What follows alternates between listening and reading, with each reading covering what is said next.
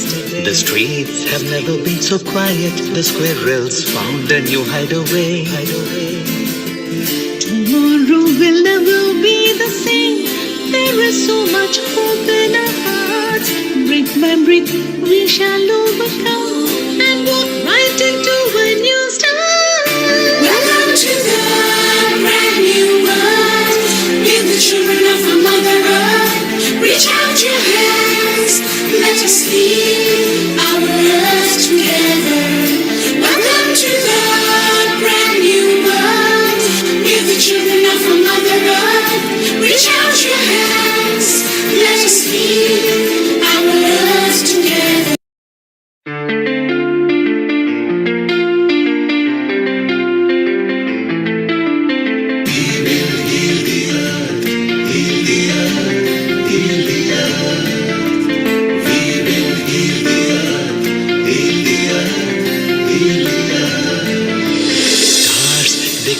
Stories which are brighter than yesterday. The streets have never been so quiet. The squirrels found a new hideaway. Tomorrow will never be the same. There is so much hope in our hearts. Brick by brick we shall overcome and walk right into a new start. Welcome to the brand new world. We're the children of a Mother Earth. Reach out your hands, let us lead our earth together. Welcome to the brand new world. We're the children of a Mother Earth. Reach out your hands, let us lead our earth together.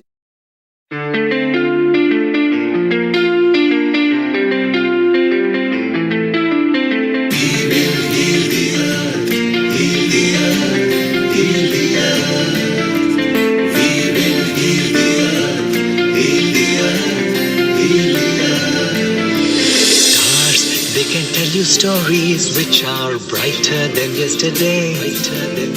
The streets have never been so quiet. The squirrels found a new hideaway. Tomorrow will never be the same. There is so much hope in our hearts. Brick by brick we shall overcome and walk right into a new start. Welcome to the brand new world. We're the children of a Mother Earth. Reach out your hands, let us lead our earth together. Welcome to the brand new world. We're the children of a Mother Earth. Reach out your hands, let us lead our earth together.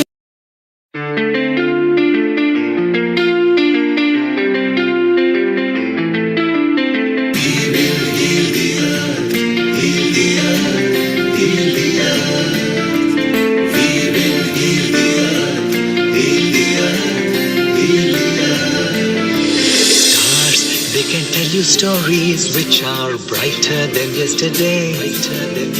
The streets have never been so quiet. The squirrels found a new hideaway. Tomorrow will never be the same. There is so much hope in our hearts. Brick by brick we shall overcome and walk right into a new start.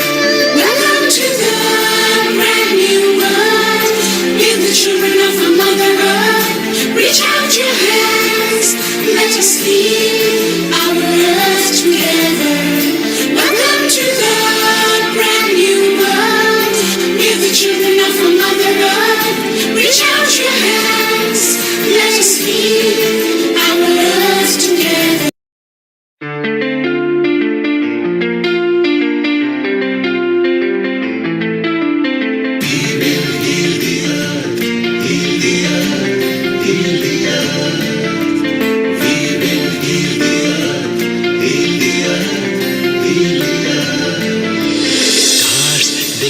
Stories which are brighter than yesterday.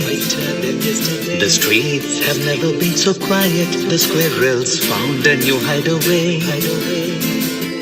Tomorrow will never be the same. There is so much hope in our hearts. hearts. Breath by breath, we shall overcome and walk right into a new start. Welcome to the brand new world. We're the children of a Mother Earth. Reach out your hands, let us lead our earth together. Welcome to the brand new world. We're the children of a Mother Earth. Reach out your hands, let us lead our earth together.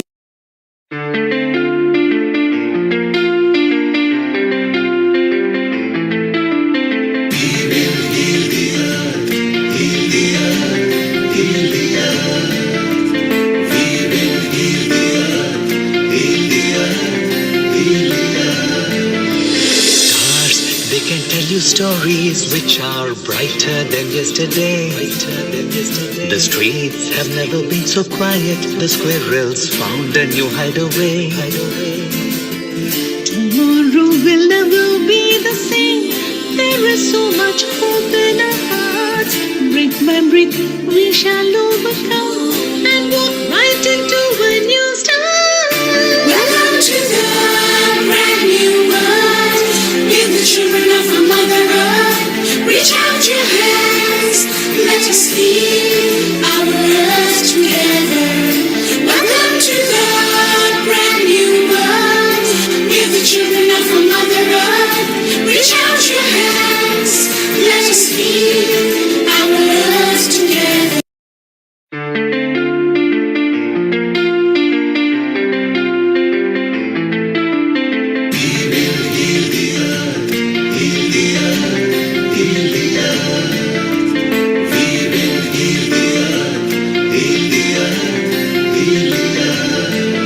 Stars, they can tell you stories which are brighter than yesterday. The streets have never been so quiet. The squirrels found a new hideaway. Tomorrow will never be the same. There is so much hope in our hearts. Breath by breath, we shall overcome and walk right into a new start. Welcome to the brand new world. We're the children of a Mother Earth. Reach out your hands, let us lead our earth together. Welcome to the brand new world. We're the children of a Mother 10, 9, 8, 7, 6, 5, 4, 3, 2, 1. Global Namaste. Good morning, good afternoon, good evening to all the viewers of Feeding Our Earth. My name is Amrita and I'm the host of today's episode. Today's episode is on Tai Chi and Qigong, the ancient Chinese medicine, the art of directing your mind and body practices, and the art of revitalizing yourself and cultivating the Qi. To know about it and to also learn the healing modalities of Tai Chi and Qigong and practice, we have some experts who will be guiding us, and also we'll be knowing from the practitioners worldwide how it is practiced, what are the benefits, and how we can benefit ourselves from it. But before, let's start with the Gayatri Mantra. I'm holding this affirmation. You can hold any affirmation of your choice. Om Bhurbhuvah Swaha Tatsaviturvarenyam Bhargo Devasya Dhimahi Dhiyo Yo Na Prachodayam. Om Bhurbhuvah Swaha Tatsaviturvarenyam Bhargo Devasya Dhimahi Dhiyo Yo Na Prachodayam. Om Bhurbhuvah Swaha Tatsaviturvarenyam Bhargo Devasya Dhimahi धियो यो न प्रचोदयात्. Om Shanti, Shanti, Shanti.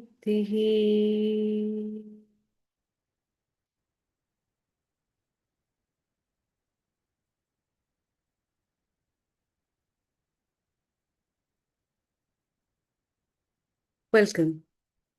It's the 27th anniversary of Tai Chi and Qigong, World Tai Chi Qigong Day, and therefore, to celebrate this anniversary, the 27th year, we are here together to bring to people the knowledge about Tai Chi and Qigong. These kind of traditional systems of medicine, which are very versatile in every culture and different parts of the world, and are practiced in different places in small ways, how these kind of traditional medicine systems contribute for the wellness and well-being of individuals, we will be hearing from a lot of people who will be joining us today.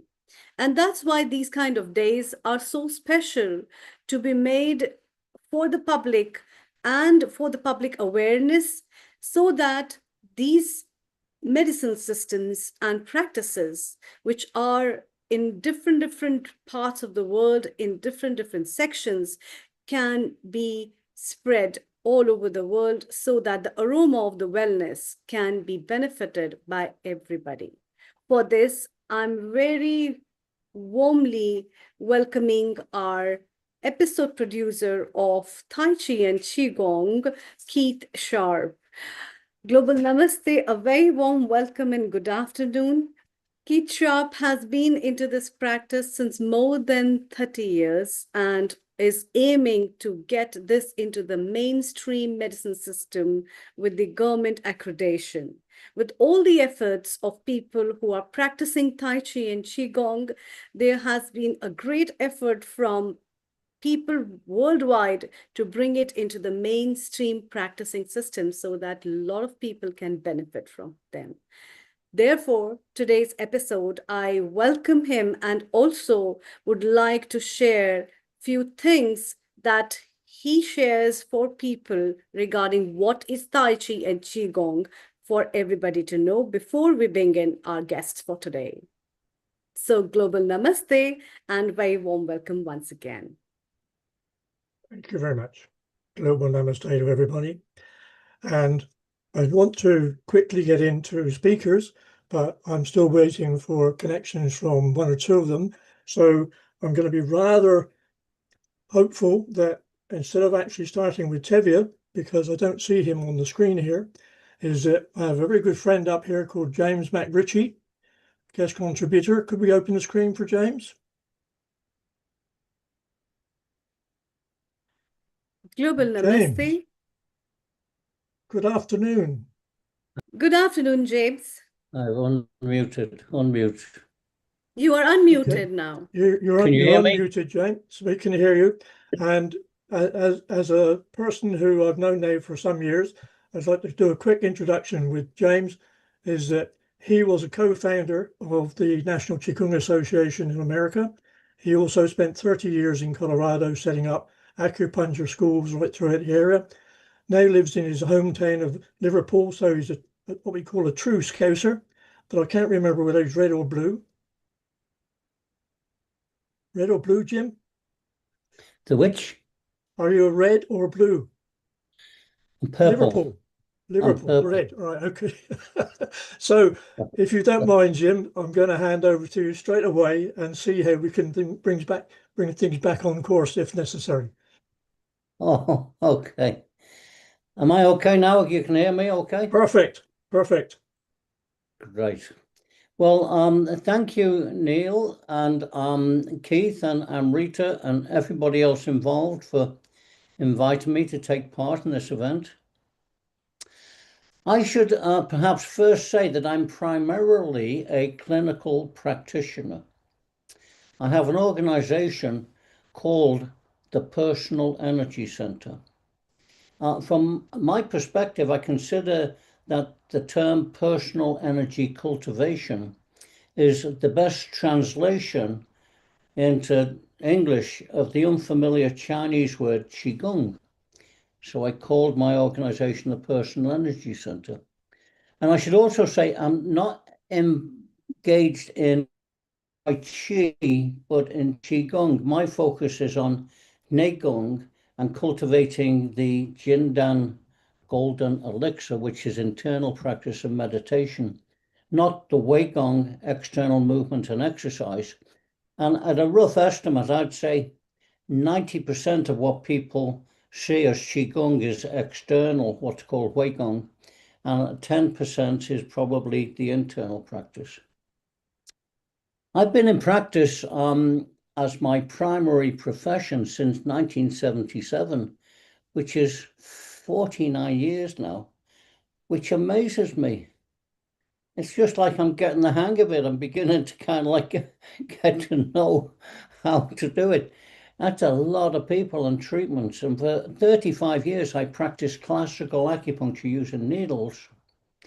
For most of that time, I lived in Colorado in the US in a town called Boulder.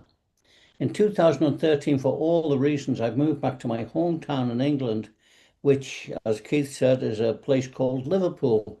You've probably heard of it. It's a little like New York in that it's not quite part of the mainland culture. And when I moved back here, I realized, having studied and practiced Qigong over the previous 15 or 20 years, including training in China and, attending a dozen international conferences and writing books, I no longer needed to use needles. I now call what I do Qigong acupuncture. No needles, no ouch. Just the chi energy of myself and my patients and the environment and the season. Everyone seems happy about that, including me. As a clinical practitioner, my primary focus and concern is people's energy system and getting it operating correctly according to the pulses. This is known as pulse reading. I might be getting a bit technical here, but Keith asked me to kind of like talk about what it is I do. And I'll kind of, open this out a little later. We just got a short time here.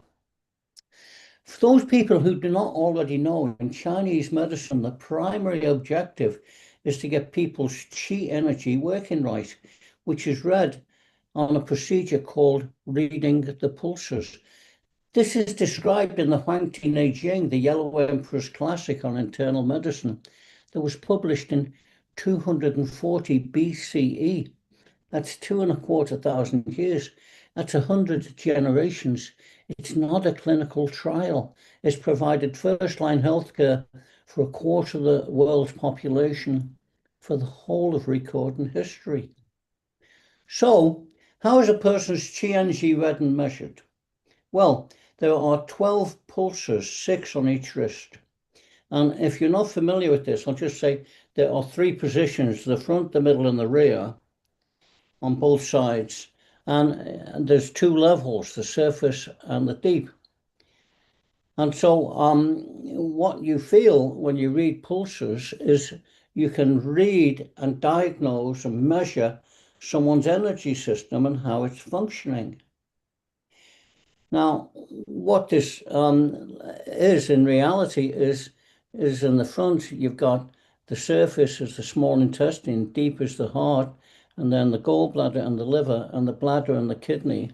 And on the right side, you've got the large intestine and the lungs and the stomach, and then deep, the spleen and pancreas. And then in the rear position, surface, a thing called a triple heater that controls the temperature of the torso, amongst other things. And then the pericardium, whose job and function is to protect the heart from insult and injury. That's how it's described in the classics. And what the objective is here is to get this working correctly so that you have the right balance and free flow and quality, volume, and relationship. All that together constitutes what I consider or define as correct function of your energy system amongst all the components at every level is otherwise could be known as health. And it affects every level of a person through what's known as something called the table of correspondence. This ties together the 4 levels of the physical level of the organs and tissues, the level of the emotions and feelings and what we might call the soul, the level of the mind and the consciousness, and then the higher level of what we might call the transpersonal spirit. So what I'm concerned with is the anatomy and physiology of the energy structure system, its structure and function, what it is and how it works.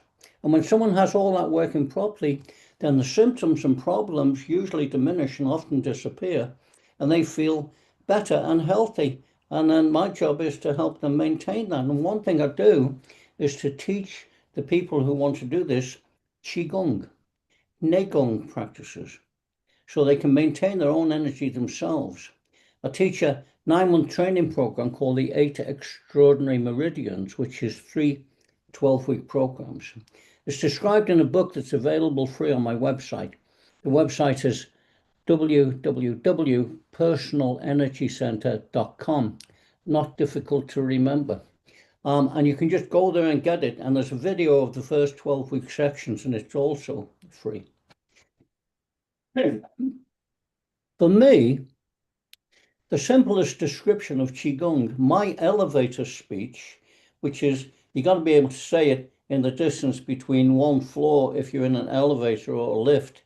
This is my elevator speech. The Qigong increases the volume and heightens the frequency of your energy and puts it under your own conscious control. So I've been teaching and promoting Qigong here in Liverpool. I've done 22 programs of 9-month classes in the past 13 years, a couple of classes a week. But England is a different environment than the US, I will say that. It has not taken off like a rocket ship, like things do there, with the American renowned entrepreneurial spirit, but it's slowly seeping out like a tea bag in a teapot, and it requires patience and compassion. And I've written 5 books on Qigong, 3 with publishing companies, which are available through my personal distributor that's called Amazon.com. You may have heard of them. But the other 2 books are available free on my website. One is a clinical autobiography for any interested clinical practitioners. So that's a kind of like background for where I am coming from. And on a social level, when I was in the US, I was involved in creating an organization called the National Qigong Association, the NQA. Their website is nqa.org, easy to understand. If you go there, there's a fabulous website. They've got hundreds of members. They're all over the country. It's been very successful. This was originated with Roger Yankee, who was a friend of mine. Many people know Roger. He's been very prolific and, solid in promoting Qigong. And also my partner and wife at the time, Damaris Jarbo. We kind of met at a Qigong conference in Beijing in 1993. But it was also created by a local Boulder attorney called Berkeley Freeman, who wrote the Constitution and bylaws. In 1996, we produced a conference in Boulder, and 9 presenters who attended signed the document, with 3 others signing on later. So there were 12 people that launched it. And one of the presenters, my friend Jesse Damon, went to downtown Denver first thing Monday morning and filed it with the Secretary of State. And hey presto, it came into being.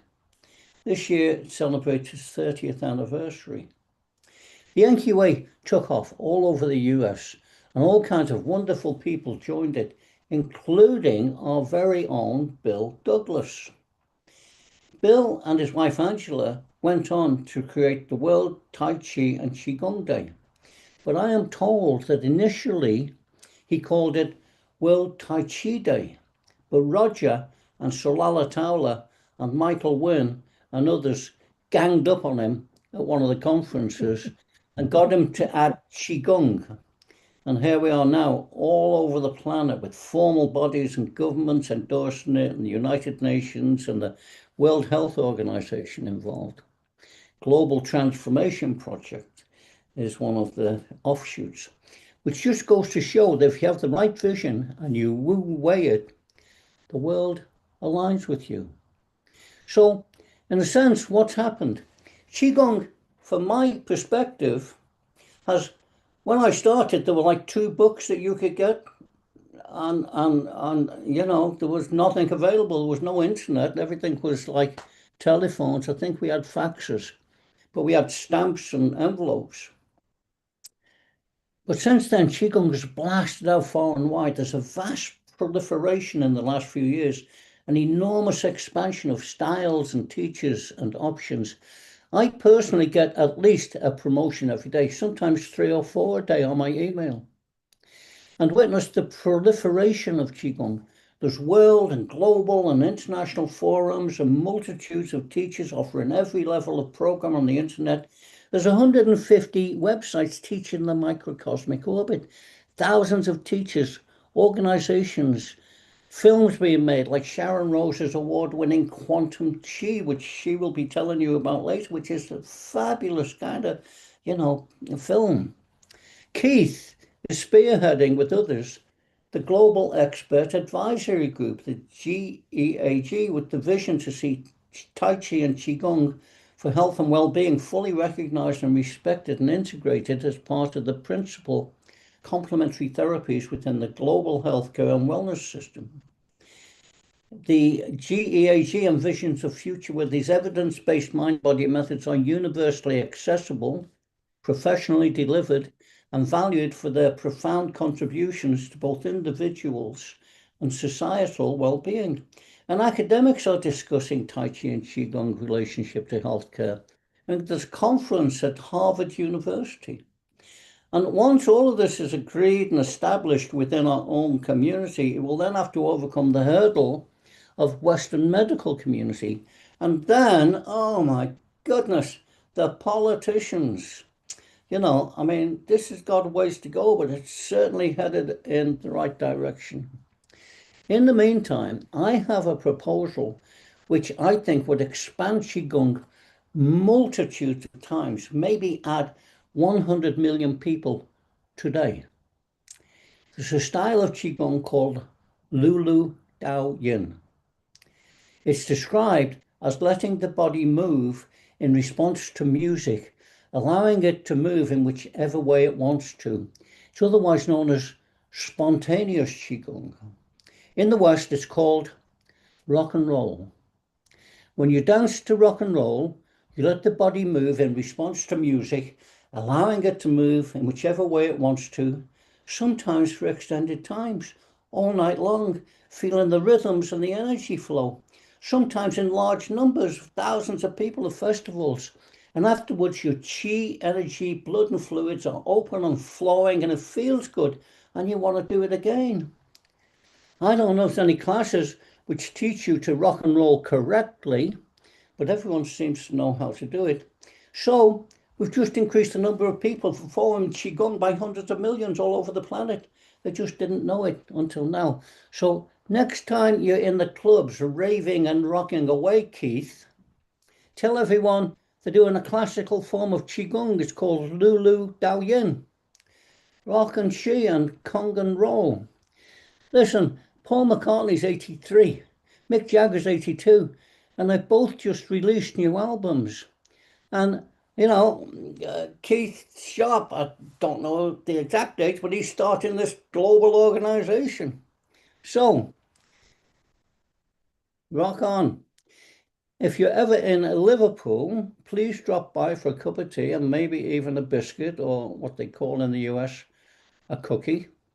For anyone interested in more information about what I'm doing or wish to engage any further, my website again, www.personalenergycenter.com.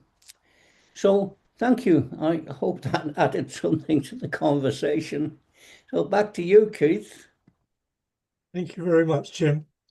And I want to share a screen with you.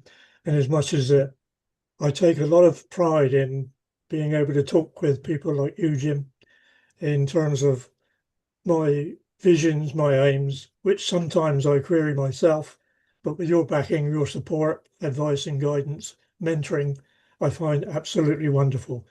Thank you very much. And I'm sure our friends on Healing Our Earth have really, really enjoyed this view into Qigong, Qigong, the NQA, and where we want to go with healing our Earth. Thank you very much indeed. I've not got any response back from Tevye. I think Malcolm is coming on a little bit nearer 3 o'clock. And so I'm hoping that I can fill in a few words at the moment regarding standards, if I may. Would that be okay, Amrita? Yes, yes. In fact, very nice talk, James. It's really nice to know about the different perspective, and especially I was very much influenced by your approach when you talked about that it's not the outer movement of the body, but it is the inner movement of the body, and how do you move the subtle part of that body is the real energy. So that kind of work, I think, is the very beautiful part of your approach towards energizing an individual. And I also personally feel that this kind of energy-centered approach of an individual brings a lot of peace and tranquility to not the physical self, but the subtle self. And the subtle self, when it is very peaceful, it already knows the doorway where it has to go. And that's what brings an immense peace physically and in the environment around. So, Jim, any response? yeah, so I really me? liked that. Yes, Yeah. Would you James. like to respond to Amrita? I have this little thing that I do with the cab drivers when I'm taking a cab, which I do to go into my office, because I have an office, it's in town, and it's just easy to get in, and it costs a cup of coffee to do it, and I talk to these cab drivers, and they're just ordinary guys, ordinary Liverpool scousers, they're called usually, and they usually Yeah, start. you got everything. Let me send it to you again, okay? Let me send you again. Okay. The which I Yeah, didn't yeah, hear. please carry on. Yeah. Can you hear me? Yes, yes, very well.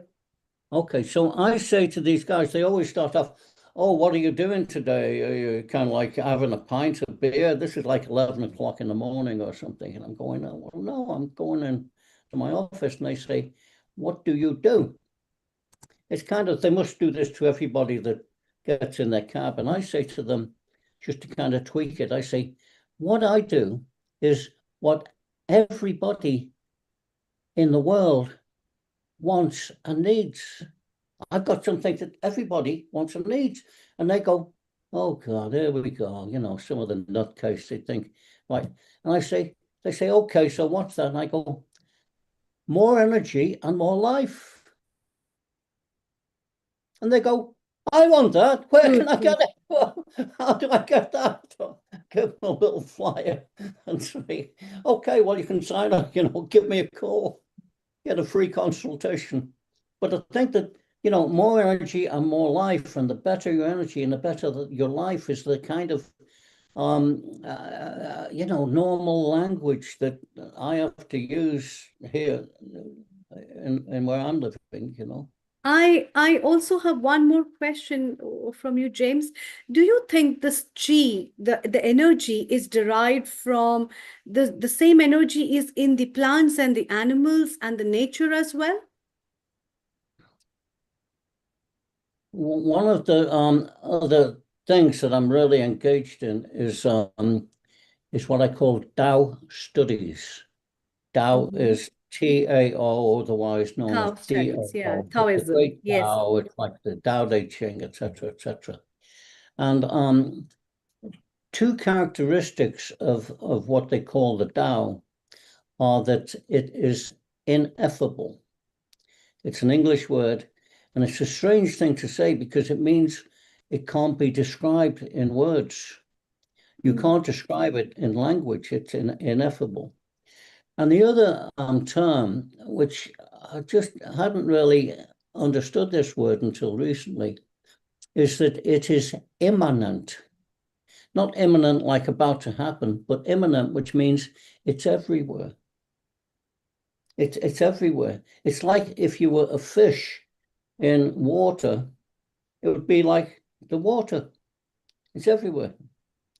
So part of, I think, the highest level that I've been able to see what they're talking about in the classics, like the Canton Qi and the Wu Jianpian and some of the great Taoist kind of things, is that it's just we are living in a chi field. The chi field is everywhere. And our task, in a sense, is being able to access that or let it flow through us. And part of the practices, you can do all kinds of things, use the palms and the feet and circle the energy into you and do all kinds of, bring this in and send it out. I don't use my own energy. I haven't got enough of it. I need what I've got, for myself. But I can just open up and bring it in and pass it through and mix the kind of formula in the middle, Chongmo, etc., that's needed for whatever that person needs that I'm treating. So Right. it's everywhere. Yes, it's in the plants, and it's in, what it really is in. And I've been so blessed to have this happen to me recently is little children. I've just had a little granddaughter, and she's like, I can't believe, how did this happen? That someone she's just like sunshine, Jim, But that's- anyway, Oh, great. I just Thank you. received Let's that. welcome. Yes, let's welcome our founder and director, Neil Kumar, and see what he has to say. Global Namaste, good afternoon, and a very warm welcome to you. And a global namaste to each one of you. Thank you, Keith. Thank you, James. Keith Tavia is here, but like last time, he cannot put his video on. Maybe just say a quick hello to him and we carry on with the others. Tavia, you can unmute yourself because I can't spotlight you without video. Hello, and how are you? I'm good. Thank you for having me. Thank you. Hello, Tevya. Hello. Good to see you, Keith. The platform is all yours. You're ready to go. The shotgun is fired. Keith, he cannot do that because he's not put the video on. Oh, dear. Just say hello to him. We skip Hello. and move forward. Maybe Tavia can say what his specialty is. We can't even spotlight him without video. Okay. Yeah, so we have White Tiger Qigong. We specialize in Taoist medical Qigong. We've had White Tiger now going on almost 20 years. And I've been focusing with a specialty in medical Qigong, particularly Taoist medical Qigong, for a very long time. And we have over 70,000 students around the world from many different countries and continents. And we have over 200 instructors currently. So what we do is we have ancient Taoist Qigong that we worked with neuroscientists and sports scientists, as well as education experts from Stanford University and Harvard University, to put together a university-style curriculum of ancient Taoist Qigong fused with cutting-edge science. And so we have over 40 courses currently, and our main base is in Vietnam, but we're worldwide currently. We have a cancer program that we've developed. We work with a nonprofit out of London for cancer, as well as Jennifer Golden, who's a cancer survivor, a White Tiger Qigong teacher. That's one of our most popular courses, called Thriving with Cancer. And we've been taught in hospitals in the UAE, as well as the US, and particularly for cancer patients. So that's pretty much it in a nutshell about what we do. And Tevye, can you explain the importance of your curriculum that you have?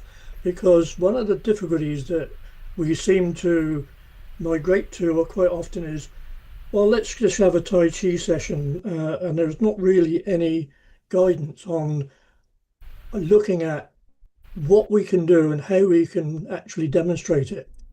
If I remember rightly, I spoke to you some years ago and said you seem to have a nice professional curriculum that meets many of the standards, particularly of quality assurance and programs that cover risk assessment and health and safety activities. Would that be right? yeah, so I wrestled with the question is how can we make Qigong accessible and have a certification process that's rigorous enough that retains the integrity of the practice while being able to scale, go on like be able to reach literally millions of people.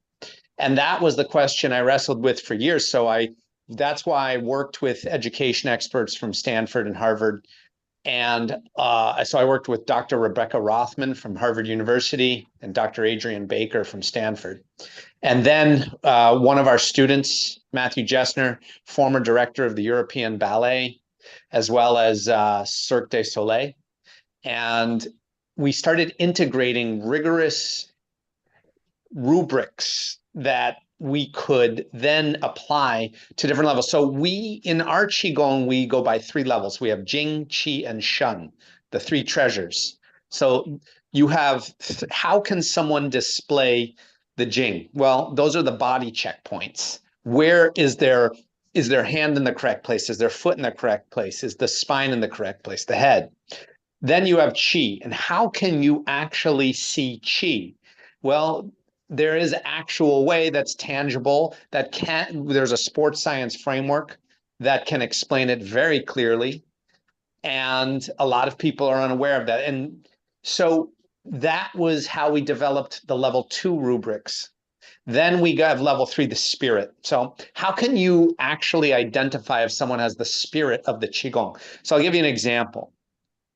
We have the 5-element Qigong. And if someone's moving like water, they're going to have a soft fluidity to their movement in the water element. And if they're doing the metal element, it's going to be more hard and rigid. But so when they do the water movement, is their movement too rigid or is it soft and flowing? And when they do the metal element, is it too watery and flowy or is it rigid and hard? So we are able to define each level of training. So we have 3 levels that you go through, that each student will go through. And then the 4th level is the medical Qigong. And that involves Chinese medicine. We go by classical Chinese medicine principles. And the 5th level is the teacher certification.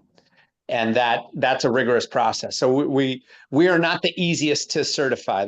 I'll be the first one to admit it. Most people actually do not pass the test, believe it or not.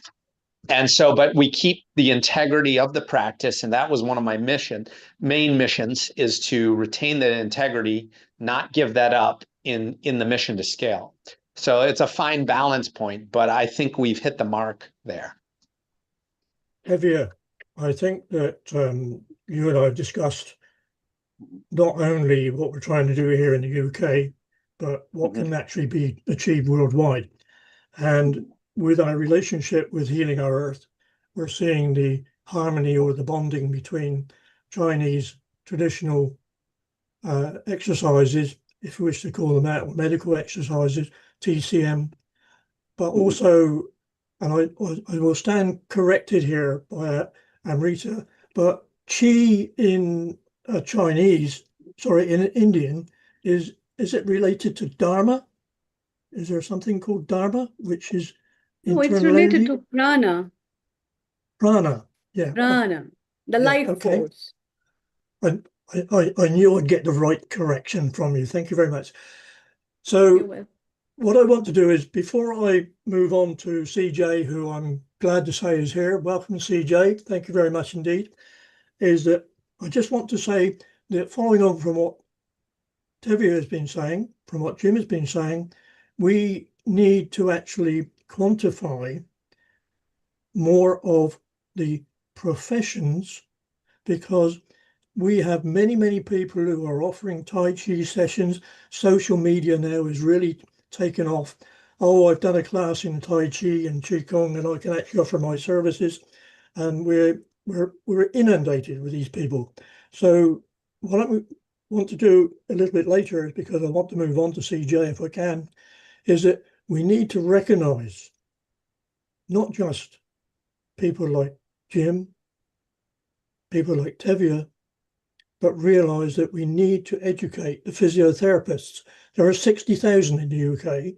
We need to get them alongside us, and therefore it's getting professional standards.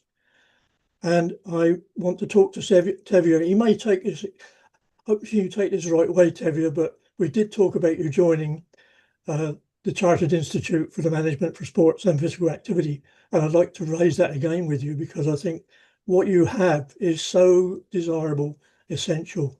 So when I have a few minutes to talk about the Global Expert Advisory Group, I think that will come in nicely. So if I may, I'd like to introduce our friend from Pennsylvania, who I have been discussing things over the last few months.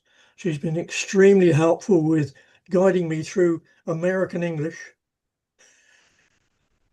So, and also my own English. So are you ready to join us now, CJ? So CJ is here, but she needs to put her video on. Don't worry, we keep on CJ, talking and we'll bring her on the screen. When she comes on the screen, that means she's ready. So Okay. coming Yeah. back over here, Tai Chi and Qigong, yoga and meditation. They have got a lot of complementary peace and health and fitness benefit. Tai Chi and Qigong can be done anywhere on the earth, as can yoga and meditation. Amrita, yoga and meditation, what do you think? How do you correlate that with Tai Chi and Qigong? Yeah, I think they complement each other, and um, very well, because yoga and meditation also focuses on some kind of aligned movements which are very much in relation to your chi practices, which means the prana, where we are inhaling and exhaling and doing certain subtle energy practices, whether it is on the chakra basis or otherwise. And I'm really glad that the connection between different kind of traditional systems is very, very nice, and especially Tivya placed it in a very good way. So I could correlate it very, very profoundly with the Indian knowledge system of Ayurveda, where it talks about water element bringing fluidity and adaptability, and the metal, which is recognized as earth, bringing rigidity and hardness. So these kind of studies need interdisciplinary cross connection, so that more and more evidence studies can be done. And also I'd like to congratulate him for the practices of on clinical basis that are done by him. But the other thing is needs more evidence, it needs more paper writing, it needs more of the surveys on how many people benefit in what ways through the practices of Tai Chi and Qigong.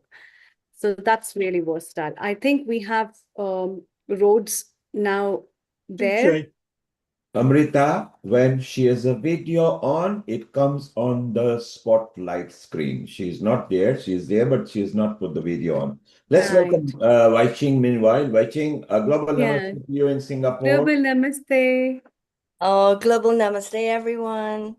And Wai Ching will be here for quite a long time because she's part of Tai Chi and Qigong. She's a resident contributor at Healing Our Earth on a multifaceted episodes. Wai Ching, how was it for you yesterday? Oh, for World Tai Chi and Qigong Day?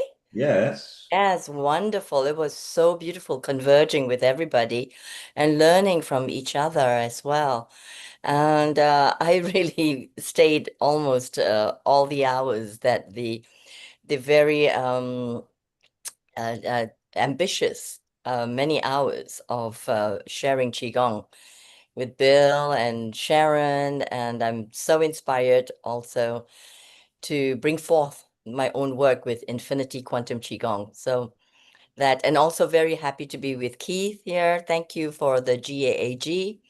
And from this side of the UK and then to US, and then we are enveloping the globe like this with our chi and our love. Let's So keep on chit. so good. Let's keep on chit-chatting. Kit, CJ will be here shortly, and when she is, we'll put her on and we'll know more about it. So it's beautiful. Well, Kit, while you're here and Wai Ching is here, the new setup that we are planning for a world authority, global authority, tell us a bit more about it and what it will achieve. okay. Well, one of the challenges I have are based on my training, I suppose, in engineering and management across the world, specifications, recognizing what are measurable outcomes. Does this system work? Does that system work? No. Do we need to make modifications? Yes, no. When I've been involved in promoting Tai Chi as opposed to actually teaching it, I made a presentation in 2016 which said we have in the UK nearly 20% of our population are over 65s. And I've been running classes for over 50s, over 60s. And it was not really about teaching, it was about sharing.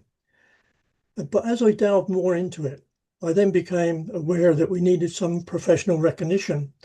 And rightly or wrongly, I chose the Chartered Institute for Management for Sports and Physical Activity. And we then discussed, and I have to say that Mark Peters was due to be with us, but he's taken his wife on holiday for personal reasons, I believe, is that we then not just allocated or recommended SimSpa in the UK, but we said, well, what we need is some professional standards. And we produce these in mainly by work through Mark. We produced these in 2022, but it's like most things is that we get involved in diplomacy, we get involved in politics and egos. But most importantly, I have come to the conclusion, and forgive me, please, if anyone takes exception to this, is that I have become terribly, terribly concerned about the number of studies, the number of reports, the number of dissertations that university degree people make, but I don't find the conclusions. I do not find the evidence. People keep telling me, we know it's good for us. We all know, of those that are involved in Tai Chi and Qigong, it's good for us.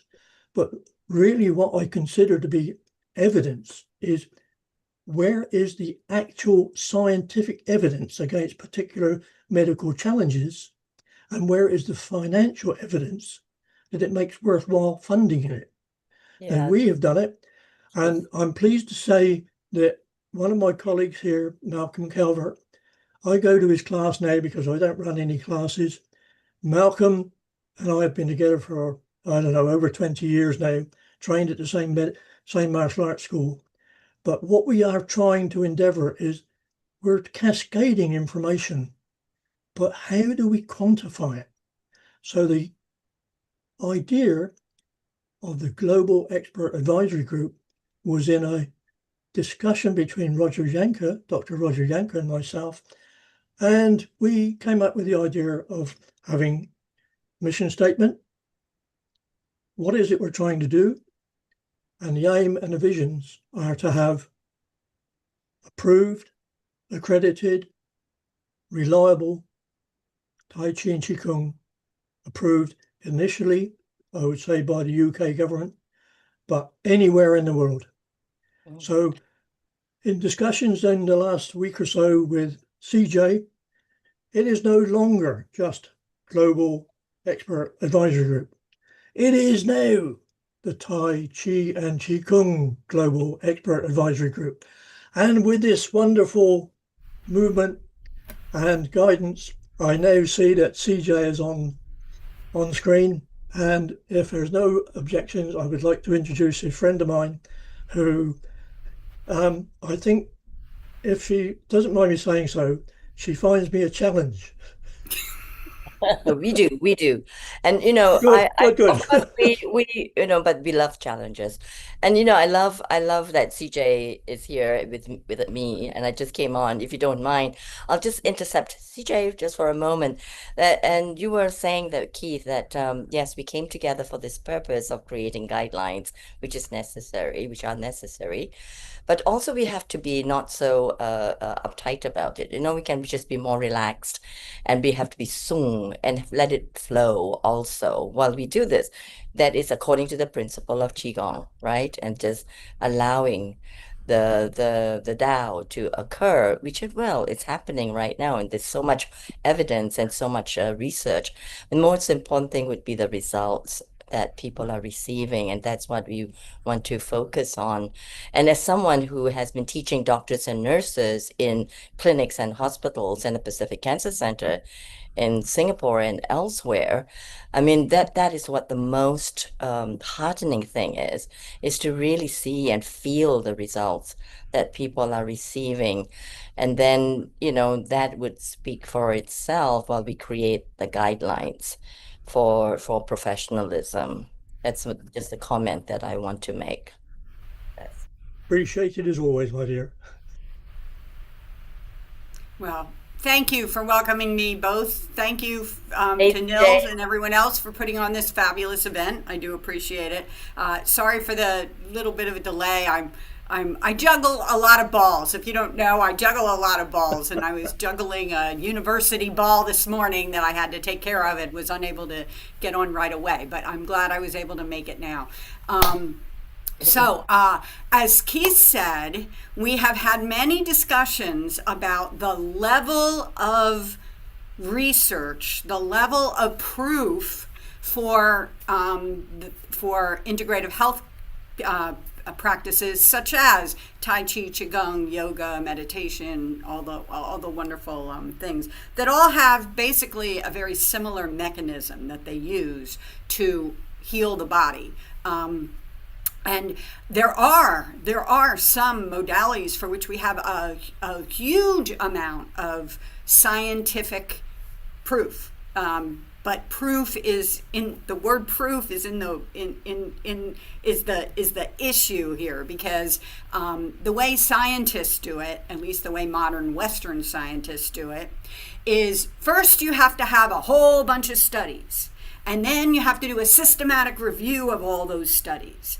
And then you have to do a systematic review of the systematic reviews of all those studies. And then finally, after many, many, many, many years, we come to the conclusion that, yeah, maybe this is a good idea to add to our standard practice of medical practice. And we haven't yet achieved that level, certainly not for the broad capabilities of the integrative healthcare arts, but we have achieved it. We have achieved that first level for a few fall preventions, pain relief. There are quite a few that lowering blood pressure. There are quite a few for which we have the first level, but we haven't quite gotten to the third level, and we certainly don't have doctors at this point prescribing Tai Chi rather than statins for things, or lowering blood pressure medication or whatever. So, and part of that, at least in the United States, it's part of that is because the pharmaceutical industry and the device industry, surgical device industry, have a lot of money, and they lobby the government, and so as a result, it is very rare to allow. They don't want low cost practices like Tai Chi, Qigong, and yoga to be able to threaten the amount of money they make in their surgical devices and prescription drugs. So it's they're fighting for their lives, so they think it's terrible that we want to do what we want to do, which is to share with people how easy these practices are and how they can help the medical community. So as Keith said, he had this wonderful idea to get a group of people together to see if we can work on this, and we are working on this. I've been doing a lot of research myself, whatever I can, but I'm not a healthcare researcher by training. I'm a business professor by training. So, and I can tell you, we still don't have the financial support at all, especially in a country like the United States. There's a much easier case to be made in a country like the UK that has a national health process, but national health insurance. We don't have national health insurance here in the US. Instead, private insurance is paid for by employers, and then when you get old, after you're no longer employed, then the government takes over. Well, the private insurers aren't really willing to put money into something that will only save the government money 20 years later. And so there's a financial disincentive to pay for integrative health practices in the US. But that's not necessarily the case for the UK or other countries. That's why Canada, Australia, and the NIH, they're actually much stronger supporters of these kinds of practices than we are here in the United States. So, and we're working to change that, not just in one place, but hopefully every place. So that's what Keith and I are trying to work on. We do have a website. You can go to the website. There's not a whole lot on it yet, but what we're hoping is for people who are in a level of expertise can write up just a brief one-pager on where we are. What is the state of evidence for integrative, in our case, for Tai Chi and Qigong, because we are now the Tai Chi and Qigong Global Expert Group. So would you say that's where we are, Keith? Yeah, I think there's a lot to be said for. I honor and respect people like Amalia because I've met her, and she's so profound, it's unbelievable. But I am not in that wisdom case. So I try to keep my eyes focused on the end result that I'd like to see in my lifetime. Maybe not, but if we can identify specifics, as we have done, is that then we can look at, I think you mentioned pain, falls prevention, a lot of information, and it's the summaries that we need now, that in the UK we can go through the Chartered Institute, and with my dealings with Neil are now talking about how do we approach the government here, and he's being very, very kind and advising me on areas I've never ever been involved in, although I visited the Houses of Parliament once, and that's it. But he has the connections. We hope we have the influence. And what I would really like to see is that we have the mechanism alongside Healing Our Earth, which allows us to go through with the proper paperwork, with the proper funding recognised or at least identified no later than 2030. That would be fantastic. And I think Neil and I are looking at what does that really mean? And he's going to be advising me maybe later this year, October, well, I think September, something like that. So there is this collision that says, well, we're not fighting one another. And as Amalia says, follow the way. And I think I mentioned, and Jim Ritchie is the man to approach if we need it. And he will tell us, either through his books or by person, what is the Tao. The Tao. So anyway, Neil, where are we? I'm here, Keith. Yeah. We can Okay. mention because America which is made up of several countries. They call it states, and then they've got a central government, unlike United Kingdom, which has got National Health Service. America is different. CJ mentioned it very clearly. Ariane will be coming to you in a moment. So the states like California, New York, Arizona, Pennsylvania, where CJ is, and Washington, they actually support Tai Chi and Qigong retreats and wellness, not through the government, but because there are a lot of people who practice that. So I think we can now tap into particular zone and zoom into them. In America, if you got a nice senator who belongs to a state, UK is different because we got MPs and we don't have, we are called counties, but we are still one country. Somebody has to vouch and put it in, and then it goes through the central system. So I think it's now we got maybe enough expertise and people to funnel ourselves in the right way. UK, you are right, Kate, that if we can create an APPG, all-party parliamentary group, UK still has got a lot of influence in the governments and stuff. So that could be within 3 years, we can get that ball rolling. We'll get it rolling this year. It takes time for it to materialize. So that'll be very good and useful. I think we should create toolkits, digital toolkits and physical toolkits.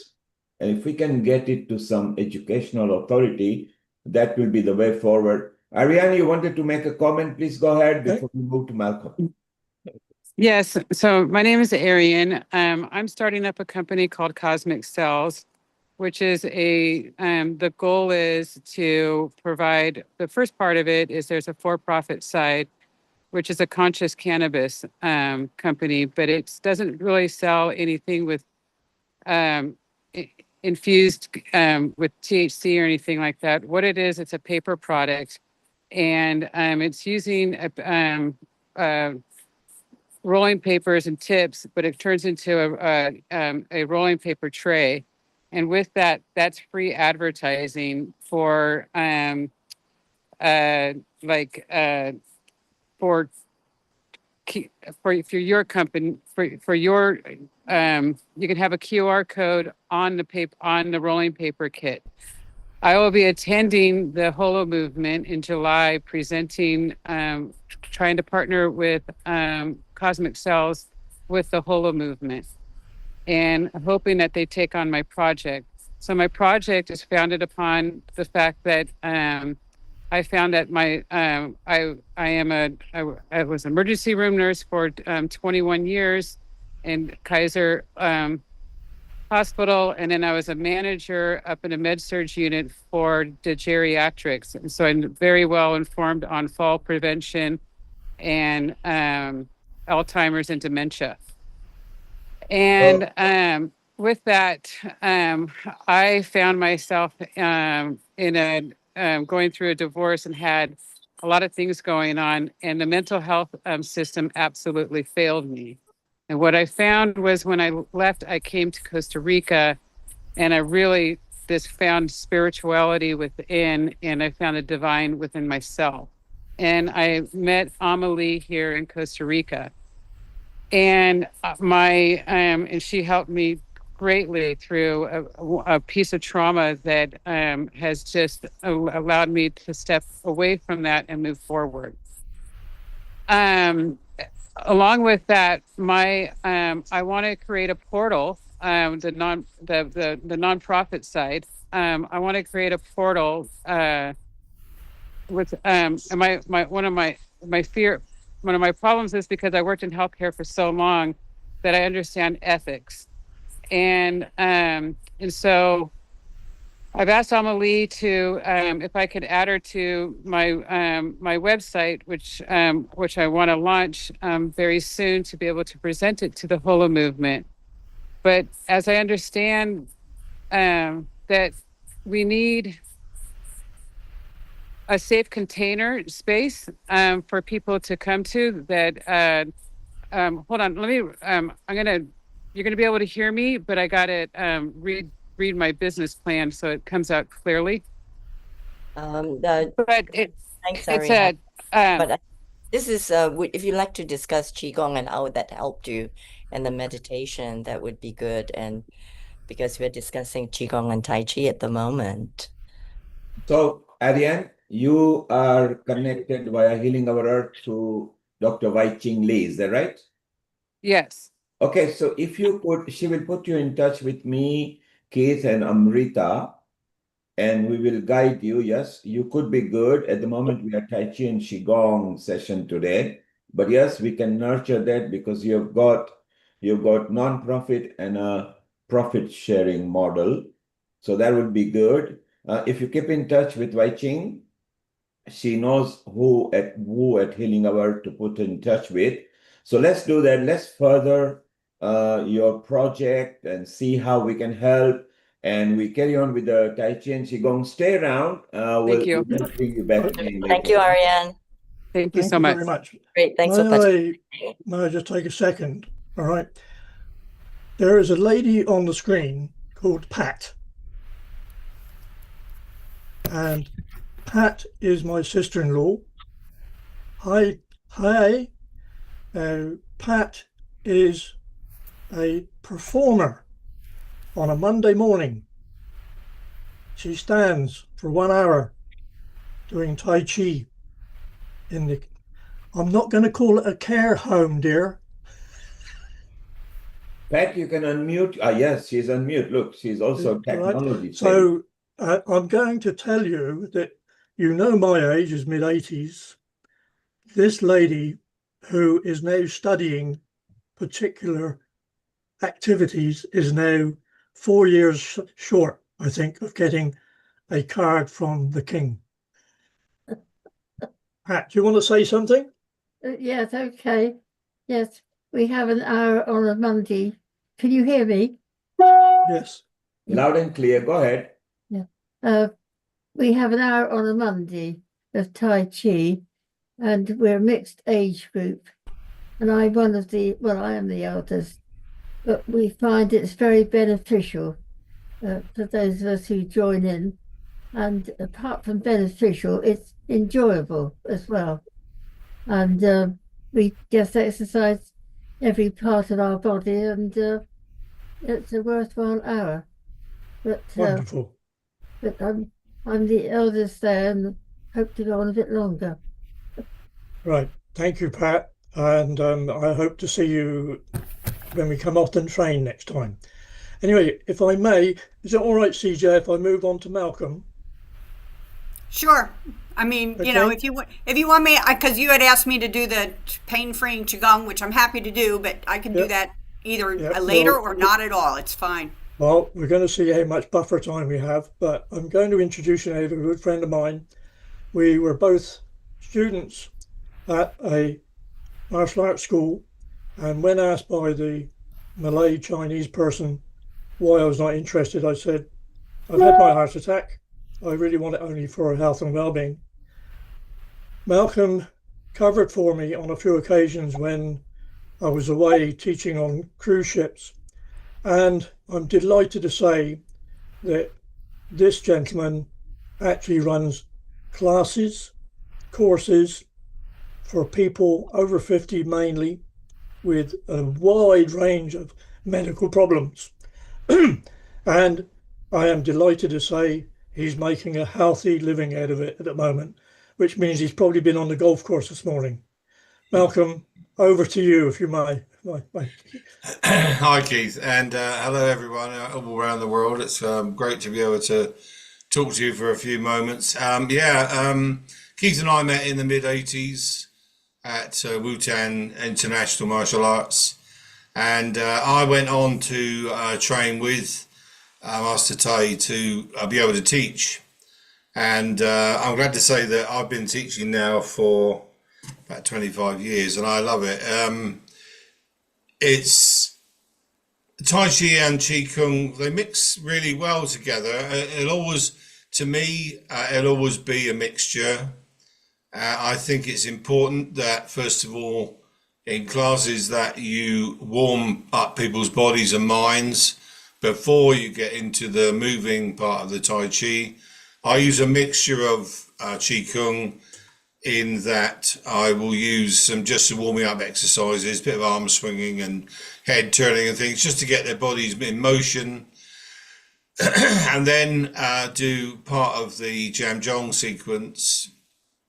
Then we use the Tai Chi that I use for teaching is a Yang style Tai Chi. Emanates from Chen Man Ching, the 37 form. There are lots of variations, and ours is probably not pure, but it's as close as it's going to get. People find it very enjoyable. It's interesting listening to Pat. Most of my students will be over 70, although we have recently had quite a lot more younger people joining in the 40s and 50s. My oldest student until a couple of years ago was 102, and she was with me for 22 years. I absolutely loved it. And unfortunately, until she died, she always seemed much younger than all the rest.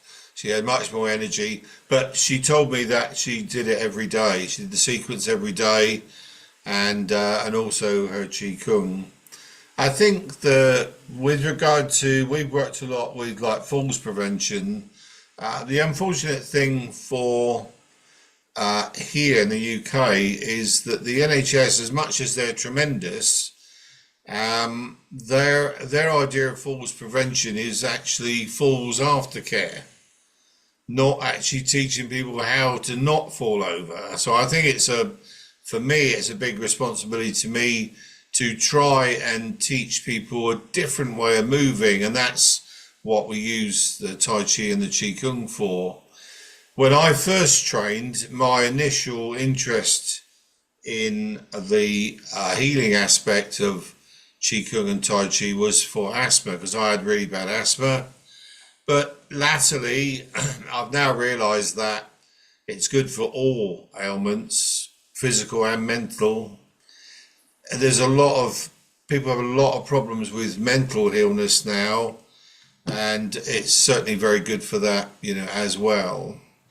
The structure is the most important thing, I think, for the Tai Chi. Certainly with regard to my students, we do spend a lot of time with sort of spacing, stances, and body posture, because I think that's very important. Unfortunately, as we get older, we lean forwards, and that leaning forwards does lots of things. Firstly, it puts you off balance. Secondly, it's not good for your back or your knees. And as we get older, because we're not so mobile, it's because we're not so active in our daily lives. As Keith said, I didn't actually play golf this morning, but I played yesterday. So I try and play golf 2 or 3 times a week. And I've also got 2 allotments and a very big garden. So it all keeps me out of mischief, and hopefully keeps me very healthy. My goal, ever since I learned to be able to teach, is to be still teaching at 100. So that's my sort of long-term goal. And the other benefit for teaching is that it's a double-edged sword, because although I'm trying to teach people how to live longer and be happier and be healthier, it also keeps me healthy as well. And it may well be my partner teaches as well, and we were talking about it the other night, and she did say that if she didn't teach, she probably wouldn't do as much Qigong and Tai Chi as she does now. So it has another side to it. I've certainly helped 2 or 3 people to become teachers, and I'm happy to help anyone else who wants to help. They have to learn, I would say, more traditional teaching, but what I actually teach is an adaptation. Firstly, to make it safer for the participants, and secondly, to try and slow it down a little bit so they can get to understand it, and hopefully over a period of time be able to do some at home. To this end, we produce some videos which I put on my website, and also I work with cancer patients and dependents, and we put them on the Wessex Cancer website as well during lockdown mostly. These are very popular, and they were only meant to be a short-term thing while we were in lockdown for 8 months, but actually they've proved so popular that we've left them on now. We've actually added some more videos, different videos. So I think there's lots of different ways of reaching people. Certainly Zoom is a good medium, both for teaching and keeping in touch, but also for practice, so that people can practice their arts, various arts, without going to classes every day. They can put the screen on and they can stand and just either listen or follow. And as I say, they do work really well. We've certainly had great response from them, and all my students use them. And I know they use them because they tell me, they point out the odd little mistakes that I've made on there. But there was a very quick, we made them the day before lockdown. I made 4 15-minute videos, 2 of the warm-up and the Qigong, 1 standing, 1 seated, and then 2 covering half of the Tai Chi itself, the Tai Chi movement. That also had some of the Shabasha exercises in, which I've been training with Fabrice now for 5 years, and we're just in the process of finishing set 8. Shabasha is a very interesting technique in that it's very modern, but it's health-based. It's not martial-based. Most Qigong systems, certainly old systems, are martially based. But the Shabasha that Professor Lin has designed has taken on board lots of different systems, a lot of Shaolin stuff, and also Jamjong, and various other techniques that they've taken on board. Plus, of course, they've mixed it in with Yang style Tai Chi. It's also very popular. Everyone seems to enjoy it a lot. It's about movement and motion, matching the breath to the motion. And the movements are also designed to free up your body as well as your chi energy and your systems. But the main thing is that they're enjoyable. And I think certainly, I'm sure you'll understand as teachers that if your students don't enjoy what you do, they won't come back. And if, like me, you've used it to make a living for the last 20 odd years, it's important that you retain your numbers and that the students really enjoy what they do. Otherwise you just can't teach full time, and you end up in what would be the traditional way of working during the day and just teaching in evenings. And that's how I started. And the first probably 4 or 5 years I taught in the evening at adult education classes in 3 or 4 different institutions, and worked during the day.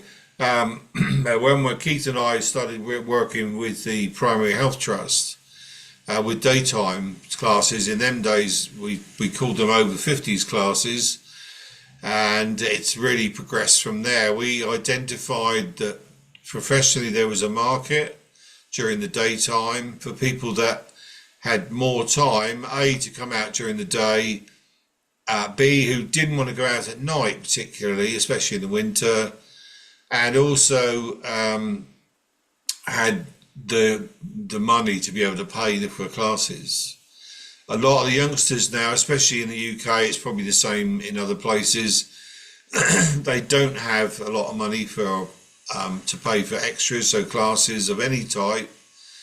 And certainly as I worked in adult education, and in this country the attendance in adult education has dropped off tremendously. Welcome. Yeah. Well, mate, it's a fantastic way that we've developed and you've developed particularly. But when we spoke the other day, I thought it might be a good idea. I don't know if you have enough room there just to show maybe the first few moves of the Yang style. Yeah, I can do that, Keith. Yeah, I can do what we call grass bird's tail, which is Yep. from ward off to the left to single whip. You should be able to see all right. I'm just going to go to the other side of the room. Now, one of the things that I will not insult this gentleman about, but he does admit that he is large, of a rather large frame, but his balance, his coordination is something to be admired. Malcolm, grass bird's tail as we understand it. Okay, so grass bird's tail, as we understand it, goes from ward off to the left to ward off to the right, roll back, press, open, push, and then turns into single whip. So the important thing for this is the spacing between your feet, at least the width of your hips or your shoulders, both feet pointing towards the front if you can. Some people, as they get older, their feet turn out. As long as you're not too bad, as long as it stood like Charlie Chaplin's, it's not good for your knees. Your knees are relaxed, shoulders are relaxed. So this would be the start of the posture. And then you're moving your weight forward. So you move, I'm going to step forwards with my left foot. So I turn my right toe out slightly and step forwards with my left. Now my weight is on my left, but I'm not leaning from my chest. I'm moving from my center. I've got a waist, it's in there somewhere, hidden away. And my left hand is in the center, facing the center of my chest, palm open, shoulders relaxed. And your right hand pushing down by your right hip. So this is ward off to the left. Now you're going to turn to the right. So my weight's on my left, pick up my right heel, put my right heel where my right toe was. So I've recreated that space between my hips. And as you turn to the right, turn your left toe in, right hand comes up, left hand touching your right wrist. So you're almost back in the same posture, just your hand has changed motion here. Now roll back is about turning your wrists, and as I move my weight from my right foot to my left foot, I turn my waist and drop my hands down towards my left knee. So a nice round shape with your arms. Again, shoulders relaxed, most of your weight is on the back foot. Now, as I move back to the right, you turn your wrist, left hand on my right wrist, and as I move my weight back to the right, you turn and press to the right side of the room. Now you move your weight back and just open your arms, like you're putting your hands on someone's shoulders. Now weight forwards, your fingers point to the sky, and double push. So again, I'm not pushing from my shoulders, but from here, my waist and my legs, the upper body really doesn't move much, shoulders relaxed. Perfect. Okay.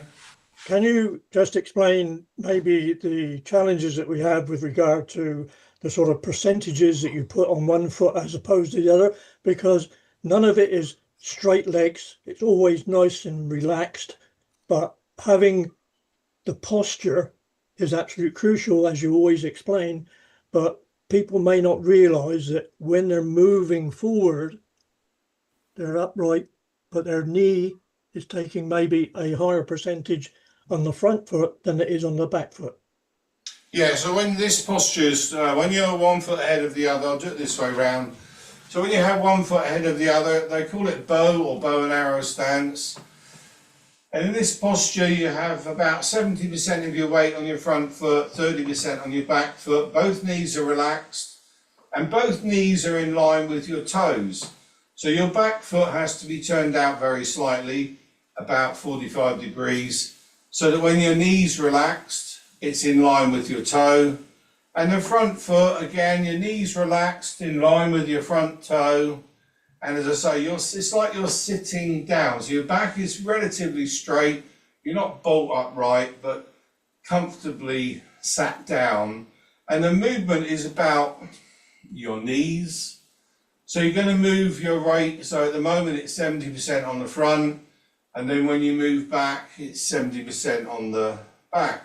So that's all the movement there is in this movement, in this posture, apart from turning your waist. So in roll back, for instance, as I turn my waist, my weight moves from my front foot to my back foot. So now you've got 70% on your back foot and 30% on the front. And then the same when you go forwards, you're pushing with your back foot. So as you move the weight forwards through your waist and up through your body, ends up in your wrist. So as the press is pressing from here, so using your legs to push, not your shoulders. Unfortunately, as human beings, we move from our heads. So when you say push, people do this. But in reality, I always use the notion that if you were going to push a car, to be able to push with just your upper body, you'd have to be built like Arnold Schwarzenegger. But if you push with your legs, what you're doing is, as you push down to the ground, the energy can't go down, so it comes back up through, and you get this return like a spring energy, and all the energy finishes in your hands, which happen to be in front in this case. Doesn't matter what posture you're in, but all that energy comes forwards. One of the commonest faults when you're teaching with people is that at the start of the sequence, your feet are open. So when you tell them to step forwards, their natural way of moving is to step directly in front of the back foot. In this position, firstly, it's not good for your balance. And secondly, it's not good for your posture either, because to be able to get your shoulders and your hips parallel, so your chest is pointing to the front, motion is all going forwards, you have to twist your lower back. So the hardest thing is to get people to step forwards and have a space, keep this space between their feet. This then allows them to keep their shoulders and their hips parallel, and therefore their back is relatively straight. No strain on the lower back. It should engage the correct muscles when you do this. You're not just using your thigh muscles, but also your calf muscles as well. And it's very good exercise for strengthening all the ligaments and tendons as well in between. And I always ask people, if they're going to practice this at home, they just need a line on the floor. I tend to mention that most people have tiles in their kitchens, and the tiles are about the right width to be able to use them, so they can see when they step forwards that their feet are not on the same line on the floor. And this allows them then to get into that safe posture. If they want to take it to another level, you can also tell whether you're in the right posture if you close your eyes. Because if you're very narrow here, I call it walking the tightrope, when you shut your eyes, it feels very unsecure. But from here, I know I'm not going to fall over. I can stand here, close my eyes, and I know I can still move around. It's perfectly safe, so it feels completely differently. And I think that's important that you try and, change that way you think about things. Malcolm, that is absolutely unbelievable. And I'm sure that people on the Healing Our Earth site appreciate that. One thing, or a couple of things I will say, is that in the 37 postures of Cheng Man Ching, when Malcolm and I used to demonstrate it to various organizations, it would take us about 7 minutes, and we had a piece of music that we used to play it by. But equally, you may have noticed his clever change from doing the right side, which we normally practice, to doing the left side. So anybody who wants to take up Tai Chi seriously needs to get to grips with all the movements and not just perform them, but understand them. And I'd like to thank Malcolm for all his time, because he did step in, because unfortunately one of the ladies had a family gathering that she had to go to. So big thanks, Malcolm.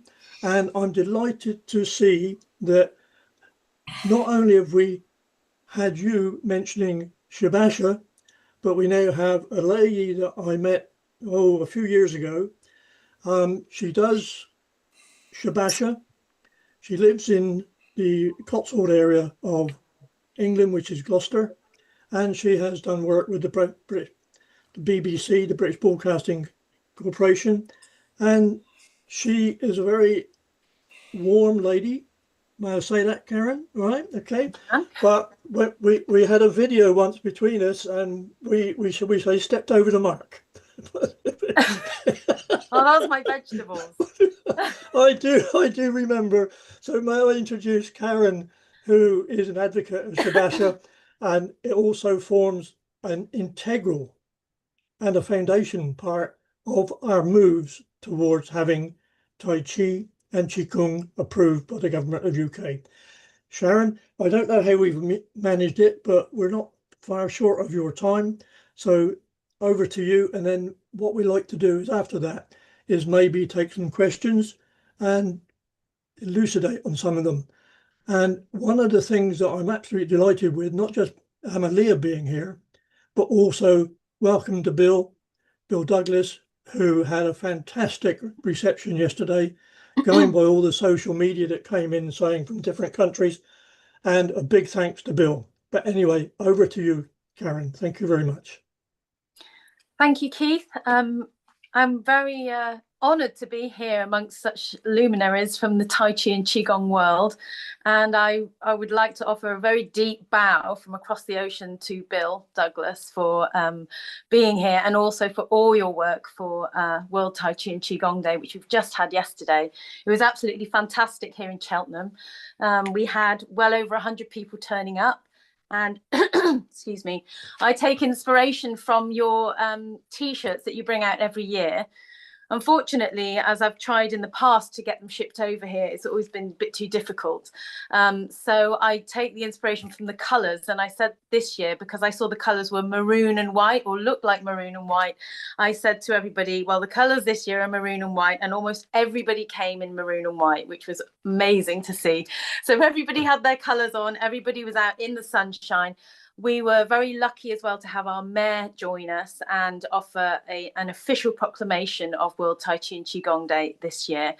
And so it was a great event. It's really starting to raise the exposure of Qigong and Tai Chi within my hometown of Cheltenham.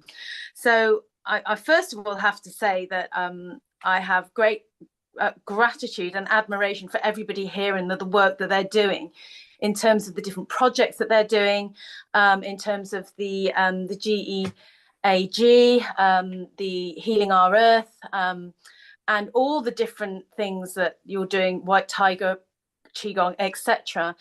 I'm really coming from a very much of a grassroots place here in Cheltenham and in the work that I do. And I work very much with community. So I came into Tai. I ought to say just a little bit about my background, so that you have some idea. I was introduced to Tai Chi by my grandfather, who I saw practicing in the garden from a very young age.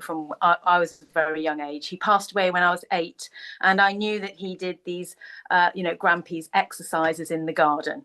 I didn't get into any formal training until 1991, when I traveled to Taiwan as a teenager. I was just 18, and I came across a Tai Chi and Qigong class in Taiwan. And all I can say is that I didn't speak a word of Chinese. The teacher didn't speak a word of English. Nobody in the class spoke a word of English. And I walked in there not knowing what to expect. And the teacher was indicating that he wanted me to hit him. And I thought, this is very impolite. I've just come into this new class. I don't know this teacher. He's looked like an older man, and I thought, I don't really want to go and push him around. So I tentatively gave him a little push. I could feel he was very solid. And he kept laughing and kept doing, no, push me harder, push me harder, push me harder. Anyway, after several attempts, I thought, right, okay, you've asked for it now. And I actually took a run up at him because I could feel he was really strong. the next thing I know, I'm on the floor looking up at him. The whole class are around laughing, and he's laughing and laughing and laughing. And I just looked at him and I just thought, I want some of that. I want some of that power and that energy that I've just experienced from what I thought was a little old man who was actually like a mountain. And so from there, I did these classes with him. I didn't know what I was doing, couldn't speak a word, ended up going to Thailand, and I learned the Chen Manching 37-step form from one of Chen Manching's students, John J. Shelfer's school, which was called Heart of the Dragon in Thailand on a small island called Koh Phangan. It was a very intensive course, a month long, and it was roughly 3 hours in the morning at sunrise, 3 hours in the evening at sunset, and just practicing all day in between. After 30 days of that, I had the form very clearly in my body, somatically in my mind. And I then subsequently just practiced it every day by myself. I came back to England, couldn't find anybody that did Tai Chi, didn't know anybody that had heard of Qigong. And there was nothing in those days in terms of internet. All we had was the yellow pages, and there was nothing in the yellow pages about Tai Chi or Qigong. So I was basically left alone after having this very intensive teaching in Thailand. I was left alone with my form, and I was left alone with my form for many years. I tried lots of different forms when I found that there was a class happening in a leisure centre in some nearby city or town. It was never the same form as mine, and I never could quite get to grips with any of the new forms as I saw it. So for decades I practiced alone, and I decided that that's the way it was just going to be. And then I then came across more and more of the Qigong and Tai Chi happening in the last, probably I would say in the last 8 to 10 years. It's become more and more popular. It had become more and more popular. And I managed to find teachers and other people that practiced the same form. So how I came into sharing Qigong and becoming so sort of community led was not my plan at all. It's happened so organically that I feel that this is the Tao. This is the Tao working through me. And what happened was I was practicing Qigong with my parents, as we always did, every week in their garden. And one day they said, well, why don't we practice for a change in the park? Two of our neighbours want to join. And so the park just backs onto my parents' garden. So we went out with Jeff and Colin, who are our mum and dad's neighbours, and the five of us just practiced Qigong in front of Pitfall Pump Room in Pitfall Park on the 21st of June 2018. And that was my very first sort of public class, if you like, with my mum and dad and two neighbours. And then week after week we kept going back, week after week, and more people joined. People were coming by with their dogs. They were coming by walking, saying, what are you doing? I said, we're doing some Qigong. Come and join us next week, or come and join us now. We're here at the same time every Thursday morning, and it's a free class. So that was 2018, and that class has continued every single week since then. And we now have numbers of, well, we had over 100 people turn up yesterday, but on a weekly basis, we have from 40 to 70 people turning up now every single week. And it's purely from that practice of getting out there and just doing it. From that, we've done all sorts of things. We've started collecting money for the local charities like the Woodland Trust, and we have done demonstrations for Chinese New Year for local schools. We've opened local summer festivals. The newest thing that we have done is we have started to do a monthly Tai Chi peace walk, and it's something that I think has been really quite profound for people. Ever since the news about, and I'm not going to get political here, but just talking about what's in the news, not that I watch the news, I stopped watching the news in March 2020, but people hear things in the news, and there's lots of stuff about what's happening in Gaza. So I think you probably remember it's all off the news now because now it's Iran, and before that it was Ukraine. But what happened was all of this footage was coming in, and people were coming to me and feeling very anxious. They were feeling very helpless. They were feeling very upset, and some were very angry. And we didn't know, we started to think, well, what can we do? Because people were feeling so helpless about it. We were practicing our Tai Chi walk in our class one day. And my mother said to me, and another lady said to me, wouldn't this be lovely if we did this in the park, all of us together? It feels so peaceful and it feels so calming. And that's when the idea was hatched. Okay, what we're going to do now is every week on the first Thursday of the month, instead of doing our usual park class, we're going to do a monthly Tai Chi peace walk. Everybody is invited to wear white. Everybody is invited to walk in silence. And I teach them the walk. We do a bit of a warm up. We teach the walk. And then we walk in silence for an hour. It depends on how long the warm-up is, but we have an hour session with a warm-up and then the walk. And people have found it to be so profoundly helpful and supportive for them. I've had so much feedback from these peace walks of people coming up to me at the end of the peace walk and saying, I feel so different now. I feel like this profound peace has come over me, and that's going to carry on into my day. And people turn up, and because people are wearing white and everybody's doing the same thing, and we're all with the same intention of being in the present moment and finding the peace within ourselves so that hopefully the peace can radiate out to the world, it has become something of it's become something of a monthly support for people.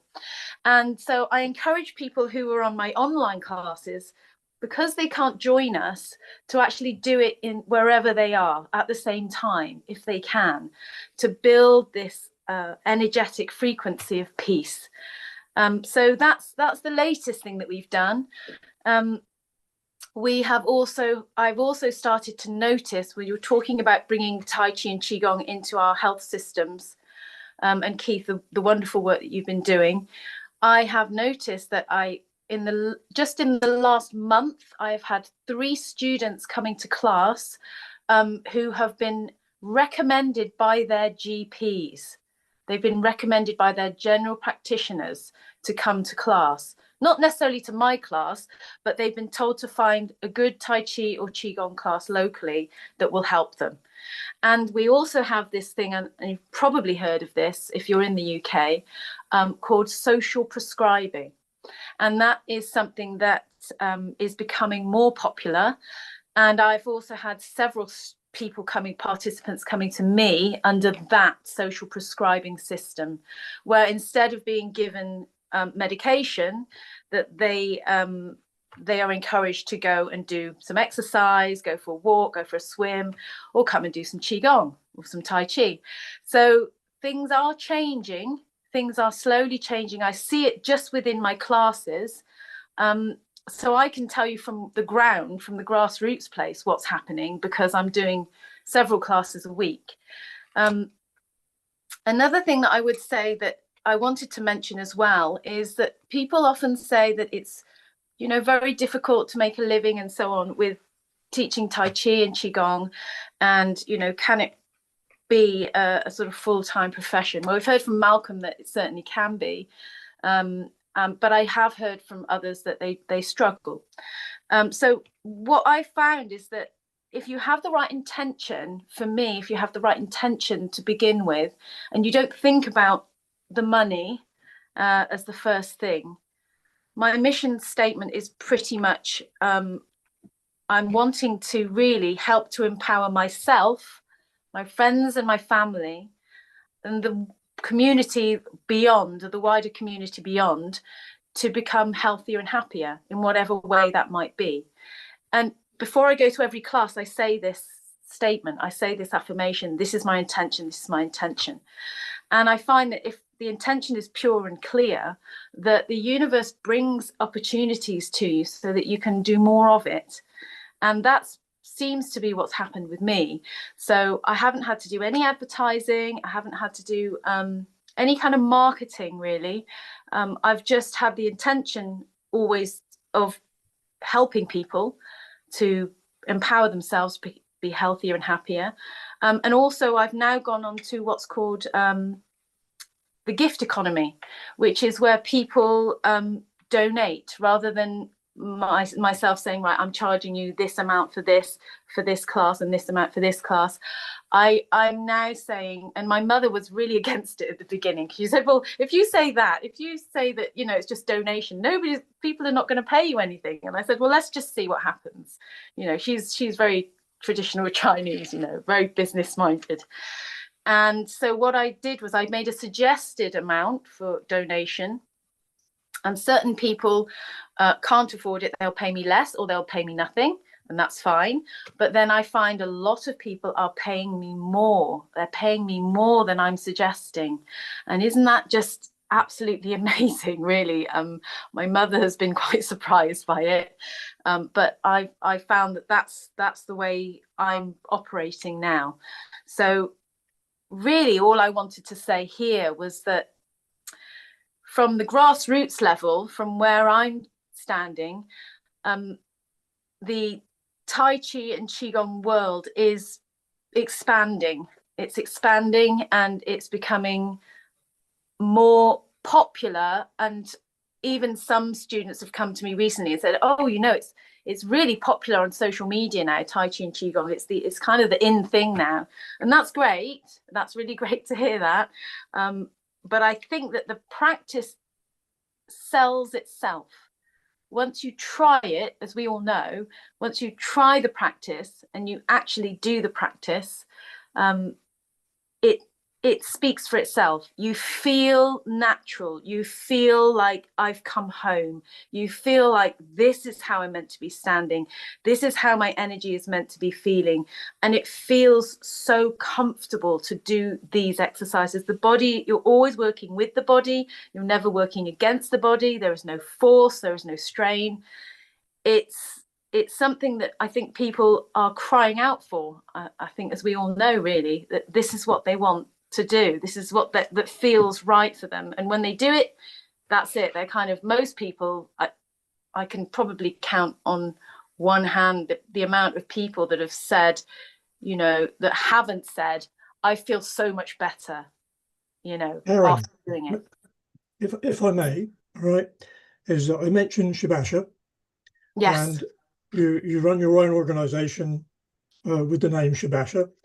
Could you just, we've only got a couple of more minutes left before I open up to any questions, etc., and follow up.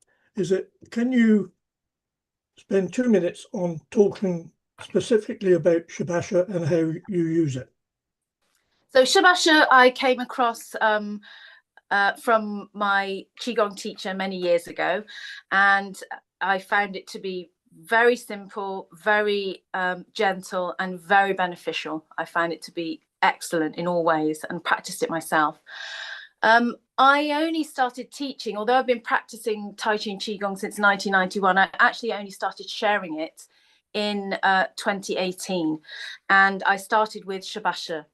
And the reason I started with Shibasha was purely because of its accessibility, its gentleness, and the way it appeals to so many people, as Malcolm said. And I studied with Sifu Wing Chun to begin with, and this was before I kind of knew the history about it. So I was studying with Sifu Wing Chun. I did set 1, set 2, and what he called set 3 at the time, which is now actually, he has actually changed that and called it Neigong. And now I'm actually studying with Fabrice, who Malcolm also mentioned, who is the student of Professor Lin Ho Sheng, who is the creator of Shibasha. So I'm always learning, and I'm always sharing what I learn.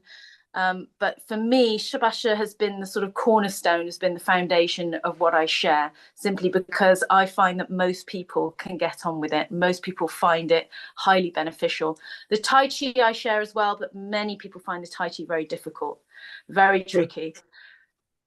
Fantastic. We're just coming to an area where we identify as buffer time, and I value very much the 5 people that have been so kind to stand up and be counted, and may not have been used to being on these type of international worldwide Zoom activities.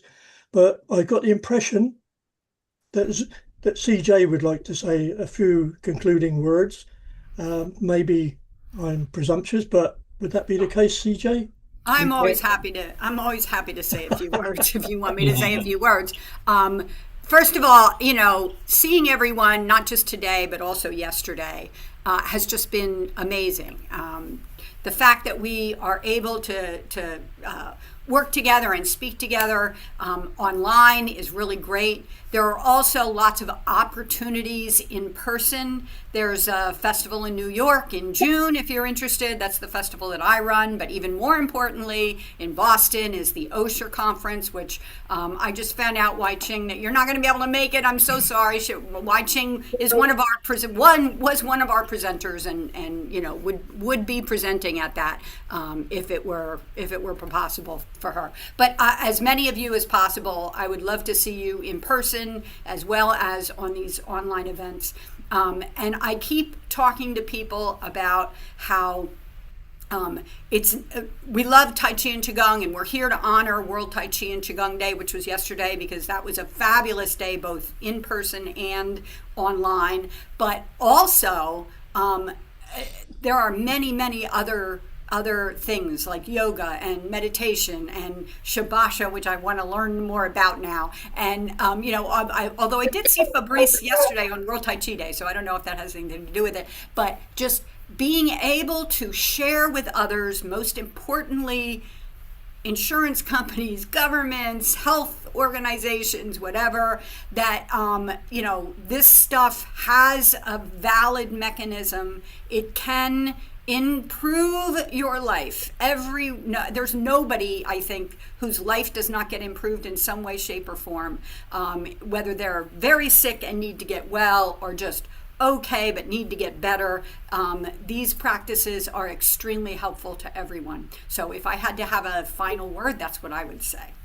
Okay, thank you very much. Before Neil actually interrupts me, I am delighted to see the creator of World Tai Chi and Qigong Day here, Professor Emeritus, if he wants to be called it, bearded car driver yesterday. I saw you on the car. Were you driving and with your lovely wife, Angela? So, Bill, you've been kind enough to listen to the few speakers that have collectively joined me, individually spoken, but we have a few minutes. Would you like to say a few words and then maybe get a few conclusions from my speakers as well? Okay. Directed at me, Keith. Now over to you, Bill. Okay. Yeah, I just wanted to say a couple things really quick.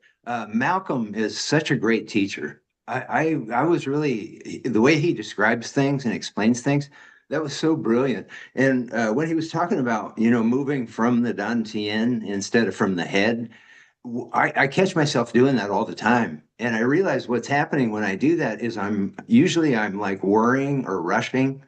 And then when I correct my posture and I sink back into my dantian, it has this whole emotional and mental component where all of a sudden I notice, oh, look how beautiful the sky is.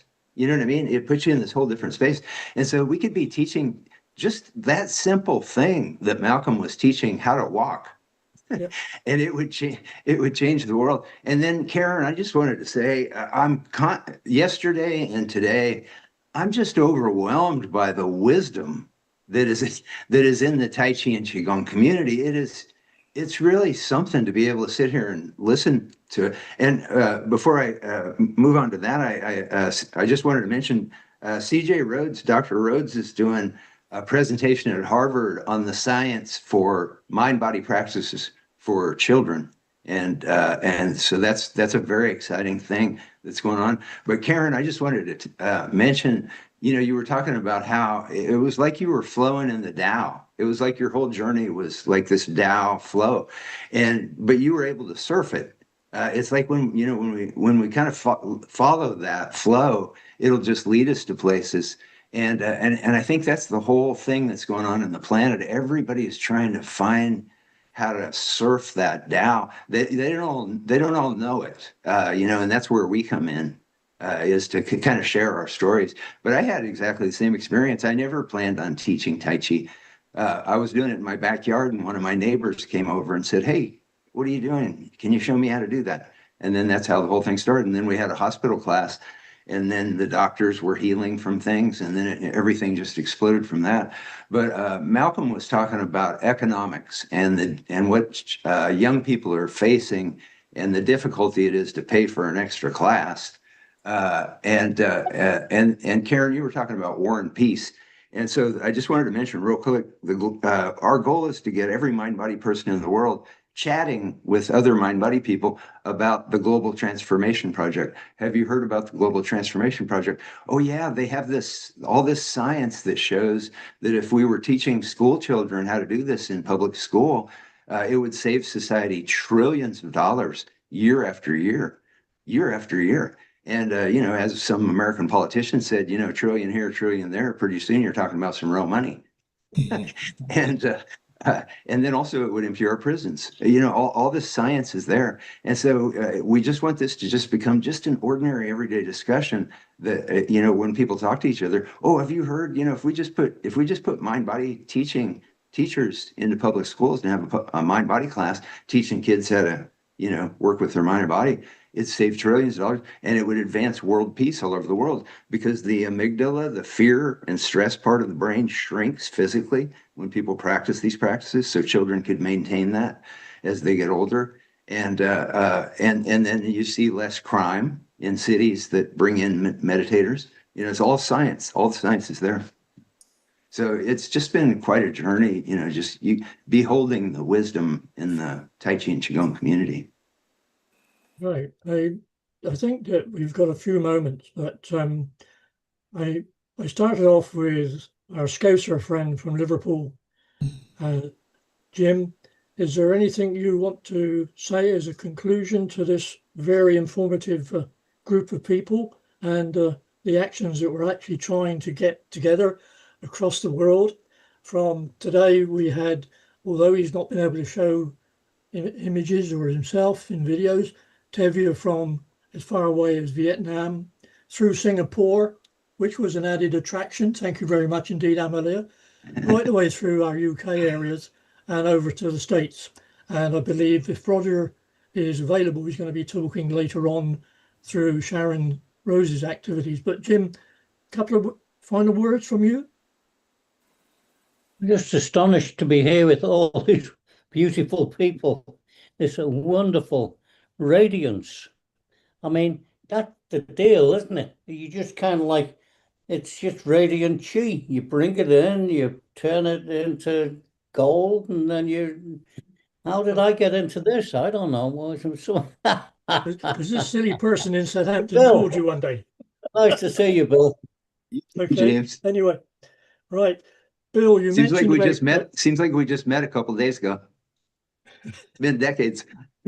Anyway, when I first met the sites for Bill Douglas, I remember obtaining and printing off before I finished full-time work a document that was regarding the commercialization and ability to earn money from Tai Chi and Qigong. Do you remember that document, Bill? Yeah, that was that's 2004. Right. Somebody just emailed 2004. me about that. We have the proof with people like Jim, Malcolm, Karen, Sharon, CJ. Everybody is working to the same ends for the benefit of our populations. Malcolm, is there something you would like to add to the conclusions? No, just reiterating what other people are saying. Really, it's great to hear from other practitioners from around the world, and that we're all basically hopefully heading towards the same goal, really. And it's a great way of keeping in touch. And hopefully, like me, you want to teach till you're 100 and enjoy it. So thank you very much. What else would we do? Exactly. Anyway, the lady that's from Singapore, is there something you'd like to conclude with there, Amalia? Oh, yes, it's so wonderful to be with everyone. And I'd just like to say to Karen, thank you for creating the Tai Chi Peace Walk, because that we know it emanates into the field and it's real. And as we know with the Heart Math Institute, that we actually make changes in the morphogenic field. And so that is really a powerful act of peace that that to walk. But thank you so You- much. It's been a pleasure you know, listening to your journey you, and to you, everybody's journey. Okay. And I will miss you, CJ. I know. I'm really sad for not being at the Ocean Institute, Harvard Medical School, presenting on the children. And that's my new program. It's actually using Qigong to help children remember who they are. And maybe in the next segment, we could show a little bit of this a clip, and that's actually to help them activate the pineal gland, the yin tang, even more to be able to see clearly with clairvoyance. So We've submitted the paper, and Wai Ching is one of the co-authors to the paper that on Tai Chi and Qigong for children. We've submitted it to the Journal for Tai Chi for the Tai Chi Science of Tai Chi Journal. We're waiting to hear back if it gets published. They had published my earlier article on the systematic review of children, Tai Chi and Qigong for children. So we have high hopes for that, and I'm just glad to see all of you and thankful for everyone to be CJ's here done and her own. gather together. CJ's done her own research with students with Qigong meditation, and it was very successful. Yeah, so she's not only looking at the research, she's actually done it herself. And tell us more about your event in New York. Is that right? And later on, It's the Tai Chi and Qigong Festival and Symposium. It's held at Mount Lake Park in Warwick, New York. Warwick, New York. Many of you may have heard of the Tai Chi Farm, which was started by Master Josam Hua, and I've been doing festivals for 20 years in his honor, and in Master Josam Hua's honor, and this is just a continuation of it. Finally, we're back in Warwick, New York, and able to kind of come to the birthplace of the Tai Chi Farm. Master Josam Hua was one of the very first masters who invited people from all styles. He did not believe that my style is the only style. He believed there are many, many ways up the mountain, and let's get all those different ways up the mountain together for a huge weekend of togetherness and love and learning. And so we are carrying on that tradition. So there's also an online version on June 13th. That's donation based. So everybody, please feel free to come to the 13th one, the one on June 13th, if you can't make it to New York for the 7th. The registration isn't open yet, but it will be open soon. And you just go to the taichifest.org website. So thank you. Okay, right.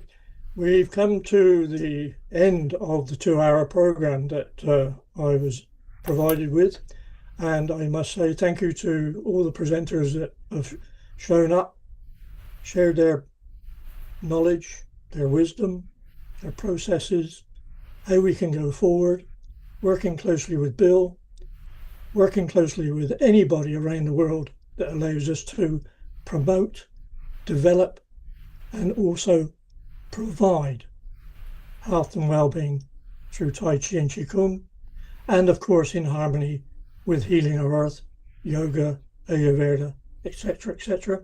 And it gives me great delight to recognize the link between Jim and Sharon Rose being the same state, Colorado, and mentioning that Jim, did you know, Sharon, that he spent 30 years in Colorado until you threw him out? Anyway, thank you all again, and I'm handing over to Sharon for the next couple of hours. Thank you very much, everybody. Thank you so much. Such a great honor. Over to you, Neil.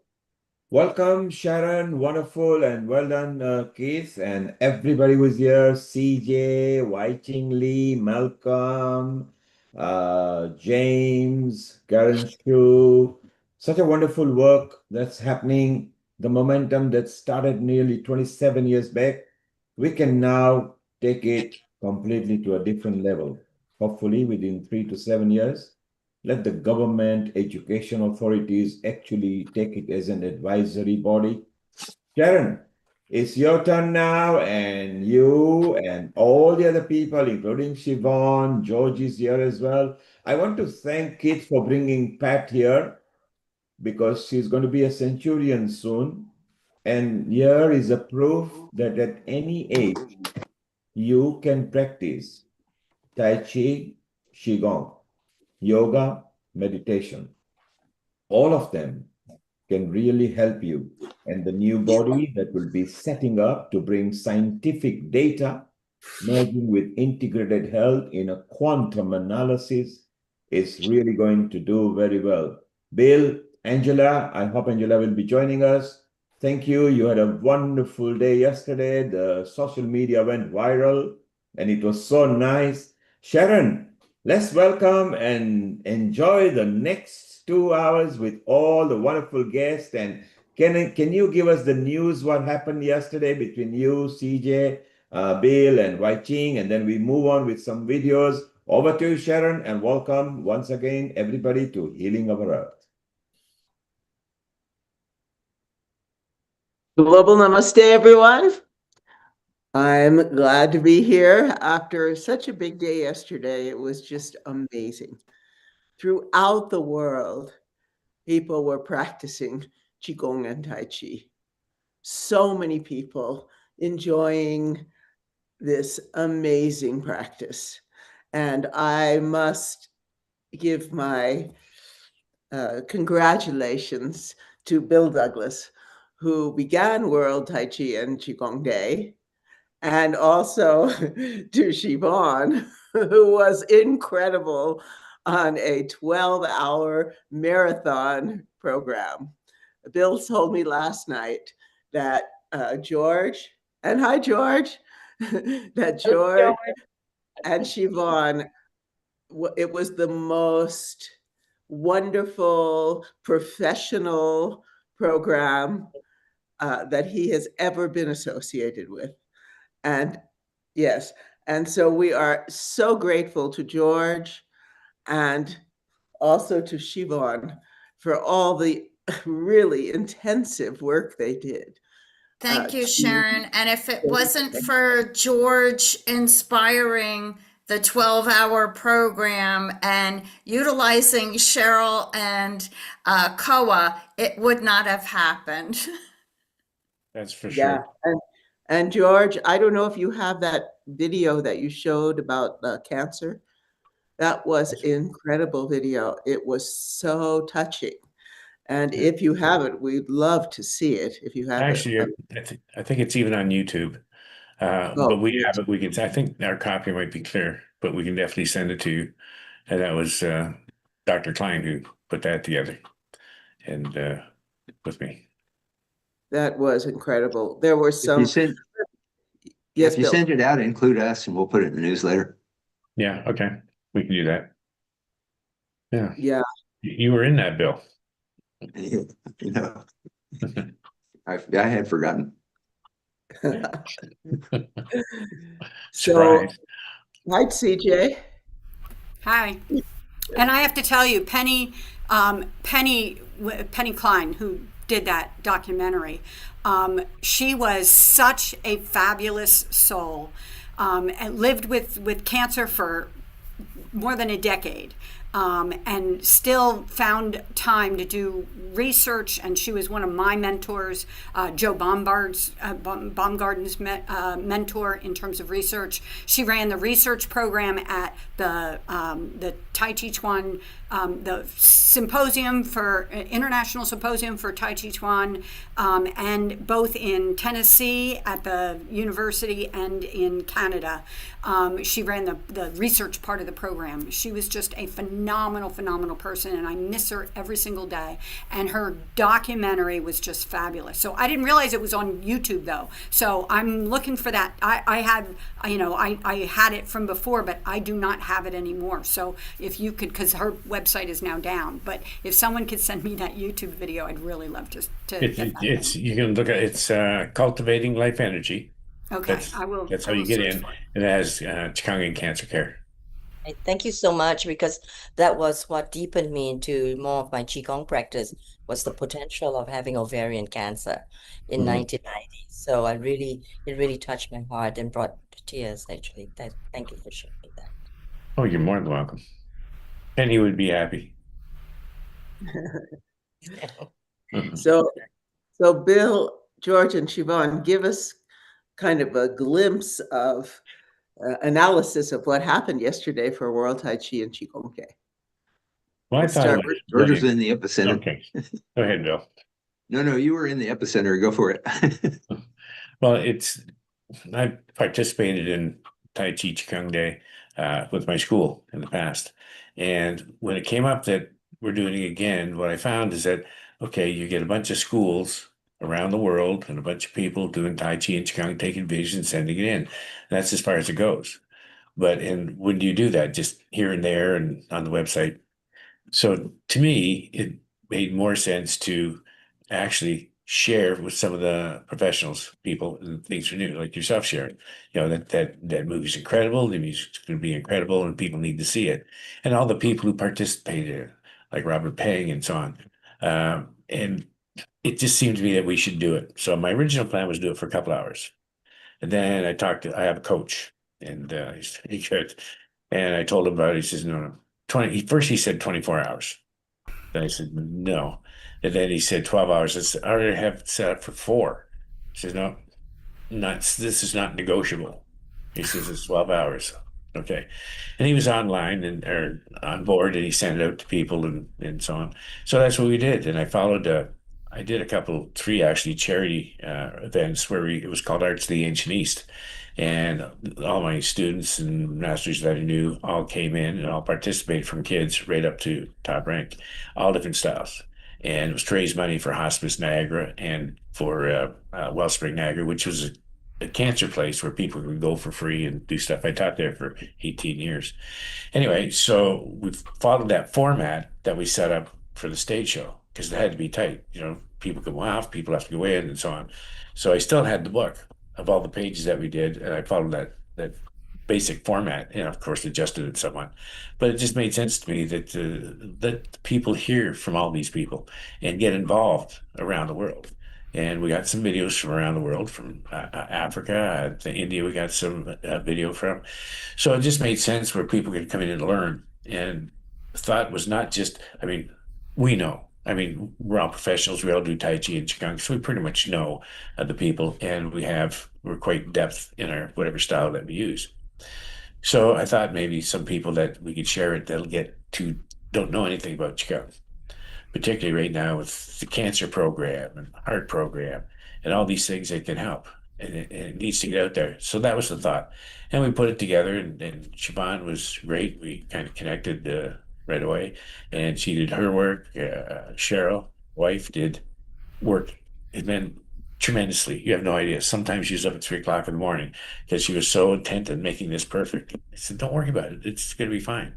Anyway, it turned out fine. She's relieved, and a lot of credit goes to her. Joe Baumgarten, same thing. He said, whatever you need.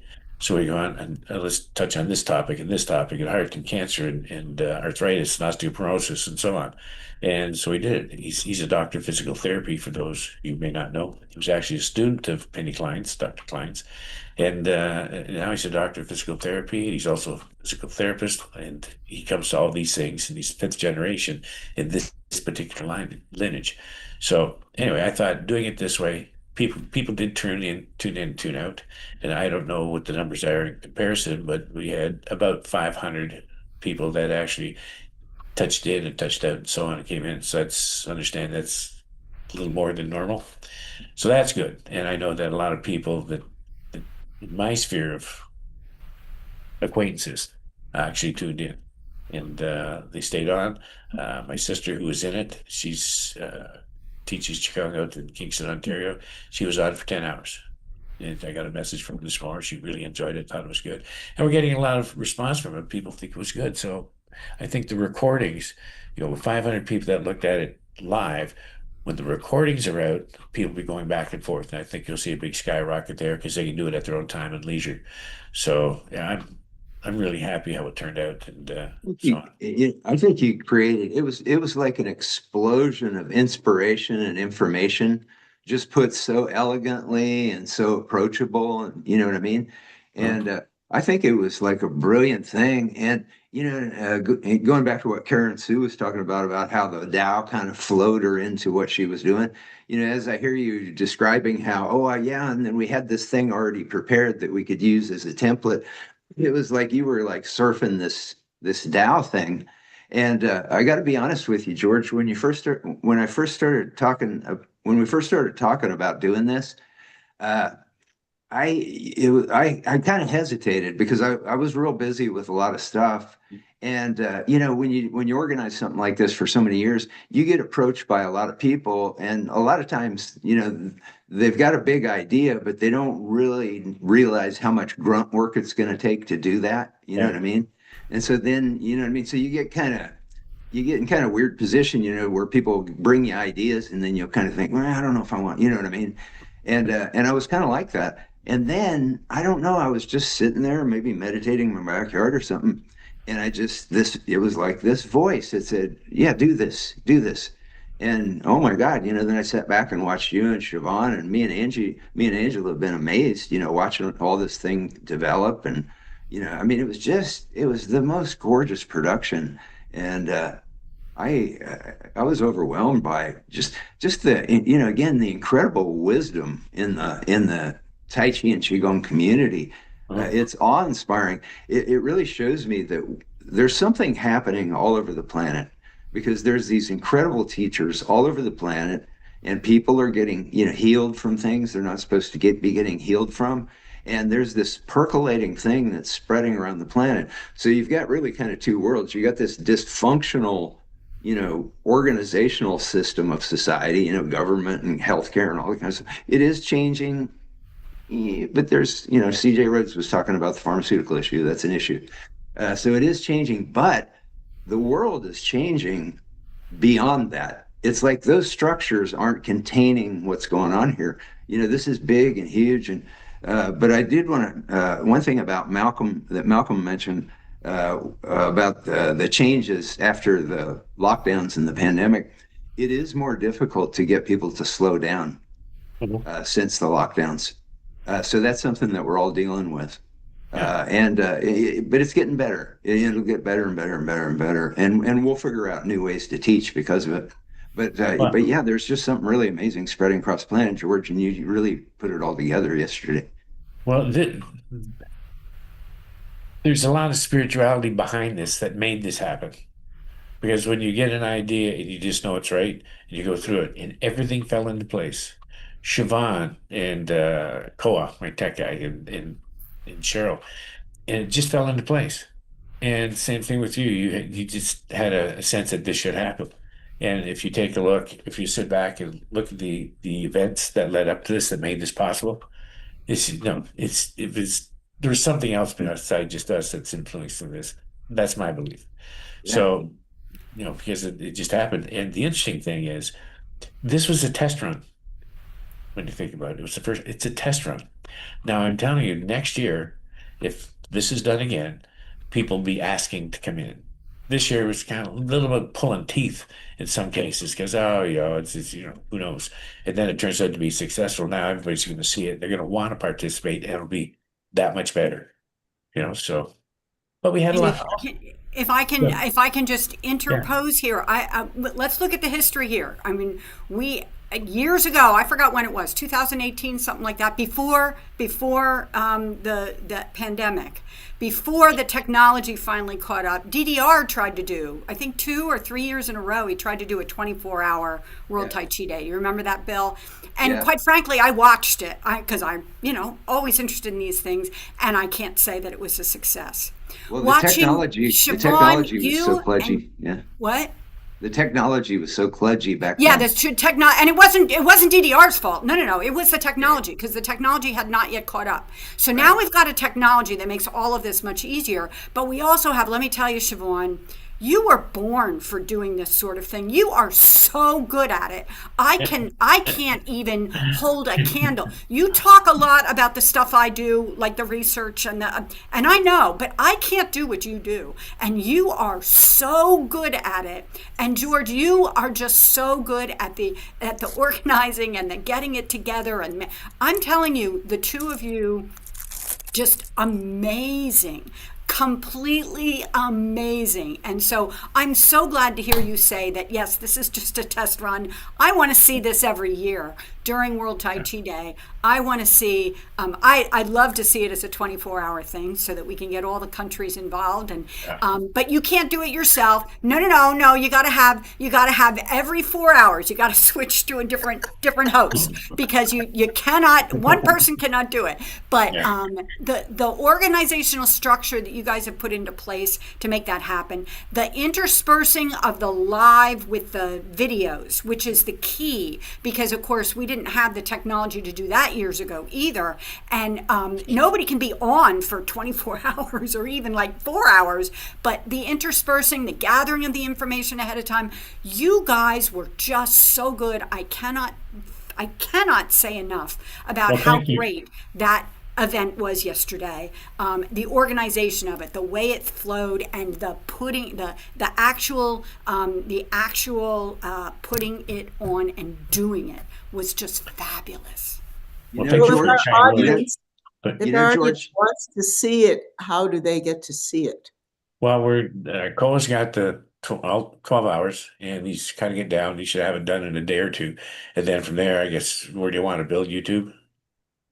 Yeah, you can, everybody can put it up as far as I'm concerned. I'll take it and do some editing. I like to put some, things in there that kind of augment it. But the way I feel is, we should talk about this, but the way I feel is really we should just let any YouTube channel put this content on there.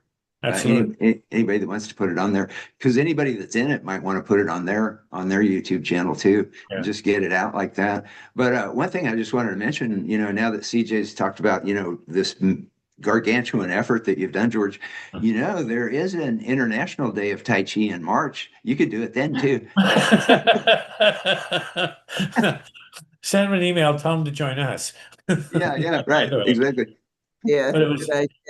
So I want to get to Siobhan, but I also want to mention that Clara Apollo here also did her own event prior to that in the UK. Tell us about it, Clara.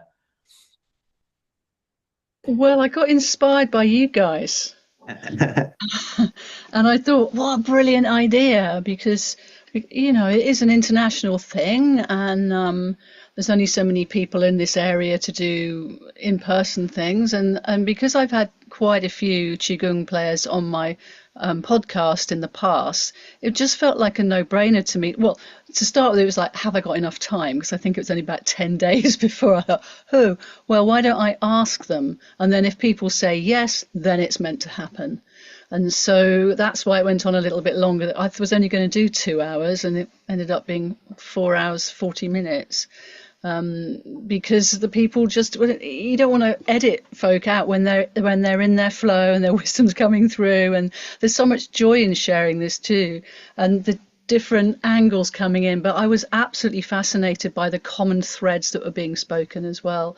And yeah, I had thought, would it be good to sort of drop some music in by people who I know use Qigong to help them with their creativity, but I thought not this time, Claire. It was only me. I thought I did them on pre-record, and so at least that they were locked into a certain parameter, and then I had the order just came naturally. It's just like there was a flow there that I didn't have to think about that. It was just wanted to be like that. But I did feel that this is a great beginning. What else can we do here to engage people with the varied amount of Qigong, but also the key components that we all share? So I love that. And the words common unity came out of me at some point, and I really feel this with you all. There's a community and common unity around what we're doing here. So thanks for inspiring me. Well, I got a good idea. Why don't you do the first 12 hours? We'll do the second 12 hours next year. Yeah, but I'd like some help, please. I'm not doing it on my own. We should find somebody in Oceania, to, what I mean? You break the world into thirds. Well, so you got Oceania, Asia, and then you got Europe, and then you got Wai Ching. She's over there. Yeah. She's a great host. I hung out for 8 hours hosting myself because my co-host had to be in clinic and tending to her patients. When I did a medical, a sort of a therapeutic 3-day conference, and I had to sit there for 8 hours for 2 days. Well, So there, you've myself. already So practiced. You've already I practiced. You practiced. can I've do got it. the stamina. I've got the chi. I can go for it. Join you next year. But what was lovely is that maybe sitting- George could share. Maybe George could share his organizational methods that he's got. Absolutely, yeah. 'Cause I really felt the team of you guys when I flipped over and came and watched what you were doing. I could really feel this unification of you all working together as a team, and that was that strong. And that I think that is a way forward to in this kind of behaviour. One person shouldn't be doing it all. It's gonna be so much easier if you would expand in England and people follow the same program that we set up, and people are gonna want to come in. And we have to keep in mind, keep our eye on the higher purpose and not the lower concern. Absolutely. Our purpose is Well, getting people. and it could be a great organizing tool too, because you can reach out to other teachers and schools, in Europe or in Asia and Oceania, in Amalia's case, because that's the thing about World Tai Chi Day happened. We realized that if we showed other schools and teachers that this was in their interest, because they're all struggling, to get people to be aware of what they do. And so that's how it really got its wheels, when people realized, oh, if I sign up at World Tai Chi Day, people will find me. They'll find my classes like that. And so what you guys would be offering is notoriety, where they would, they're being invited on a global podcast, and that's going to be something that they can use, to show their community, that they're in standing, in a global Tai Chi and Qigong community. And I think a lot of teachers would, I think George is right. I think it'll develop a momentum, and then you'll have an organizational structure, that could do all kinds of things beyond even just, the World Tai Chi Day event. And I also think that we should consider how World Tai Chi and Qigong, which are absolutely fabulous, and we all, of course, love it, are really only one of the many similar integrative healthcare mechanisms that work.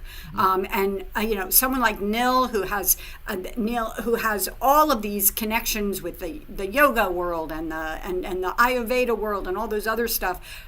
We really do need to kind of work together to make all of these things working together instead of working against each other, and being able to enable everybody to recognize the underlying mechanisms so they can choose their own practices, which are, because I do them all. I don't know if you know this. I do Pilates, I do yoga, I do Tai Chi, I do Qigong, I do meditation, I do it all, because they all each give a little bit slightly different benefits, and I need them all because I have a lot of health issues. So I'd like to see the Tai Chi and Qigong grow as absolutely much as possible, but I'd also like to see us working together with a whole big group of integrative healthcare practices, which is one of the reasons why I love going to this conference in Boston, because this one is the science of Tai Chi and Qigong, but they have others that are just as powerful for all the other integrative healthcare. Well, I think it's important. The bottom line is the higher purpose is to help people find out, let them know that there's a different way, that you don't have to suffer side effects, you don't have to suffer surgeries necessarily, and that will change your life. And it doesn't matter what style it is. I mean, Qigong is Qigong, Tai Chi is Tai Chi. I don't think new people go in to look for a particular style, or they want Chen, or they want Yang, or they want Sun, or whatever. I think they're looking for a teacher. I get students in my I get students in my hospital classes, and when they discover the Tai Chi and Qigong, they go, well, I've been doing this yoga. Should I stop doing that? And I'm like, no, do it all. Do it all. And what I've found is that learning yoga and mindfulness and meditation, that's had a huge impact on my Tai Chi. My Tai Chi is way deeper and more vast because of exploring these other things. Well, some of my instructors were actually yoga. They have yoga studios, so the yoga practitioners. Now they've added Qigong in because it's made a big difference. And some of the students prefer to do the Qigong and a little bit of yoga, or just the Qigong, or just the yoga. It doesn't matter. Yeah. Because And on building the family that CJ was talking about, I had a poignant experience yesterday at World Tai Chi Day. When we showed up for our World Tai Chi Day event, there was a big yoga group holding a yoga class on the lawn right there where we were. And so I went down and I said, hey, how you guys doing? I said, this is World Tai Chi Day. This is where World Tai Chi Day started, right here 27 years ago. And then I said, and then we found out from the Princeton engineering research director that the World Tai Chi Day had actually increased coherence and global consciousness, and also they were all doing yoga. And I said, and also World Yoga Day changed coherence and global consciousness. And all these yoga students are looking at me when I'm saying this, and they've got this look of like they're hearing something magical. You know what I mean? That what they're doing is echoing out through the cosmic sphere of humanity. But the yoga teacher was really irritated because I was interrupting her class. And so, well, see, what it is the teachers think you're trying to steal their students from them. And that's the problem. That was the problem with the Tai Chi community when we first started organizing World Tai Chi Day. Everybody looked at each other like competitors. You see what I mean? And so now the mind body community, same thing. A yoga teacher, if you start talking to their students about something like this, they'll think, and then same thing with Tai Chi teachers. It's just a human condition. But that's what we're all doing, as a collective, is we're starting to erase these boundaries between the mind body community, and then the flow of the Tao. It has room to expand in much more huge ways because we're this massive collective, and we feel like the Global Transformation Project could be a real catalyst for bringing all the mind body spheres together, because what we're saying is that we're not going to run this. We want local schools in cities all over the world to invite local mind body teachers, Tai Chi, Qigong, yoga, meditation, mindfulness, because the science is there, and just do it on a local level like that. We're not trying to engineer. And so we're hoping that this could be a catalyst, if we talk about this with other mind body groups and stuff, how we can come together around this goal of mind body education and public education. That's fantastic. And I've actually been teaching Qigong, invited to teach Qigong in about 10 yoga festivals already in Asia. From a Bali Spirit Festival to the one in Jakarta and one in Hong Kong, which had 3,000 people attending the Hong Kong Yoga Festival. So there's a beautiful integration that's happening. And actually, there's an interview of me somewhere about the yoga and Qigong. So I practice both too. And how about a little dance in there as well? So that's if you have any videos of you presenting Qigong at a yoga festival, I'd love to put it up on our website and get it out in the newsletter, because it plants, it's like when we're pioneering new possibilities, and then when you share it with other people, then they go, oh, okay, oh yeah, you could do that. That's normal. Yeah.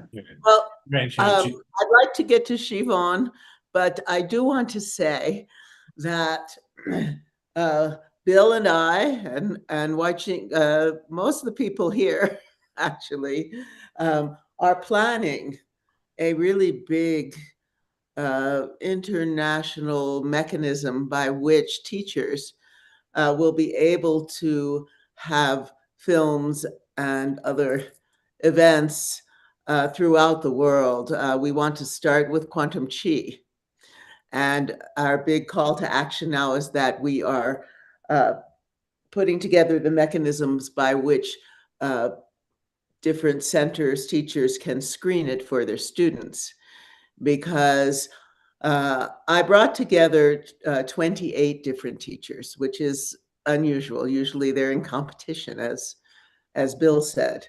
And my mission was and is to bring Tai Chi and Qigong to the awareness of the global community to the same level as yoga, and bring it all together. But we'll begin with this. So if any of you out there in Healing Our Earth are interested in having a screening of quantum chi and bringing it to your community. We've seen when we screen it that people of all different ages and all different cultures, etc., immediately want to practice. And so when I've screened it, I've had Wai Ching come with me, and immediately then she gives some teaching, and everybody is really happy, and they just want to jump in and learn. So any teachers out there, it's a really good way to attract new students. Have your students come and bring their families to show them what this is all about. We have a great, and you can be creative. You could maybe work with your local Unity church, or even local movie, indie movie theater. Just kind of let your imagination be the limit of how you take this and run with it.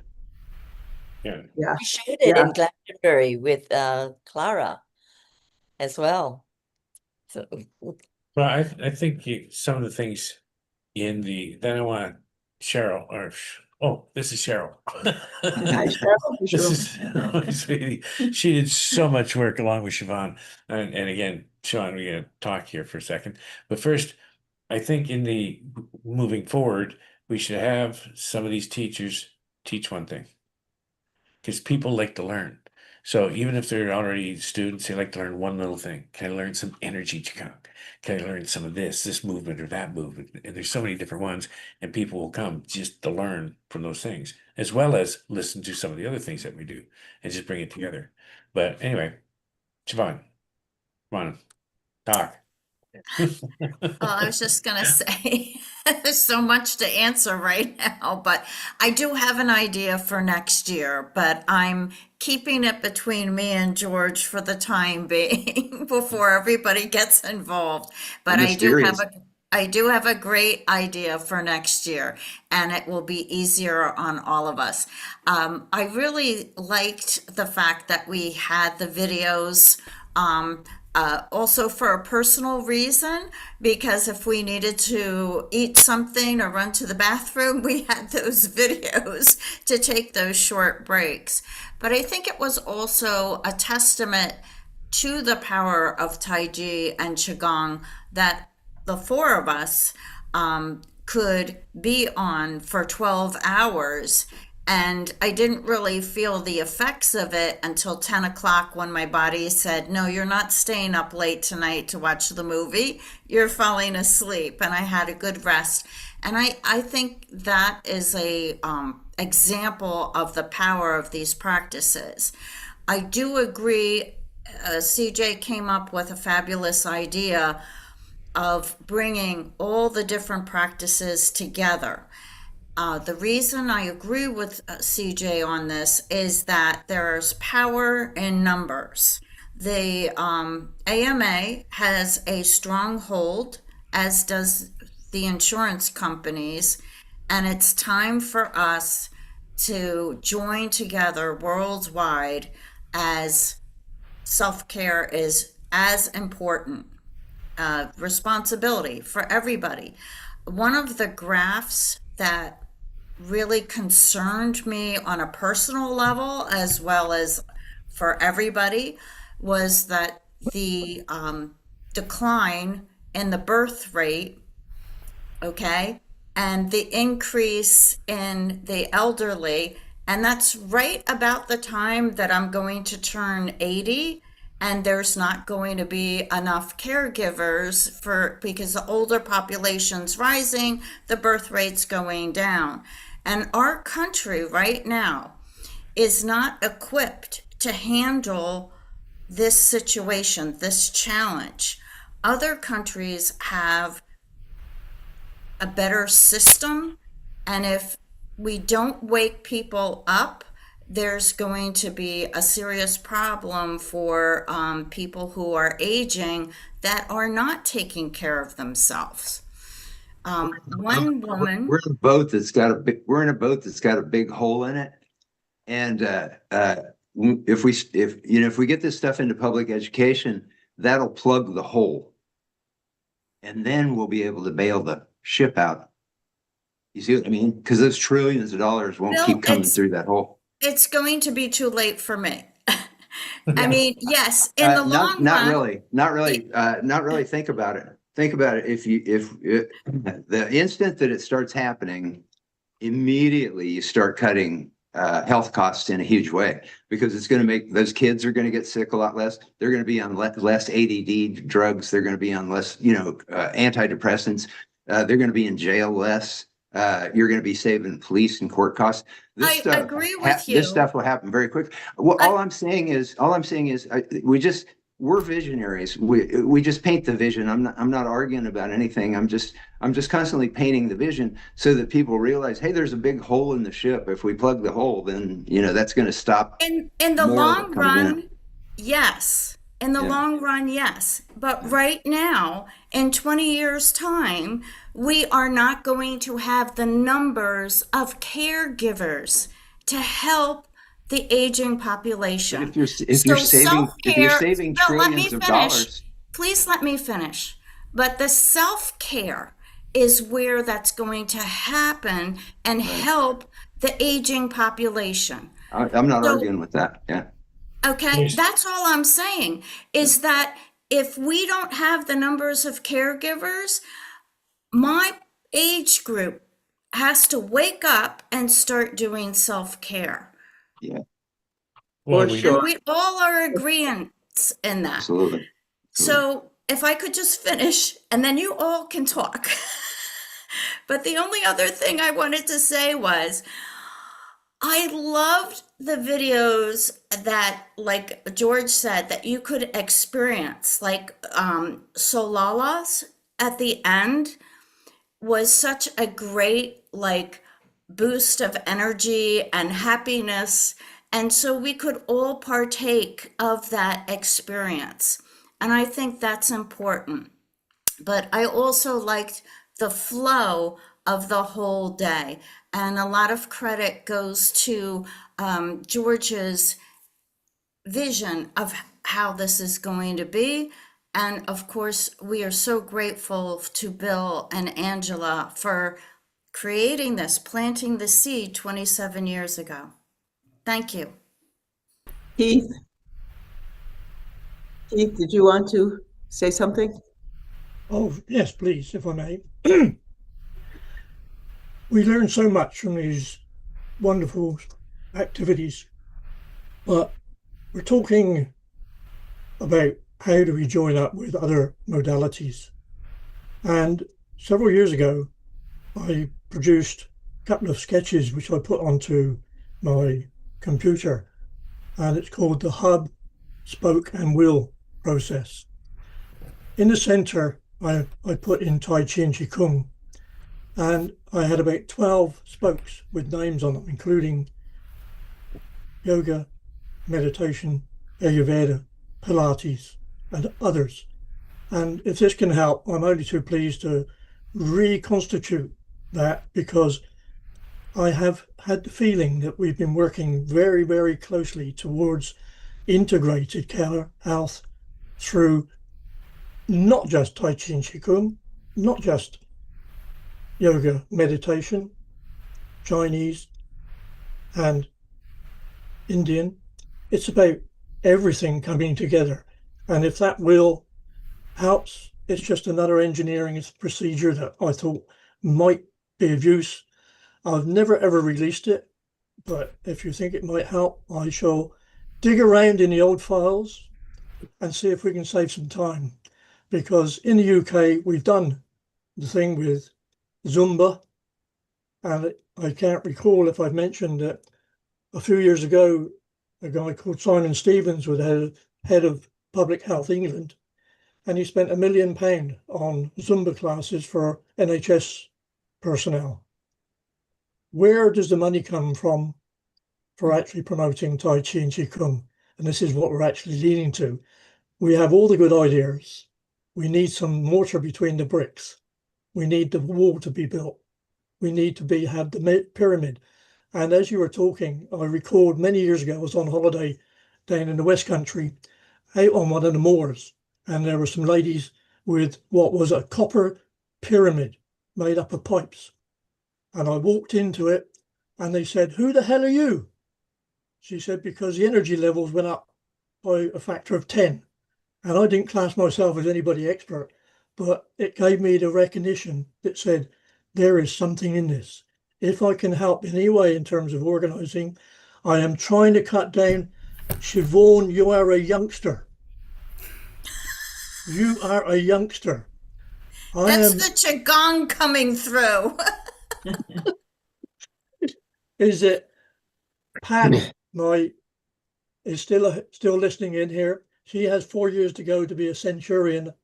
I have 4 years to go to be a 90. So I don't have too much time. George, I couldn't watch all of it yesterday. Let's share. Please, let's share. Okay? Absolutely. Thank you very much indeed. Thanks, Sharon, for letting me interlude. Oh, of course. So thank you, Sharon. I'm sorry to interrupt, but thank you so much for explaining to George and I the different people on your movie and to have them invite them to be a part of the program. So we appreciate your support and your recommendations of esteemed teachers. So thank you. Oh, you're welcome. I had a call from Dr. Paul Hanna. I love so him. Thrilled from being on, and he really wants to maintain contact with us all. He's such a sweetie. He is. He was so inspiring. Yeah, I'd like to take a moment and show the trailer for Quantum Chi. That'd be awesome. Yeah. You'll see in the beginning. This is a new trailer for a lot of people because it has the some of the awards at the beginning. Right. I think that's a huge addition. It's great. I couldn't believe it. It was a whole page. Yeah, they keep.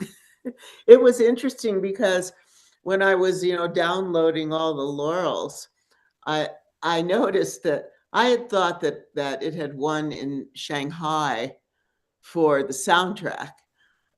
But then I noticed that it won both for the soundtrack and the documentary as best documentary.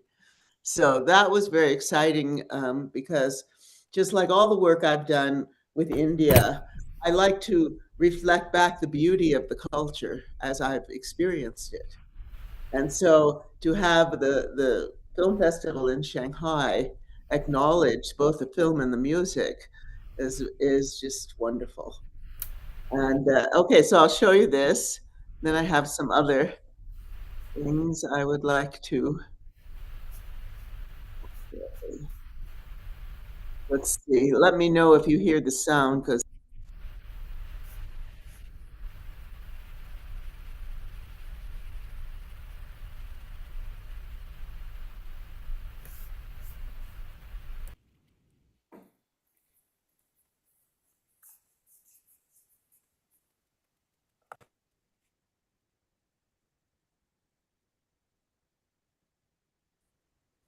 Sharon, you're muted, so we won't. Oh, there it is. It's okay. No, we can't hear it.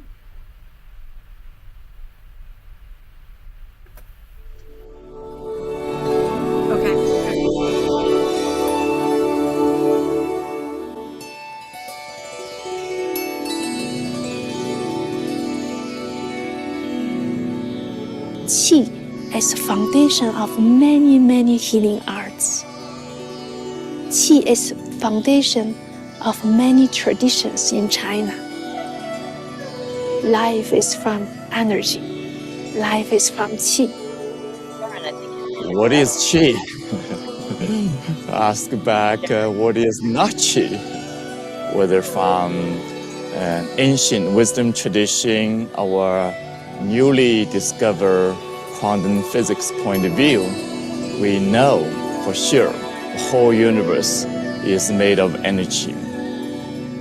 When the Qi flowing, you can feel like warm, nice, expand, some tingling. So there are many different sensations.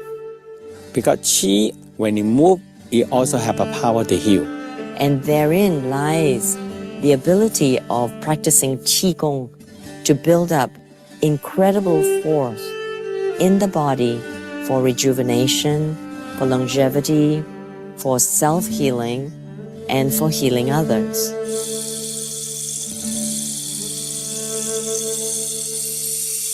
It's a discipline, a healing art, a way of training the body and mind, a meditation in motion, a medication in motion, a way of conditioning the body for sports, for martial arts, improving strength, stamina, coordination, balance. It's also an athletic skill because it improves your understanding of your body and your physical strength. It's interesting that the Chinese came up with this array or spectrum of practices that starts with very internally focused meditation and then moving up into gentle Qigong practices and then continuing on to Tai Chi practices and then ending up over in Kung Fu and gymnastics and so forth. The warrior of Qi is about transforming stress, unhealthy power dynamics, the suppression of people, the destruction of nature. The warrior looks around and sees what the world is doing, finds ways that need to be transformed, to be shifted, and holds that vision of a higher practice in their hearts. Martial arts, Tai Chi, Qigong. When you start dealing with energy, you want to know, oh, can I hurt somebody? When you expand and grow in love, can I help somebody? Can I heal somebody? In the end, why do we do Qigong?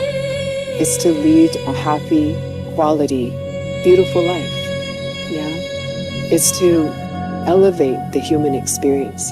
So that's more than listening to all the bad news in the world. We can't change everything. We can change ourselves. This is what Qigong can do. It's an empowerment to learn Qigong. It's a true health care system. And this is the opportunity in sharing Qigong with the world.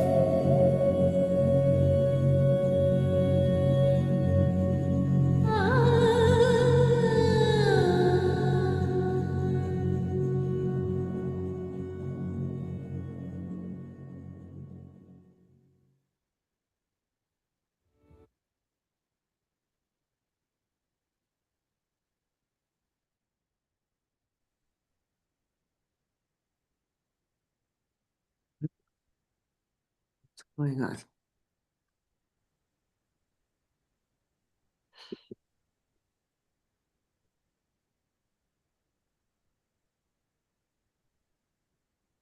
Sharon, you may not be aware, there is no sharing, nothing is happening, so let's chit chat.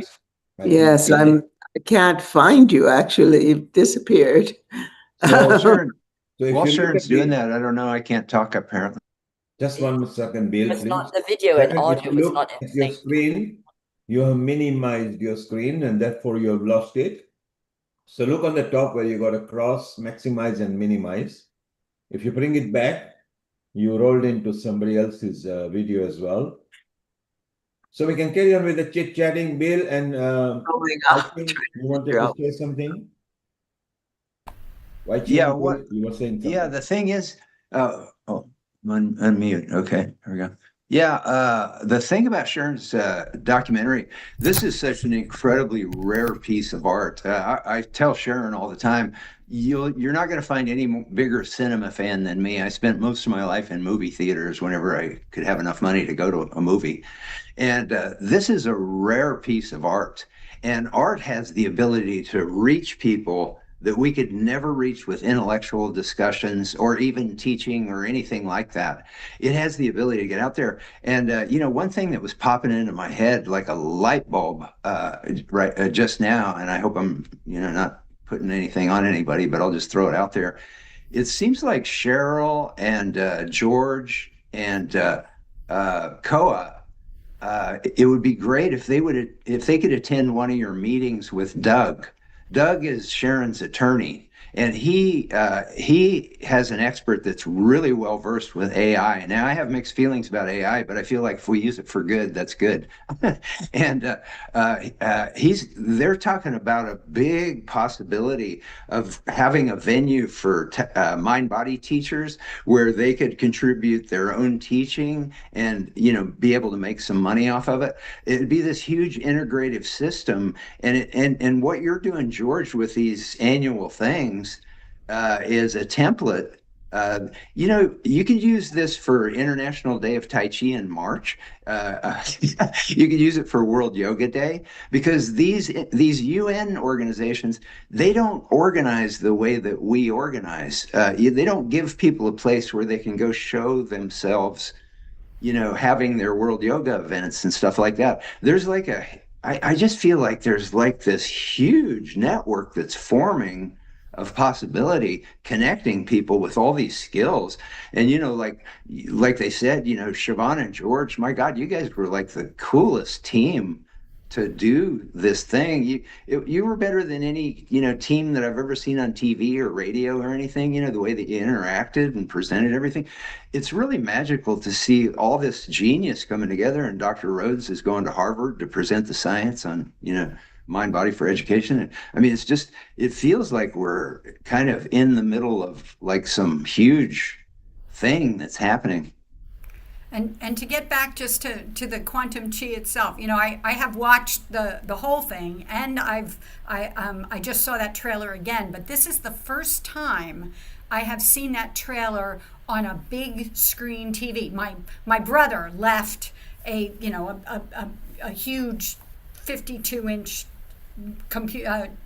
console monitor in my Tai Chi studio, and so I took advantage of it, and I quickly switched it over so I could watch this trailer on the big screen, because I've never seen it on a big screen. I've only ever seen it on a small little computer screen. And let me tell you, I said publicly that it was a transcendent experience on a small screen. But let me tell you, it's a whole nother experience on a large screen. And that's why we really do need to bring this into like the movie theaters and the places where people can see it on huge screens. The art is such a level that has to happen for you to get the full benefit of this fabulous, fabulous endeavor. So just immersion. That immersion. Yeah. Thank you. Yeah, I'm a kinesthetic, being a dancer all my life, and then training in craniosacral therapy and Feldenkrais, etc. I'm a kinesthetic, and I wanted people. That's why I was so excited this is like 10 years ago when I started this, and when I met a guy here, even in Crestone, up in the middle of nowhere, who was a drone photographer. I said, "Oh, this is what we need." So, I mean, I remember when Amalia Wai-Ching was here, and she climbed this kind of mountain practically of crystal to get up on the top, so we could film her doing her practice in that setting. And so, having that, it really brings in a different feeling. And then we have a lot of animations that show people healing with the chi. You saw that in the. Yeah, I remember climbing up there, Sharon, like 15, 20 minutes in my 18th century chi bao. Right. So it's been. I remember we were filming in Massachusetts. Who was it? Lorelei Chang, and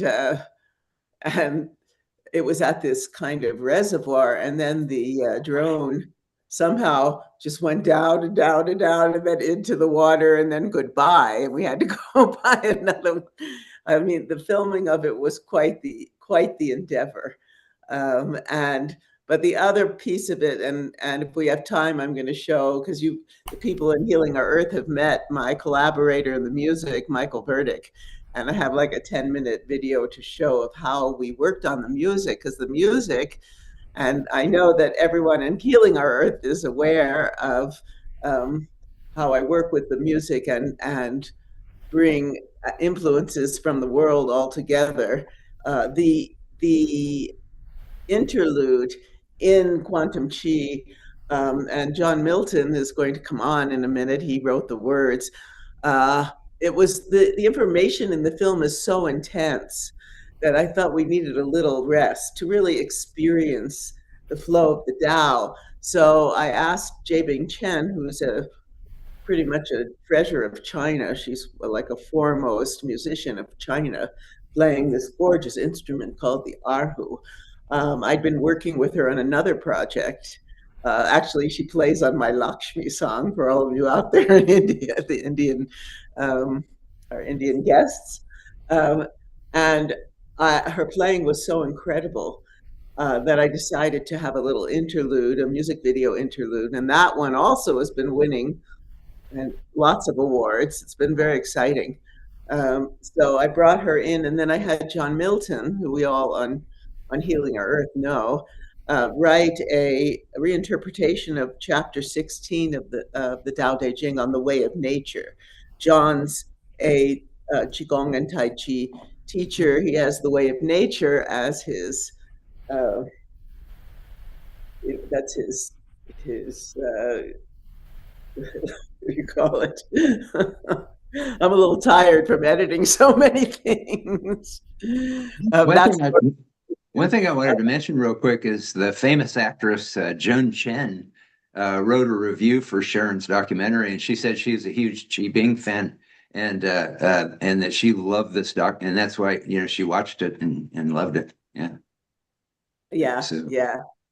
I really want to send it off to Jet Li and Donnie Yen, because Master Li Chunfeng, who's featured in the film, and he was one of the people that World Tai Chi and Qigong Day was dedicated to.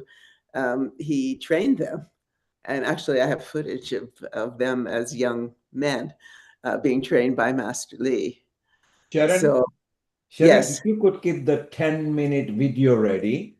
So open it in your window. Don't share your desktop. So we go straight to the video, but wait for a moment. Let's break in for a while. Wai Ching, if you could bring a 2-3 minute nice Tai Chi meditation or Qigong meditation, let's break in. So we get a bit of meditation in, and then we will go into the video over here. And while John and other people come, we'll be talking. We really want to know how yesterday fared. What was the highlights from each one of you, from Siobhan, CJ, and everybody? Wai Ching, bring some calm and peace into everybody for a while, just for 2-3 minutes. Thank you. Over to you. Hey, I love your surprises, Neil. It's just, but I think everybody seems to be pretty calm around here. So, are we buying time? Is that right? Is that Sharon? No, Wai Ching, we are not, because Wai Ching, this is a Healing Our Earth, where the audience are situated in the YouTube, Facebook, and website and everything. So we go by the audience choices, because we really want to know how the celebration went yesterday. We want to see the video. It's okay, or you can just give a nice soothing 3-4 minutes, just bit of meditative thing. So Tai Chi and Qigong should also be meditative. It's not just physical. Yes, in fact, that's the main thing, is the practice of Neigong. It's the internal alchemy first, before the Weigong, before the external movement. So yes, thank you for inviting me to do this. And we will just start, as always, with the breath. And if you'd like to close your eyes, we will just take that breath in at the time when we were born, when we were being formed as soul strands in the Wuji, which is the illimitable, the void, and the place of full potentiality and nothingness, which is known as the quantum field. And there we will bring in that spark of light, of chi, life force that is within all of us and in all living things and in all existence. As we breathe in this light from the sun, the solar rays representing the yang, and the lunar rays representing the yin, the beautiful silvery strands of the moon, interweaving together like the double helixes, breathing in through the nostrils and into our living chalice, and breathing in the stellar light, starlight of prismatic light, many colors, the rainbow lights as we breathe in and weave in together, tapping into the atmospheric chi, which is the energy that we came in with when we were born, while we were forming in the womb. And as we breathe in through the nostrils and down the front, to the lungs and to the heart, in the formation of the organs in all the organ systems, we let the light matrix of this liquid light go through all the organs in our bodies, forming on a cellular level this beautiful physical form which contains the chi of the universe. And breathing it down into the navel and breathing in through the etheric umbilical cord, which connects us with the primordial Jing, the primordial energy of the DNA of our biological mother and father, and also of the divine mother and father. We breathe in the light through the navel, the Tantien, the middle Tantien, into our kidneys, holding our physical chi, the Jing, the essence. And breathing down into the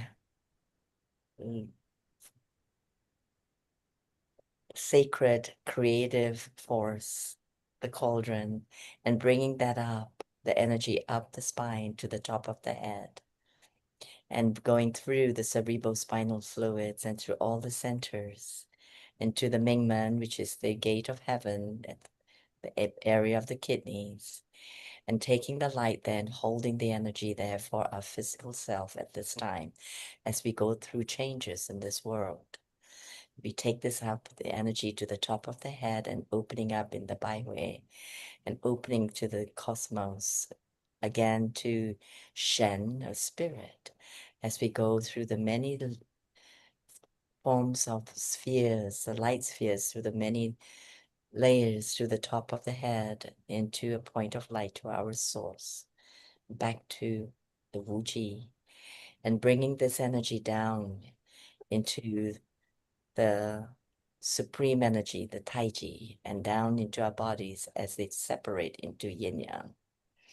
And we breathe in this light again from the atmospheric chi, the primordial Jing, and the Shen from spirit, and filling our bodies with light and chi light. And we can feel between our hands, if we would, the chi ball or the pearl, and feeling the energy between our hands and feeling ourselves, and taking this energy into our hearts as we send out this energy out into the world, into the places where humanity needs our support and love, and to surround the earth with this light and with our loving chi.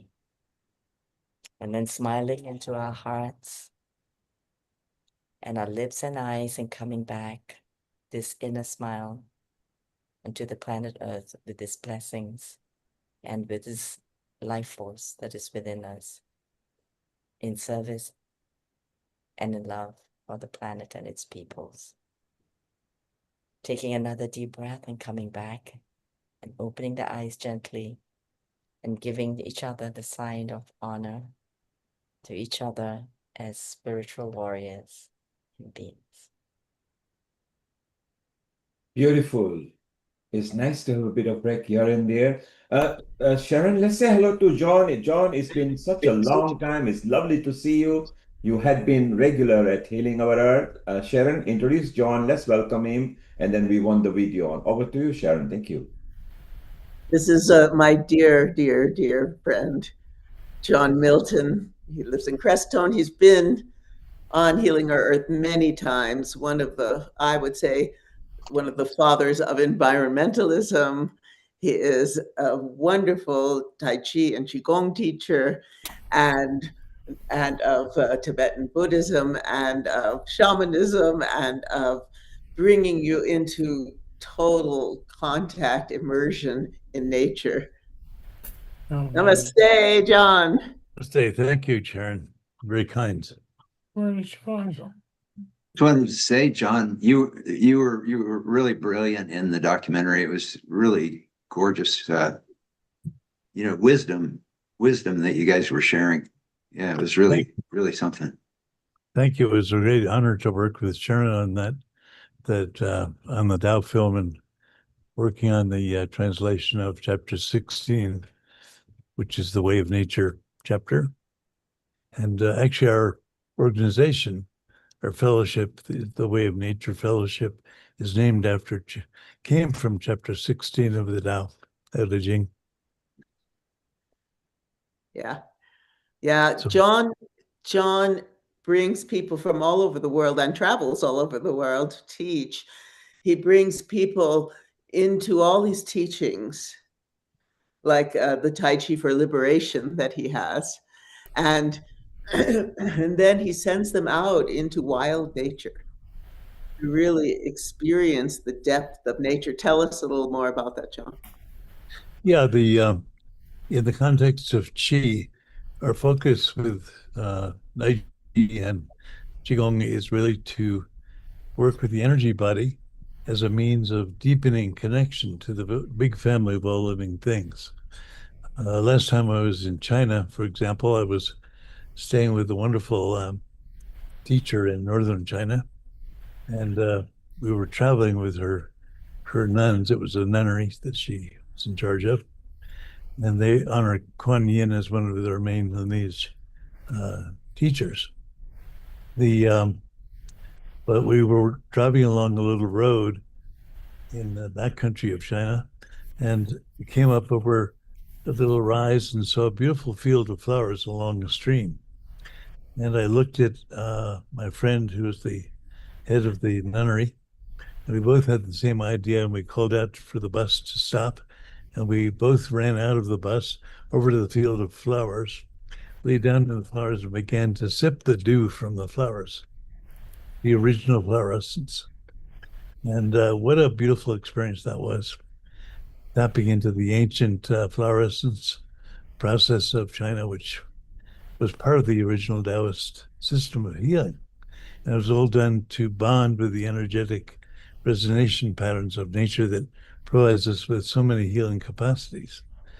And so we've been following that pathway in the way of nature, of utilizing the energy body as a means of deepening connection through the energy systems to connect with the energy bodies of the trees, the flowers, the rocks, and the other beings of nature as a means of deep attunement and coming back, laying the foundation for coming back into harmony with the big family of all living things, which in this era of climate change is absolutely essential. So one of the potentials of Qigong and Tai Chi is that it goes beyond the mind, beyond the mental means of connection into a deep energetic connection, which lays a foundation for really both benefiting from the big family of all living things and also being able to give back, so it's truly reciprocal and deep sharing. And that lays a very strong foundation for beginning to care for this extraordinarily beautiful planet that we've become part of, and lays a foundation really for much deeper level of the environmental movement so we can come back into balance. And you also do a lot of work with the emotions. Yes, a lot of shadow work. John, you may be aware of it, but I always talk to my students about this. The British Horticultural Society, the supreme gardeners of the planet, I think, they said that the science is in. They said that when you speak lovingly to your plants, they become more symmetrical, more healthy, and more beautiful. They said the science is in on that. And so that love of nature actually makes nature even more beautiful. We start to realize that as we love this planet and love this humanity, that it has a scientifically proven effect on this planet and on this human family. Absolutely correct.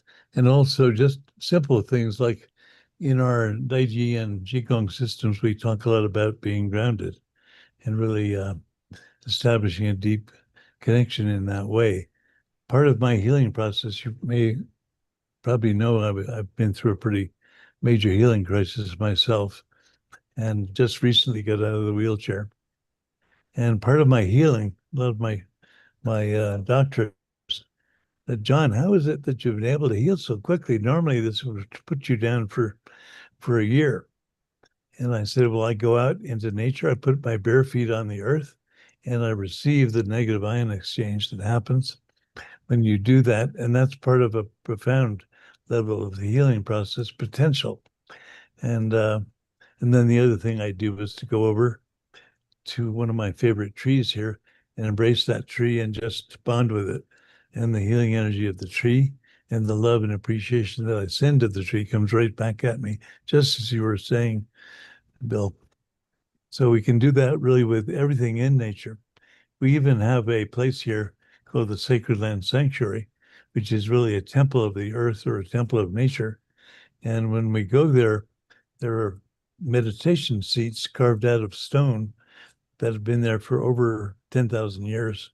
And when we bond with those seats, there's a descent of violet light from the North Star, which comes down and infuses us, and then a beautiful energy from Mother Earth coming up through the feet. And the two energies of heaven and earth merge and bond in us as we sit in these ancient 10,000-year-old meditation seats that are made of stone. So the potentials for connection to nature in a variety of ways is here for us. We just have to remember to do it. And in a time when the climate crisis is going to hit us big time, it's very important that we start doing these practices again and remember them in the context of modern humans who've largely forgotten this. The thing is too, as we encourage people to do that and remind ourselves to do it, because I have to constantly remind myself, to just remember that this is beautiful. This planet, it's just so gorgeous. And but it's like the science shows how that ripples out through the collective consciousness, and in a way kind of paves the way for more and more people to start becoming, the science calls it gratitude consciousness. When we really feel the beauty of something, it's such a healing experience. And when I started learning about how our consciousness, echoes out through the collective consciousness, I started doing a lot of research. And in the 1980s, I was in Nicaragua and I met Abbie Hoffman. For all the young folks out here, he was like the leading anti-war activist during the Vietnam War. He was one of the Chicago Seven that got prosecuted for the Democratic protests at the Democratic Party convention. But anyway, he was the guy that got 50,000 flower children to surround the Pentagon. Now, they surrounded the Pentagon with the intention of levitating the Pentagon. That's what Abbie Hoffman was telling everybody. Now, they didn't actually physically levitate the Pentagon, but what they did was, it wasn't an angry, hateful protest. This was where the iconic pictures came, where the flower children were putting the flowers in the gun barrels of the National Guard surrounding the Pentagon, those iconic pictures. And so he organized these 50,000 kids to come out. And so there was no angry yelling or any of that kind of stuff. There was this lifting of the Pentagon. Now, they didn't physically lift the Pentagon, but there was a Daniel Ellsberg working for the Rand Corporation who was constructing the history of the Vietnam War. And it turns out it was all lies. And he had a crisis of conscience in the Pentagon, surrounded by these 50,000 kids. And then he ended up being a whistleblower, and historians say he ended the war. He ended the war. And so these vibes that you're putting out there, through this nature connection work, there's like a huge revolution going on in the planet, but it's never going to be on the 6 o'clock news. Only the people that are in it know about it. Well, hopefully, as the climate catastrophes continue to increase, which they will, unfortunately. We've gone way beyond David Suzuki is very clear that we've gone way beyond the 1.5 aim of the COP meetings. As these, and with that comes instability of climate, droughts, floods, massive increases in temperature, swings of instability of normal climatic patterns, which are going to have a profound effect on agriculture and food production and all these kinds of things. As we move into these periods of trial, it's going to be very important for the human species to remember. Actually, isn't that a beautiful word, to remember, to reconnect, to reclaim that truth of being part of the expression of the body of Mother Earth. We express ourselves as integrated, harmonious members of the body of all life. As we do that, the motivation to come back into balance and to begin to be able to sacrifice normal human greed with patterns of love and appreciation and respect, as most Aboriginal cultures do, the cultivation of the energy body through our beautiful Qigong and Tai Chi systems can lay an energetic foundation for this reconnection and coming back into a deep state of communion, which could lay a foundation for coming back into balance and helping to heal the immense environmental challenges that we face in these times. Thank you, John. Wonderful contribution from you. Sharon, if you could keep the video ready in 5 minutes. Just before that, CJ, Siobhan, and George, can you tell us for a minute, each one of you, what were the highlights yesterday for the global celebration? Let's start with CJ first. Oh, the highlight. Oh, I don't know if I could identify one particular highlight. I would have to say the variety. That's my highlight, is the variety, the many, many, many different things that were done and said, the fabulous videos that were sent in. I just think the whole, as the variety of it, that was the highlight. So the sphere of variety, where there were a lot of assets that we have created in form of videos and a talk. So that's beautiful. George, you are obviously involved with everything with Siobhan and others. Did you find, apart from the variety, did you find it was easy to use the technology? And if it was, how would you plan? We don't need to know the plan for next year. What incited you and Cheryl about motivationally and inspirationally? Over to you, George. Well, motivationally, I think this needs to get out here, and as we expand, like Tai Chi Qigong Day, you take a look at the expansion here in healing, self-healing, and on the other side of the scale, you see all this turbulence that's going on. It's coming to a head. That's how I feel, and that now more and more people are going to get involved in Tai Chi, self-healing, and so on, and that's gonna change the balance of things. And once you hit critical mass, then it just goes like this. So that was one of the things. The other thing is that the ease that it went through. Now the technology is here. We didn't have to do much. I mean, we set it up. We put a basic time set that people are going to have. Somebody had 10 minutes, 15, and if they didn't do it, or they went over a little bit, which we tried to obviously avoid, what we did is we left a few minutes at the end of so Siobhan and I could talk, and we can fill in some time and introduce into the next. But if it went over, we had the time there so it'd fill, and it worked out perfectly.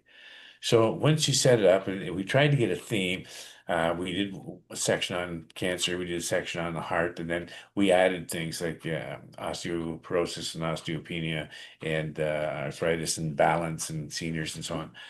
So we tried to set it up so you get a little bit of everything. And I thought the group that we were reaching was more seniors, like us. Right, everybody? So, and I think that went. So, and what happened is the interest from all the different things, and like Sharon said, all the different styles of coming together. I think that was you, Sharon, that said that, wasn't it? Yes. Yeah, okay. So all the different styles coming together, because it's not now we separate the competition, not only between the different Tai Chi styles, but the different modalities, like you got Tai Chi, you got Qigong, you've got meditation, you've got yoga, and so on. So they're all part of the same thing. And generally, ego will keep people away from those things. And when you get rid of that, it doesn't matter because we're all living on the same planet. We're all trying to do the same thing. And people will be attracted to yoga, to Tai Chi, to Qigong, whatever. It doesn't matter because it's all part of the same thing. So, and again, the smoothness it went through, we expected it to go pretty smooth, but the whole thing for the 12 hours, it just went from spot to spot to spot. Siobhan was right on. She was doing some of the chats in between, getting information but yeah, she was amazing. And then again, Cheryl was in the background with Cole working on all the technical stuff. There's only 4 of us that did this, and it worked out perfect. Thank you, George. And you mentioned Cheryl. Cheryl, what was your highlight? You were obviously involved. We haven't given you a chance so far. Over a minute, tell us what you loved, what inspired you, and what motivated you. You know what I loved? I really loved all the people, just around the world trying to get in and can you put my video up? Can we do this? Can we do that? And I just loved talking to them. It was really cool, and trying to fit them in at the end as we're going through it. I noticed we had 7 minutes over here, 10 minutes over here. Okay, we're gonna squeeze in, and if we get to them, we get to them. If we don't, then you move on. You just do the best you can in each section, right? Yeah, that was my favorite. My highlight was everybody. Yeah, and it was everybody was like so excited and collective. Oh, it was just so cool. So, yeah. Brilliant. 2 things we have found out.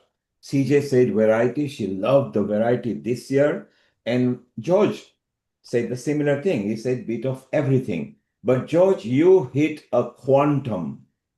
When an organization really needs to be a global, quantum analysis is very good. And you hit that there were more senior people. So now we need to find a toolkit how we can get the nursery, the primary, the secondary students, and through education. Bill is very keen that we bring toolkit that we can go to education authority. So we're going to discuss that a bit later. Let's go to Siobhan because she was involved very deeply into this and working very hard. And it's okay. She's rested now, but she was completely deeply involved in Siobhan. Number 1, what was your inspiration, motivation, and experience on this variety and bit of everything? That's a lot, Nil, but testimonials moved me. The sincerity that speaks to me. The authenticness of people. The testimonials as well as the speakers. They're very grounded. They're very authentic. They walk the walk. It's not talking the talk. They walk the walk. And George and I also were very prepared for situations, challenges that might happen. So we never really got to chit chat about certain topics to fill in case we had a lull. So I would say the preparedness and looking ahead helped us a lot. Wow, brilliant. So again, deep involvement there. I loved it. We did a bit of assessment at Healing Our Earth that there were 17 organizations which was promoting this. Bill and Sharon seemed to be a member in almost all of them. So it was easy for me to recognize. There were 2,000 and nearly 800 likes between the bodies that were actually sharing this matter. So George, you, Siobhan, CJ, if you can collect some data, hold all the assets, including testimonies, this will all be very useful for us to springboard and leverage ourselves into real global organization, because I think we are now ready to go and hit some of the governments, hit some of the authorities and bodies. Unlike India and yoga and meditation, where the consulate and the embassy sponsors Tai Chi and Qigong, because you are metropolitan Tai Chi and Qigong. I can't see any indigenous Tai Chi and Qigong people here. So we have to go through a different route to find sponsors and things like that. And over the 3 years, we'll work together. Keith is already working in an exercise given. We will have a webinar with all of us. So we are actually live to the general public, so we don't want to discuss too much. Clara, keep your comments, Waiching, keep your comments. After the video will come to you. Sharon, bring the beautiful music video. And then we also want Bill to say, because he was there from ground zero to this 27. So Sharon, while you're clunking and clicking the video, Clara, you're in UK. So UK works a bit differently. We go via Trafalgar Square, Hyde Park, or Wembley Arena. They are our prime. If you're from America, Times Square, and then you are known by everybody. So it's very important. Sharon, you are still sharing your screen and desktop. Yes. Okay, we are ready. And the sound, please.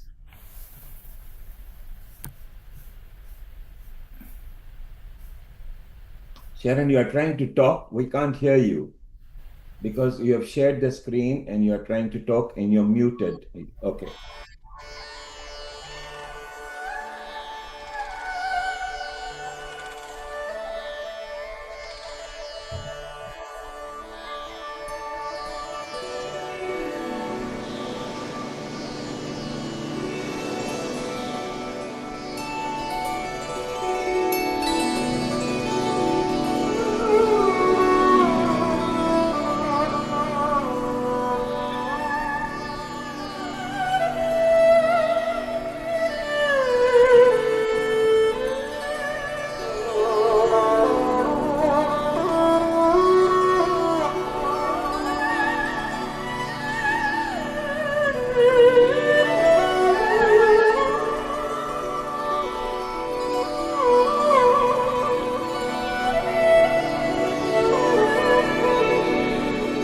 The way of nature is unchanging. Without certainty in the way, the foundation is obscure. Realizing confidence in the way, primordial source awareness opens. This pristine, clear openness reveals the heart of compassion, a compassionate heart and flowing one with true nature supports true leadership.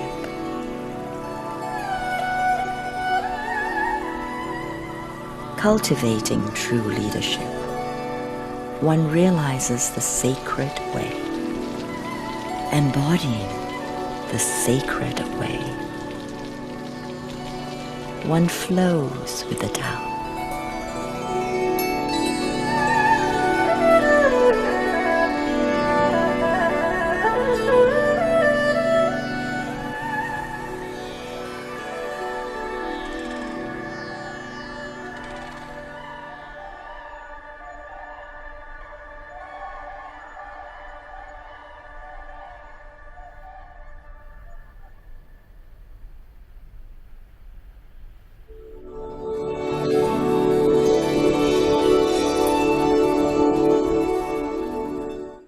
Hello, everyone. I'm Sharon Rose, director, producer, and composer for Quantum Chi, the Taoist Art of Nurturing Life, a beautiful documentary we've been working on for quite a while. And I'm happy to be here today to talk to you about how we work on the music part of the film. This is Michael Verdick, my longtime collaborator. We've worked on a number of films together. And we're working on a huge global fusion music project that will follow this film. So, hi, Michael. Hello, Sharon. Maybe we talk about how we work, because it is a little unique, you know. During the pandemic, you and I decided that we wanted to work together more. We had a lot of time. And during that time, I had started a film project just before then called Respect. And I was working on that and using some remote software. But SessionWire kind of was a game changer for us. SessionWire allowed us to do things that I thought were easier and better than some of the other more expensive software. So, Sharon, you're in Colorado. I'm in Los Angeles, and we've probably done maybe over 1,000 sessions on this. And it feels to me like we're right in the same room. And the reason it does is for the folks at home, if you imagine that you're working with Zoom, this would be a much better version of that and geared up for audio production. We're not limited by where we can work. We could work on the East Coast, we can work obviously around the world, anywhere where internet connection is available. And this allows us a freedom to work with people in ways that we could never do while booking regular studios. SessionWire has allowed us to work not only Colorado in 2 places in Los Angeles, but also with an artist named Jae Bing Chen, who is the star of the Tao, a virtuoso erhu player, who also plays Junghu. And one of the unique things about this particular piece, and it's not just this piece in terms of quantum chi and or the soundtrack, because she's playing it throughout, is that Junghu normally, traditionally, is not a featured solo instrument. Jae Bing's working environment was a challenge for us because we couldn't find a studio that would use SessionWire that she could go to easily. So mother of invention is that we created her own studio environment. So Jae Bing could perform while I ran the session from Los Angeles on her computer in San Francisco. Now, this isn't the only session that we did remotely besides the 2 of us. Sharon, you want to explain the Malaysia voiceover that we did with Amalia? Yes, Reverend Dr. Amalia Wai-Ching Lee, who is associate producer of Quantum Chi, but is an extraordinary Qigong master and healer. She has a beautiful accent.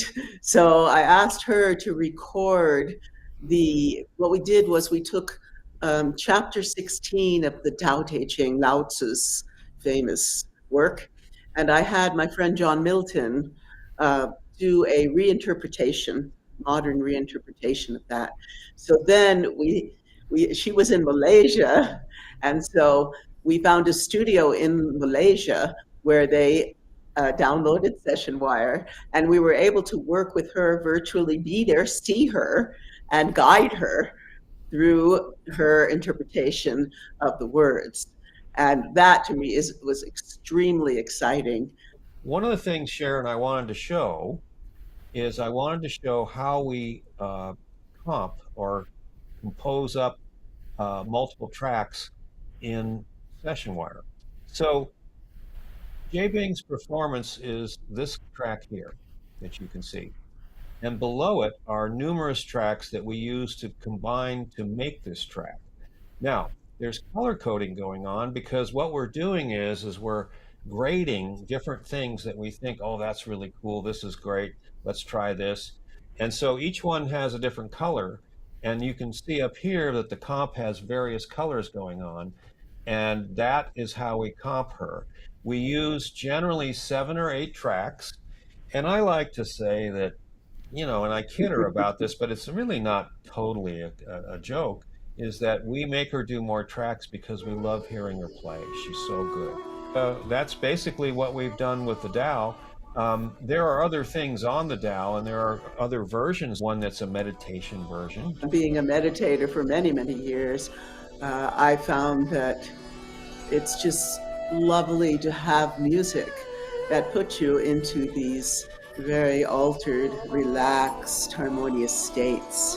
And this piece, everyone said that they say, oh, I'm so relaxed. And so we thought maybe we should extend it and add binaurals and other aspects that will really put people into this very deep, relaxed, harmonious state. So I'm excited to do that because I'm here for healing people. This is what Quantum Chi is all about. All of your works are essentially that as a goal.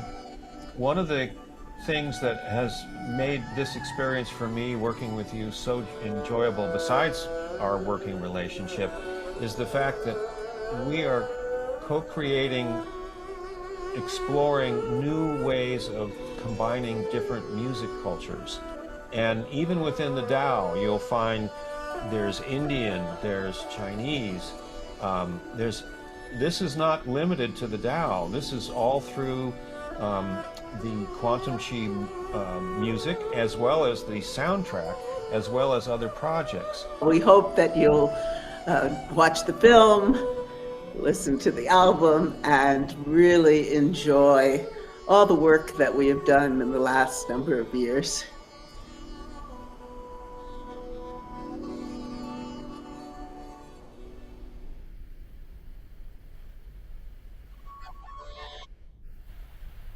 That was beautiful, Sharon. Thank you for sharing behind the scenes. And as you become famous, you will be required by the documentary televisions and people wanting to know behind the scenes documentary, which you already captured. And the sensuous woman that you saw at the starting, she's still here, beaming, smiling from Singapore. Wai Ching, you saw that. And we've actually been showing different versions. This is the latest one, but Sharon, who has been here for nearly 5.5, 6 years at Healing Our Earth, and every time people love it and they enjoy it. Let's take some comments on what they think of the latest stuff. I think the soothing music is very beautiful because music is international. One doesn't need to be of particular nationality to understand the music.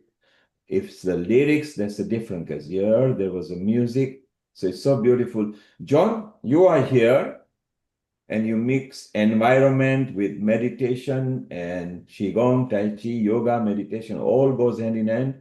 What did you think of the lovely music and the way how Sharon has involved people from different states as if they're in the same studio? Over to you, John, for a minute or two. Yeah, I thought Sharon did a wonderful job of integrating so many different cultural influences on energy cultivation. And the music was a beautiful expression in sound of the core teachings from the Tao Te Ching, which is one of the most profound books on the planet.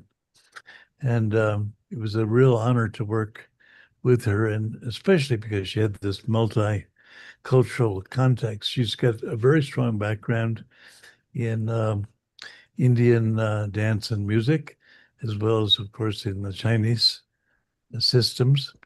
And I think she brought this multicultural perspective into the film in a really extraordinary way.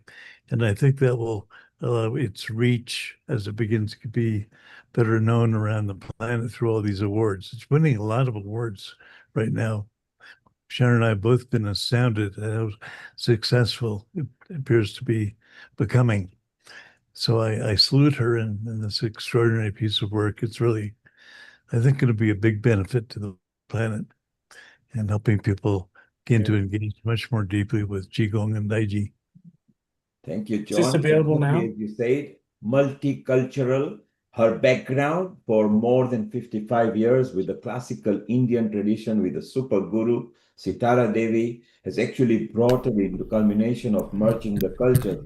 Wai Ching, you are a part of it and you are an associate producer as well. You've been with Sharon. Both of you are very close friends of each other. Every now and then you meet with whoever travels to whichever country it is. How do you feel now that you've seen it from the original version, developing to the latest one that will be released? What's going on in your mind for a minute or two? Tell us, please. Oh my goodness, my heart is so full. I mean, from the very first time we met, Sharon online, and she was looking for another teacher to interview, and she said I was the only one with quantum in the description of the Qigong that I was teaching. And then we spoke for 3 hours about dance, all sorts of all genre of dance and music, and that great sisterhood and our priestesshood, and it was just a love at first sight, literally. And then we met, and then we kept deepening, as you know. And this time, I met John also in Creston, Colorado, and visited him, and he gave me the story of the Sasquatch, right? And That's the Bigfoot visiting him, and it was like, oh yes, he's speaking my language. It's mysticism, right? And so he had lots of beautiful advice for me on how to work with the Sasquatch, the Bigfoot, because they came visiting, right? So I had to get the confirmation of sound that that's the sound they were making when they came to visit. So it was very interesting to be invited to interpret the rendition of John's Tao Te Ching, and it was such an honor to really deepen into it and then to just uh, literally go with the flow in Malaysia with Michael and just going through that over and over again. It was like deepening me. And at the last point, I could hardly speak because I was so much in the space of Tao. Right, Sharon? I mean, it was like, oh, when we went, it's like, oh my goodness, I was just in another place. It just transported me. And to watch it now manifested, right, crystallized in a on film and in music and image, it really brings to me the thought of how this timelessness of our wisdom and the teachings of all the people here can be so encapsulated to share. And this is the power of modern technology and the media of film. And I'm so grateful that we are able to do this, that we can create avatars of ourselves to be with people. And for the next generation, which I know that all of us here, we are really concerned about the legacy for the next generation and the generations to follow us. With CJ and I, we are very keen on that. I mean, as she mentioned, we were going to, she still is, and I'm not, unfortunately, going to present on Tai Chi and Qigong for children at OSHA Institute, Harvard Medical School.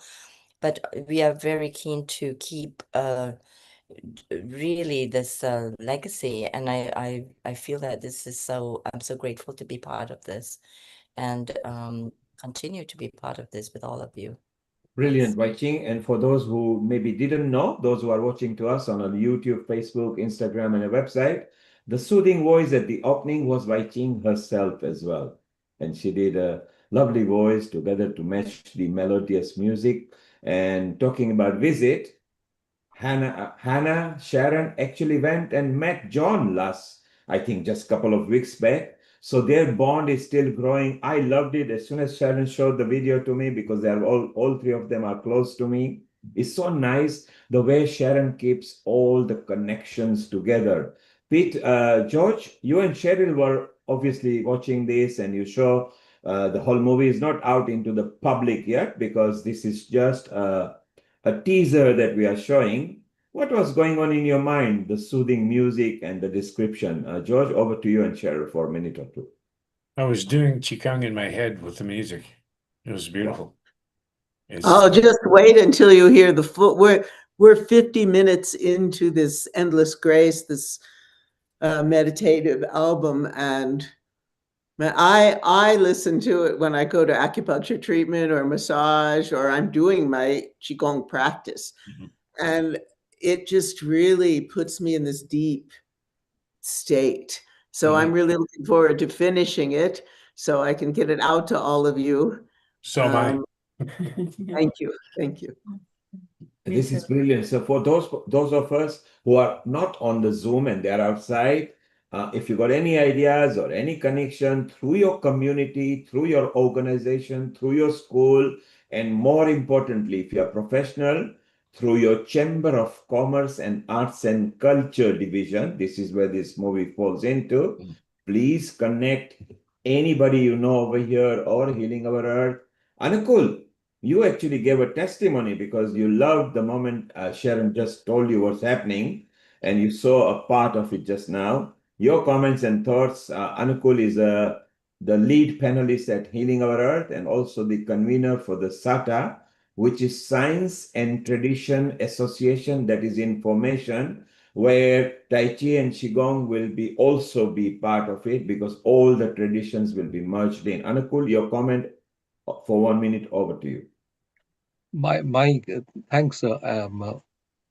My feelings are exactly what John had said. And as soon as I listen to the music, I feel like dancing with it. And that's exactly what the sound does to you.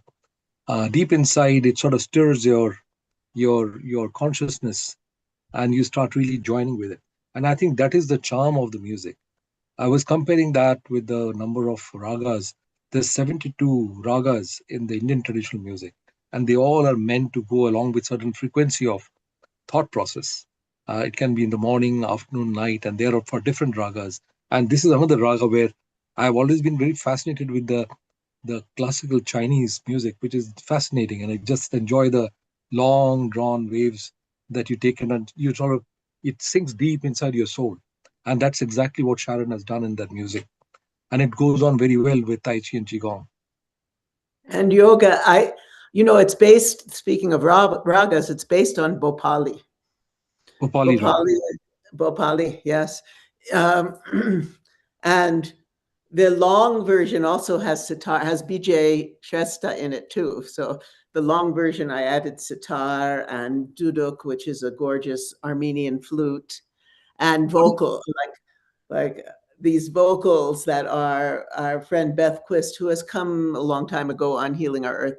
She was a singer with Cirque du Soleil, and she has a 4-octave range, trained in Indian classical music, and so she comes in with these, no words, but these harmonies that take you really, wait till you hear this. Bill's heard some of it. It takes you totally into this like very, very amazing dimension. And so it's really soothes me whenever I'm feeling stressed out. I just put the headphones on, I lay down, I start doing my Feldenkrais exercises, and it's very, very healing. So we want to do some studies to see how, this music affects people as well, lowers blood pressure. I know it does that to me. So I'm excited to get it finished and get everything out. I also want to say that we have now, Bill and I are working together with, and Amalia and CJ and everybody, Clara, we're working with my attorney and his partner, who is in Poland marketing expert.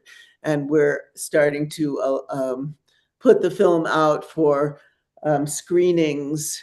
So for different people in their centers.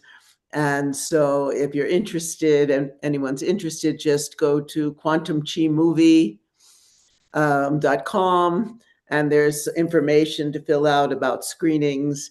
And we really want to bring community together. Bill talks about how during the pandemic, since then, the amount of people coming to the classes, we want to stimulate that more. And so we want to have this film and the screenings as a mechanism, and also help assist. Everyone will make some money from it. So, Bill, would you like to say something about that? One thing I wanted to mention is if anybody who hasn't, if you go to worldtaichiday.org and sign up for the newsletter, our newsletter has become kind of like Quantum Chi Central. And so we're posts for preschool school children. And I want to a session on ADHD and how in 28 hertz and various other hertz which sort of match up with the frequency of your mitochondrial magnetic waves that generate from it. And there are quite a few interesting studies I was going over. But it's not a question of merely doing that, but also connecting yourself to your consciousness levels. Now, a child will not understand consciousness, but they can certainly see the flow of thought in their mind. And they should be told to say, all right, tell me what exactly is going through your mind this second. And once they realize how to look into the thoughts in their mind that float around while you're listening to a class or anything, it may be worth telling them, all right, if you've got these feelings, why are you getting them? Where is it coming from? And see if you can keep that away and try to concentrate only on this. There are various ways of doing that, meditative techniques and things like that, but it's worth looking into it. I would certainly like to know the research that Bill would do in future. Very, very keen to know that. Thank and you. I would also like to have access to the video that you had, because your yesterday's annual the program was absolutely fascinating. I enjoyed listening to everyone. Although at a certain time I was driving, but I still listened to it right the way, and it was fantastic. Thank you, Yes. Anakul. Yes, And I do want to say I'm getting messages about the Mozart effect. So my dear friend, he was a dear friend, and I actually performed with him a number of times, um, wrote this book, Don Campbell, who's passed away now, but he wrote a book called The Mozart Effect, in which he talked about the effect of listening to Mozart on consciousness. And it was a big, book that did very well in those years. But I do want to tell you that we are also we're going to put this. It was recorded in 440, but we have a mechanism by which we can put it into 432. So we're going to also do that and have both the 440 and the 432 available. So we'll be able to see, hear and sense the difference between the 440, which became the standard. I've done a bunch of research on this, but it became the standard because prior to that, for recording all around the world, when all the recording mechanisms came. But actually, what I read, particularly in India, every village had their own frequencies that they would tune to. And then there's all this research about in Europe, there were all the bells that were in the churches were tuned to specific frequencies. And those frequencies were different from village to village. So then at a certain point, they decided, I think it had to do more with recording. There's, some people say that it had to do with affecting consciousness in a taking all these amazing frequencies and narrowing it down to bring people more into kind of a materialistic, not spiritual way of being. But, generally it has to do with being able to record all over the world at the same frequency. So it's going to be really interesting once we finish and put it in 432 to hear the difference. They say it kind of slows it down a bit and deepens it. So it's been an amazing process working with Michael. Michael is someone who's multi-platinum award winning. He worked with the biggest names in popular music in the United States and on films. So the two of us have just had an extraordinary time growing and learning about all of the therapeutic aspects of sound. And my background with Kathak dance and the music, North Indian classical music, and the depth of that with the ragas and with the talas, the rhythms, just has served as such an amazing, and the spiritual aspects. Bhopali is dedicated to Saraswati, the goddess of music and wisdom. So it's just amazing when I encountered, all of these ragas and the different times of the days and the different effects they had on you as a human being. It just really serves as the basis of really my training in India, of everything that I do. Thank you, Sharon, for bringing this wonderful teaser to us. Let's go to CJ. CJ, she has got a comment, and then we go to Clara, and then go to Siobhan. CJ, over to you for a minute or two. Thank you. I just wanted to talk a moment about the therapeutic effects. And quite frankly, Sharon, I don't know what you mean by 440 and 432, although based on your conversation, I think it's a frequency that you're talking about. Okay. I only know from my own experience that I was when I was in major pain. I was in a really bad car accident 22 years ago, and in one of the things that I tried was because I went to a doctor and they said, "Oh, you got to do this biofeedback thing," and so they gave me piano music to listen to, and I listened to the piano music, and it was relaxing, I guess, but it didn't do anything. And then one day I couldn't find the tape because that was back in the days when we had videotape, not video, cassette tape. I couldn't find the cassette tape, so I put on a DVD of a friend of mine, Ronnie Selden, who did shakuhachi music. And one of his CDs was called One Sound, which was Zen Buddhist music from around the world. And so I was absolutely astounded, shocked at how big a difference it made in my pain levels. I listened to One Sound Zen music, and suddenly my pain levels, which the piano music would help a little bit, but the Zen music, way down. Suddenly, 10 minutes with that music, and it wasn't really music, it was chanting, but I went into a complete, deep, different level of consciousness, and the pain levels changed so dramatically. It was such a dramatic change to me that I then started using that music every week with my massage therapy, until my massage therapist said, I can't listen to it anymore, you got to stop. So now we just do flute music, Indian flute music, which seems okay but not nearly as good. I am very interested in seeing the meditation music. I want to try it and see if that gets me that level that the Zen music did. So 432 is the frequency of the heart. I did not know that, so that's really cool. Anyway, I just wanted to share that. Thank you, CJ. And let's go to Clara. You saw the teaser. What are you looking forward to it from there? What, quantum chi? Yes, we are talking about that, the teaser. Yeah, no, I'm there's so much information here.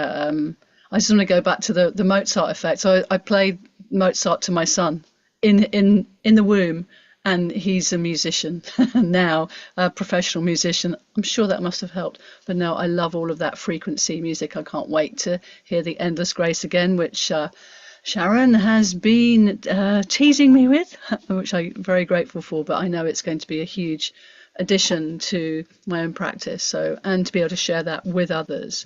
But I just wanted to sort of feed back to you a bit about the inspiration that as a collective we are creating together in the world. I know you know this, but I want to honor it, and it's big and it is growing, and there's the momentum here that it wants to happen, as a lot of you have already spoken into. And quantum chi as the high level artistic piece is spearheading this next wave, this momentum of getting these healing arts out to many, many, many more people in all these creative ways. And that's one of the things that came up through I had like 8 guests on Chi Time, that's CHI time on YouTube, as part of my offering for World Tai Chi Qigong Day. And there was a conversation that came up around the frequency, or the energy of healing and creativity. Is something that Sharon and I spoke about as well. And I wonder, Sharon, if I'd maybe even asked you this on the interview, was that because you've been steeped in the Qigong now for like 10 years plus, and I know you've got a lot of other modalities, but particularly with the Qigong, has your creativity in music really enhanced because you've been doing more Qigong? So I'm very interested in the creativity aspect and what that is going to spark for people, as well as the healing, which we know is so important. But my goodness, we need some creative geniuses to help us at the moment, and for us all to be able to receive the creativity that wants to come through each and every one of us for the gifts that we're offering, all in our different ways. So I think it's a magical time to be part of this community, or common unity, and I'm excited as to what quantum chi is going to be doing. That can't wait for it to actually be released, like a lot of us, because people are going, when can I get hold of it? But I tell you what, when it does, oh my goodness, are you ready for what's going to happen when you release this? It's going to be extraordinary. But strong team. Yeah, my practice, serves as the foundation of everything. And I came to Qigong after years of yoga and many different modalities. But there's something about the concept of flow that exists in Qigong that really, once you're in that flow, the creative energy just it's just like riding on this beautiful wave of bliss, And the practice itself, like yoga, puts you in such a deep meditative state where you become, as Amalia might say, a clear channel, for the creative energy of your being and the universe to just flow through. And working with someone at the level of Jay Bing Chen and Michael Verdick, who are, and Jay Bing, you should all know, has played a lot with Indian classical musicians like at Kennedy Center and, et cetera. So, yeah, the practice, and also the fact that I have had the yoga practice as well since around 1966. That really, and then of course John's words for the Tao. I mean, I remember when he first gave me, because we talked about this and he gave me the words, and I was like, and wait till you hear the entire music video. That was just a little taste. I thought that part about, true leadership was really important to put in the trailer, because we need true leadership right now in alignment with the Tao. But I'd like to, Siobhan, who has been very heroic in sitting for all day yesterday with George, I want her to give her comments so she can go rest. Just very quickly, when I do my practice, a lot of times, not within a minute, but say like a couple minutes after, all these flood of ideas, like almost too much. And I feel I don't have enough time in my life to accomplish all of them, but the creativity that happens for me personally, I don't know if other people experience that, but doing the Qigong practice, because it is a moving meditation, I have a lot of inspiration and a lot of ideas. One thing that happened yesterday, I had a aha moment during our program, was that there are so many more things, I know you've heard this before, that unite us, that don't divide us. And some of those things I mentioned was music, food. We keep concentrating on our separateness.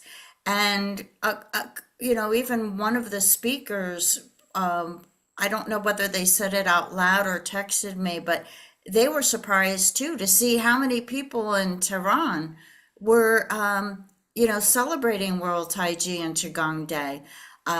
For me, that was like an amazing photo. I mean, we truly are united by these different practices, by art, by music, by movies, by popcorn, by ice cream. We all, if I don't have children, but, if I had children, everybody wants the best for their children. We want to be educated. We want to be happy. We want to have a good life. We don't want to have the stress. I mean, this was, I guess, Buddha's idea of non-suffering, so anyhow, that's all I wanted to say. And forgive me, but I have sat so long yesterday. I need to play in the dirt. I need to be with my garden. I need to practice self-care. I teach it. I've got to practice it. And Sharon and and all of you, I love you, but please forgive me. I've got to take care of myself right now. May I be excused? You gotta forgive me too. And George and Cheryl too. We need our rest. Is it okay if we leave? Yes. I'm sure Siobhan, we are shortly closing anyway after just one more video. Thank you and wonderful job yesterday. Wonderful job today. And thank you so much. May Earth bless you forever and ever. Thank you so much. Thank you. Bye-bye. George and Siobhan. Bye-bye. Bye. So Sharon, now Yes. Anukul has a comment. Then I want Bill to have 2-3 minutes to conclude how he felt yesterday and how the World Tai Chi and Qigong Day is gone. And then Sharon, you can conclude. Anukul, your comment please, and we go to Bill. Yeah, just actually a question, not exactly comment. What is a correlationship between hard metal music that we people tend to enjoy these days in the pubs or in the various dance programs that they have? Hard metal music, very dance which does not appeal to me at all, and also the modified Bollywood music, which is a sort of combination of all these peculiar music. And I confess, I invariably leave whenever these music start, and I feel very uncomfortable. Um, what are your opinion about this? Is it a concordant type of music? Is it a discordant music? Does it lead to more ADHD? Does it lead to less ADHD? I'm not very sure. Or does the ADHD, those people who have got ADHD will enjoy this more than the other ones? And I see people walking about on the road with their earplugs, and the music is sometimes very offensive if you listen to it, but they're listening entirely in their own world. I'm not very sure what exactly is going on in their mind and their psychology, but something that I would like to ask Bill, Sharon, and of course, maybe Clara might also be able to give some opinion.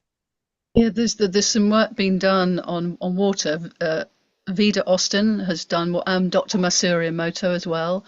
They've, you probably know about this, the crystalline effect of heavy rock music produces like really strong, not very nice patterns within the water. Whereas if you play at the Mozart or the high frequency music, it's much more flowing. And so if that's what's happening externally to the water there, what is it going to be doing to the water inside people's systems? So that's just me chipping in there with that idea. Amalia. Yeah, I have a confession to make. I kind of enjoy the music like that sometimes. So it depends on where we are in the mood and the effect that we want to create. Like some of us are so, sometimes we need this kind of energy to take us to the next level of activity. And sometimes to get into dissonance, it's like a deconstruction of reality, of food. And then we can also deal with the harsher, denser energies of the world, which I'm asked to go into.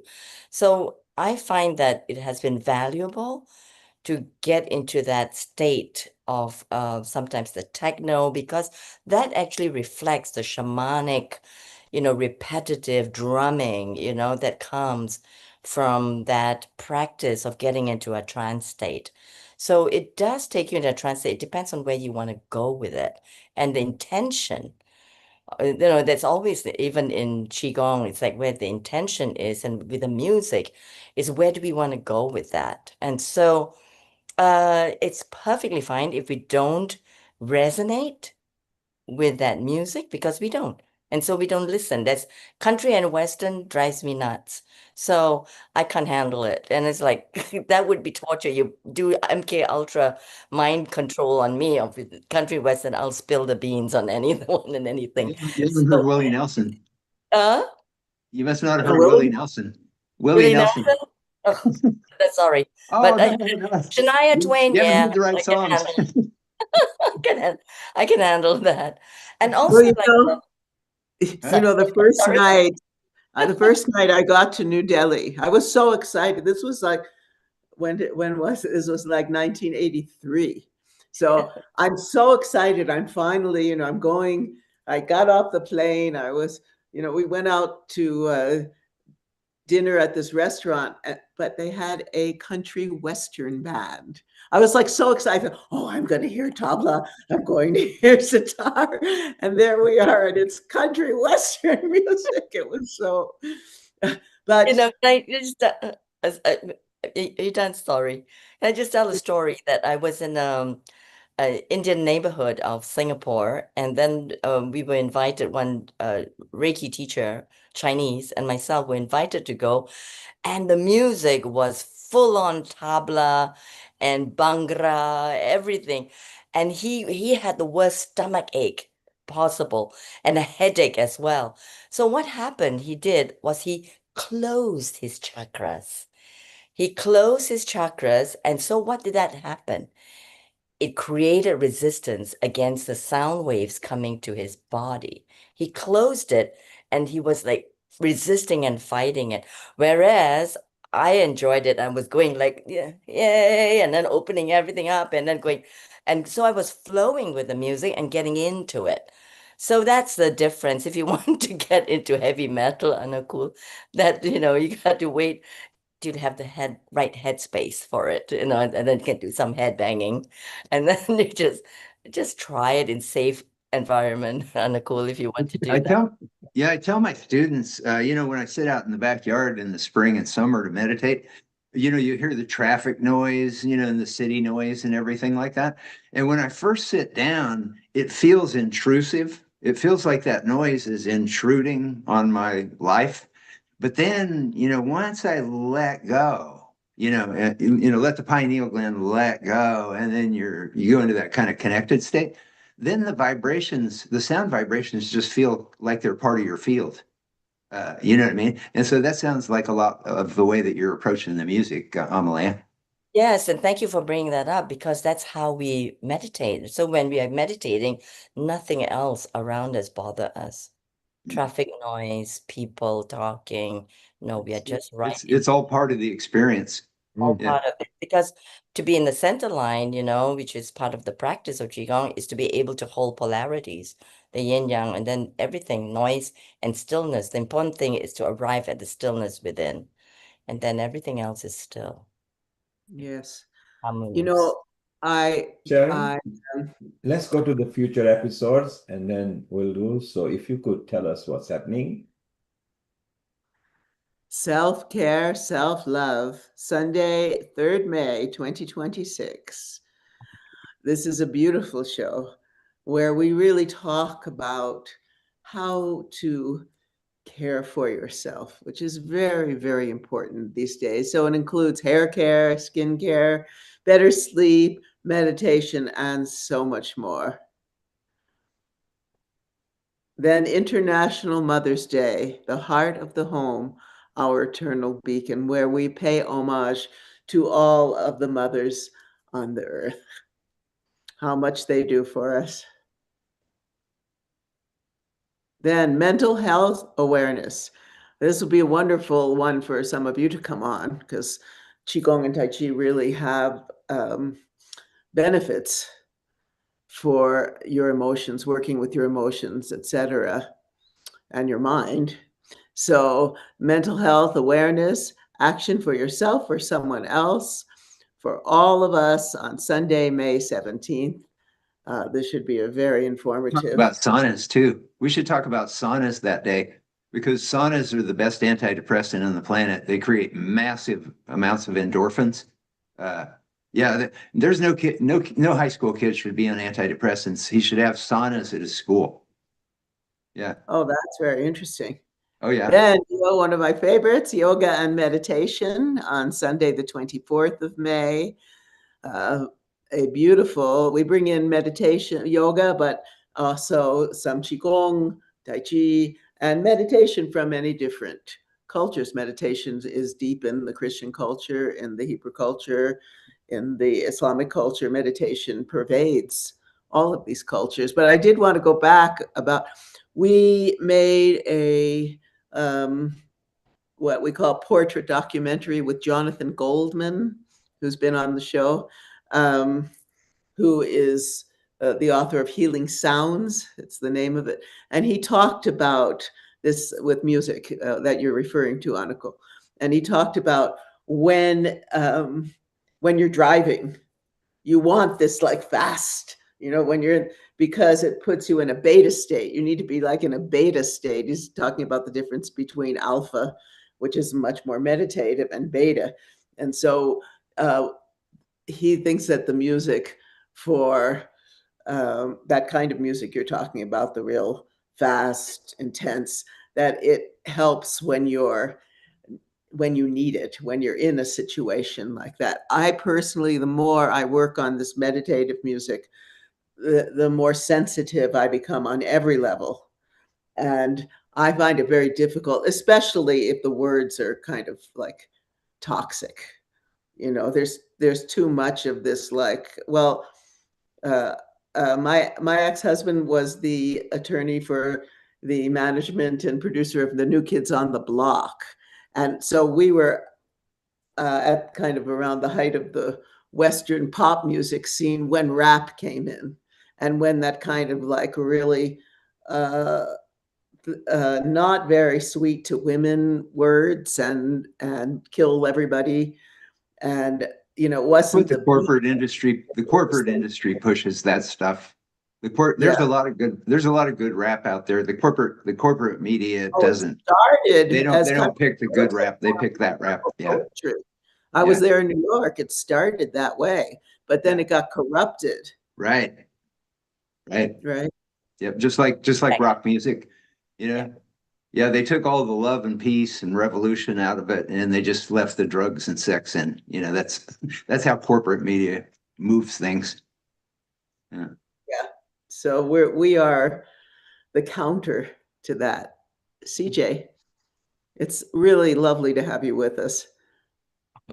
And we're making progress on when we met, you know, we're about bringing everything out and creating this network. And CJ's done this incredible programming for Bill, and we'll be working with her to help bring, you know, bring us all together. And it's basically to enable people to, like Tai Chi teachers, to be able to manage their Tai Chi business and get more clients and do all that other stuff. It's not quite ready yet, but I use it to manage the festivals and the other events that I do. And so eventually, very shortly, probably before the end of the year, it will be available to the public to be able to use it to manage their own festivals and do their own, like for example, MailChimp has recently taken away all of their free services. You can't use MailChimp anymore to send out emails to people for free.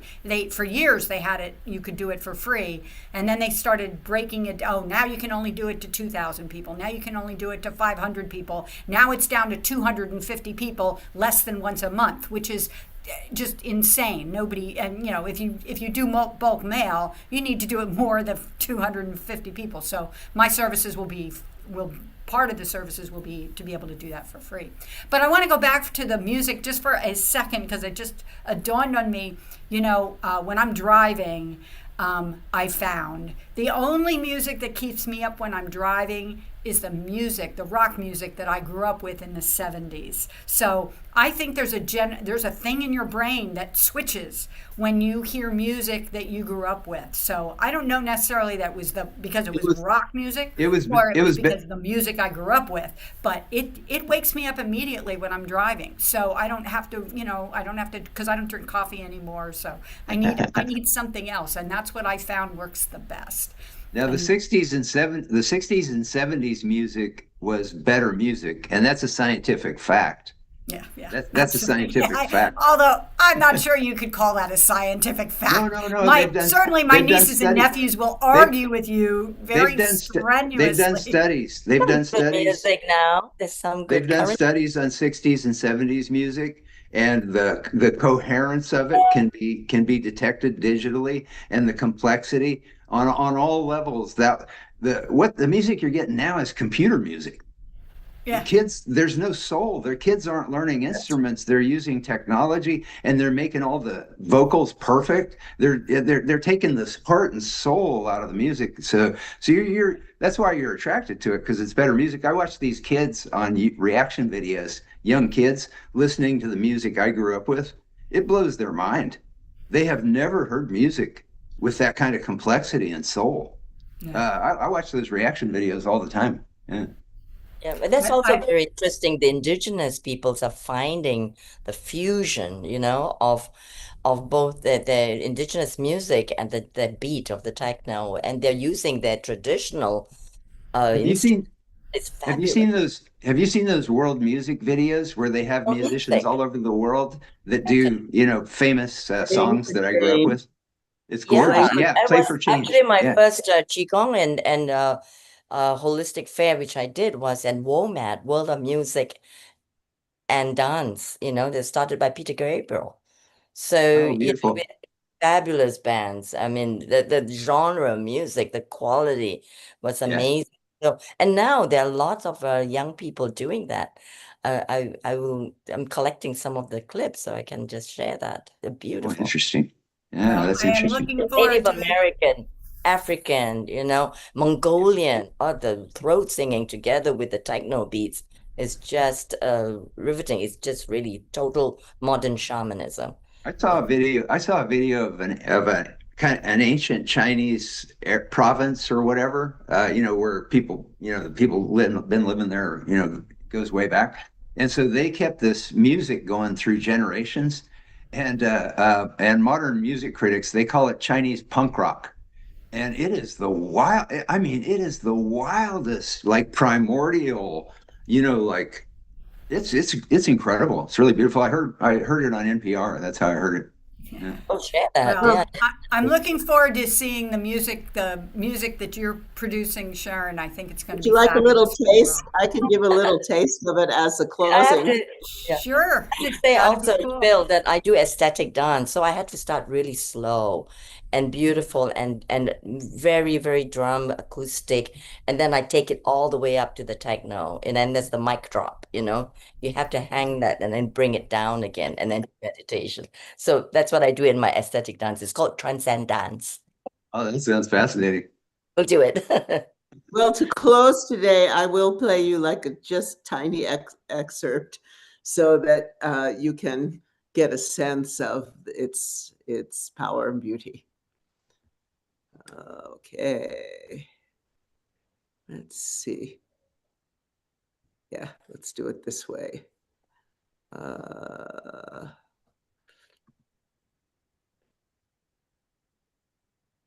Audio.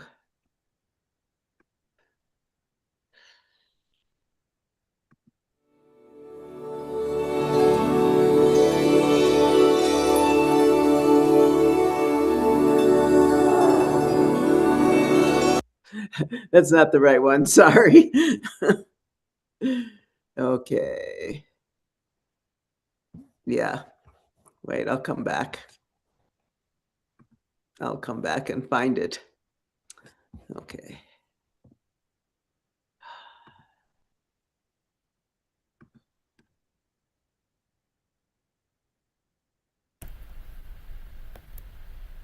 So, John, it's been a long time since you've been here. Thank you very much for popping in. We miss your wisdom and your energy. So, whenever you feel like, do pop in because you've got a lot of things to offer. Thank you. My pleasure. Anukul, John can be introduced to Sudhir Sharahan because John loves environment in many facets, which is Sudhir's specialty, and the toolkit that Sudhir has created for the school children, the actual germinating box, maybe can be shared, and John will give an idea on that.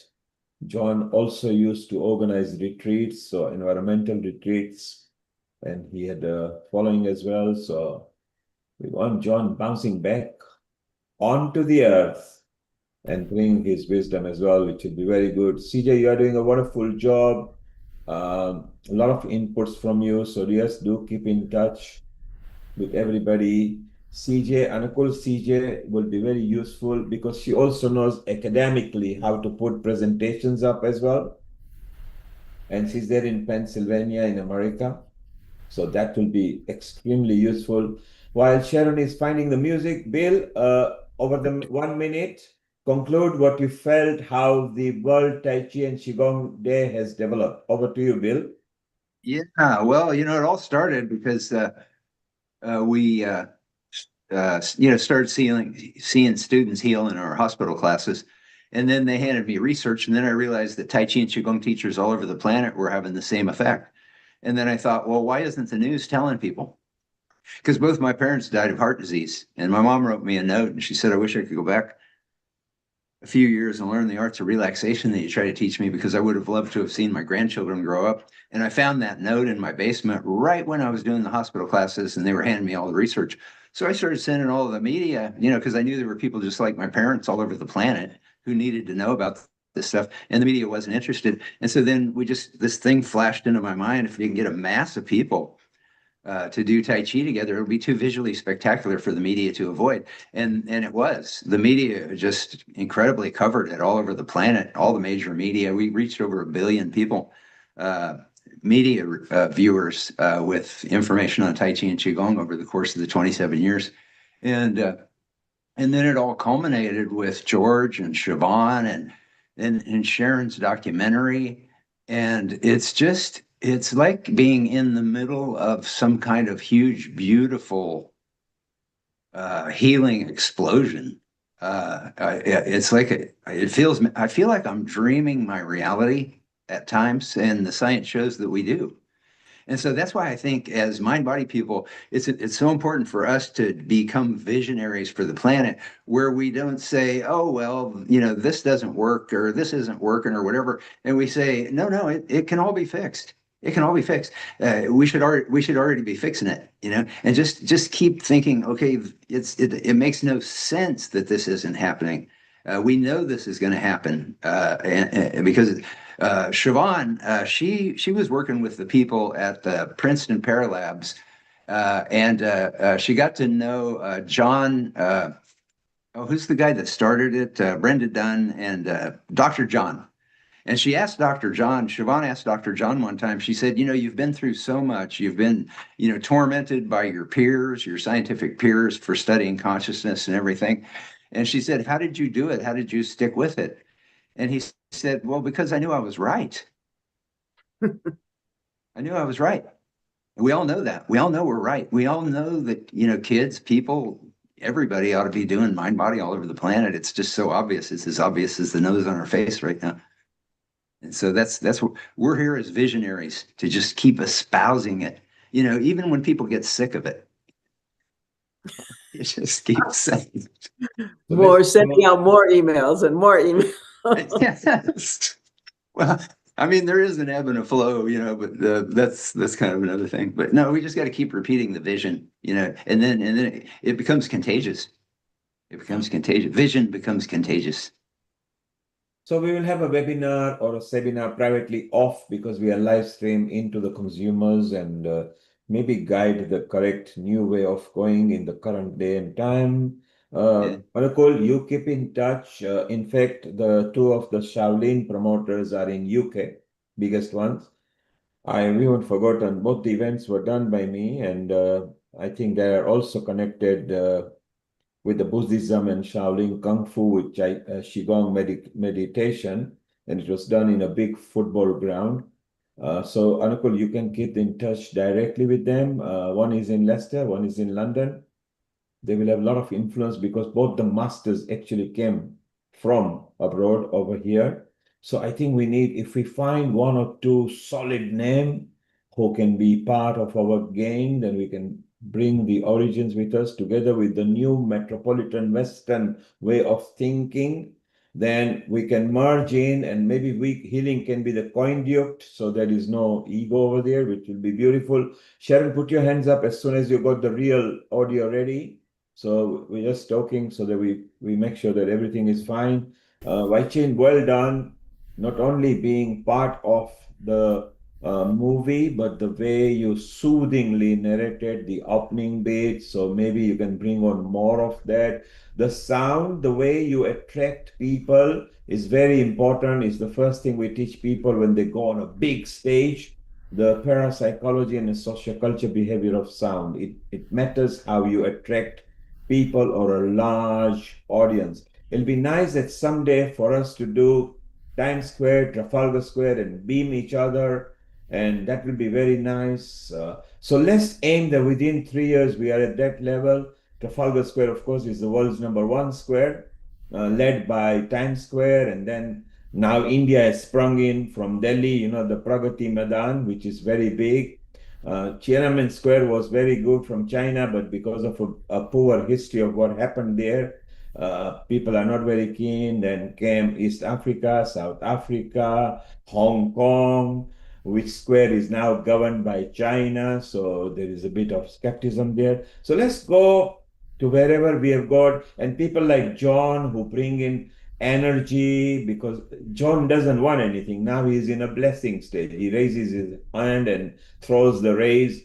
Bill is soon going to be like that. So Bill, within your shelf life, let's get that going. Sharon, your life has begun at 77. You've taken a new birth, and the way you've sprung up, following you behind you, not very far, is Dr. Wai Ching Lee as well, who is sprightly still and roving ambassador, traveling. CJ has put things into a proper documentation way, which CJ, that's good because that's going to help. So I think together, if we unite as a one seamless family, no boundary between culture, language, and the country that we are in, then we can really spring up. So it'll be beautiful. Sharon, keep on raising your hand in case if you've got the audio. I'm ready. Go ahead. Sharon, just a second, real quick before you do that, on what you were saying about all of us, coming together and seeing each other. One thing I wanted to mention, somebody mentioned the events in Iran. There were major World Tai Chi Day events in 11 cities, 11 different cities in Iran.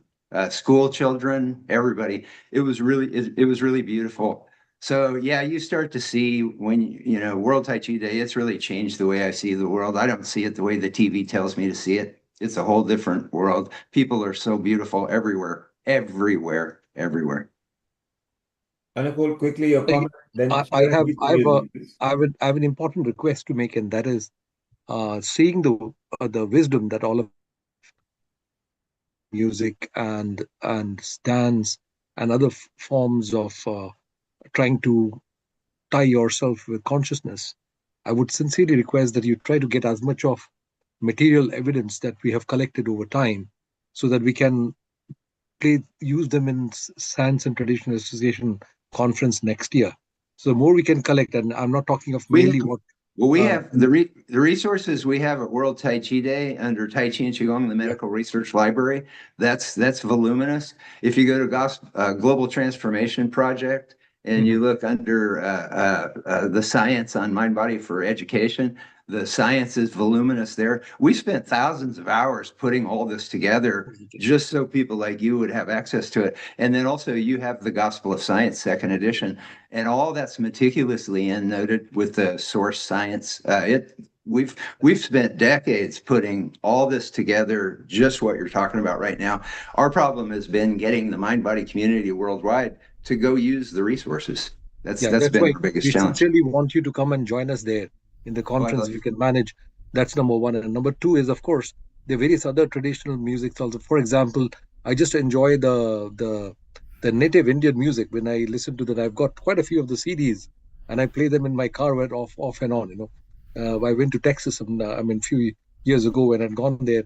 I go for the American Academy of Orthopedic Surgeon conference every year. And if I visit Texas area, I usually always land up buying some CDs from the native Indian music, and it's fascinating. All due respect to you, I want to hear the last little bit. So Sharon. Sharon. Okay. So I'm just going to give you the little bit of the opening so you get a sense. Wai Ching, if you hang on, I've got a country music song you'll like. If you hang on, Wai Ching, I've got a country music song you'll like. Good night. Bye.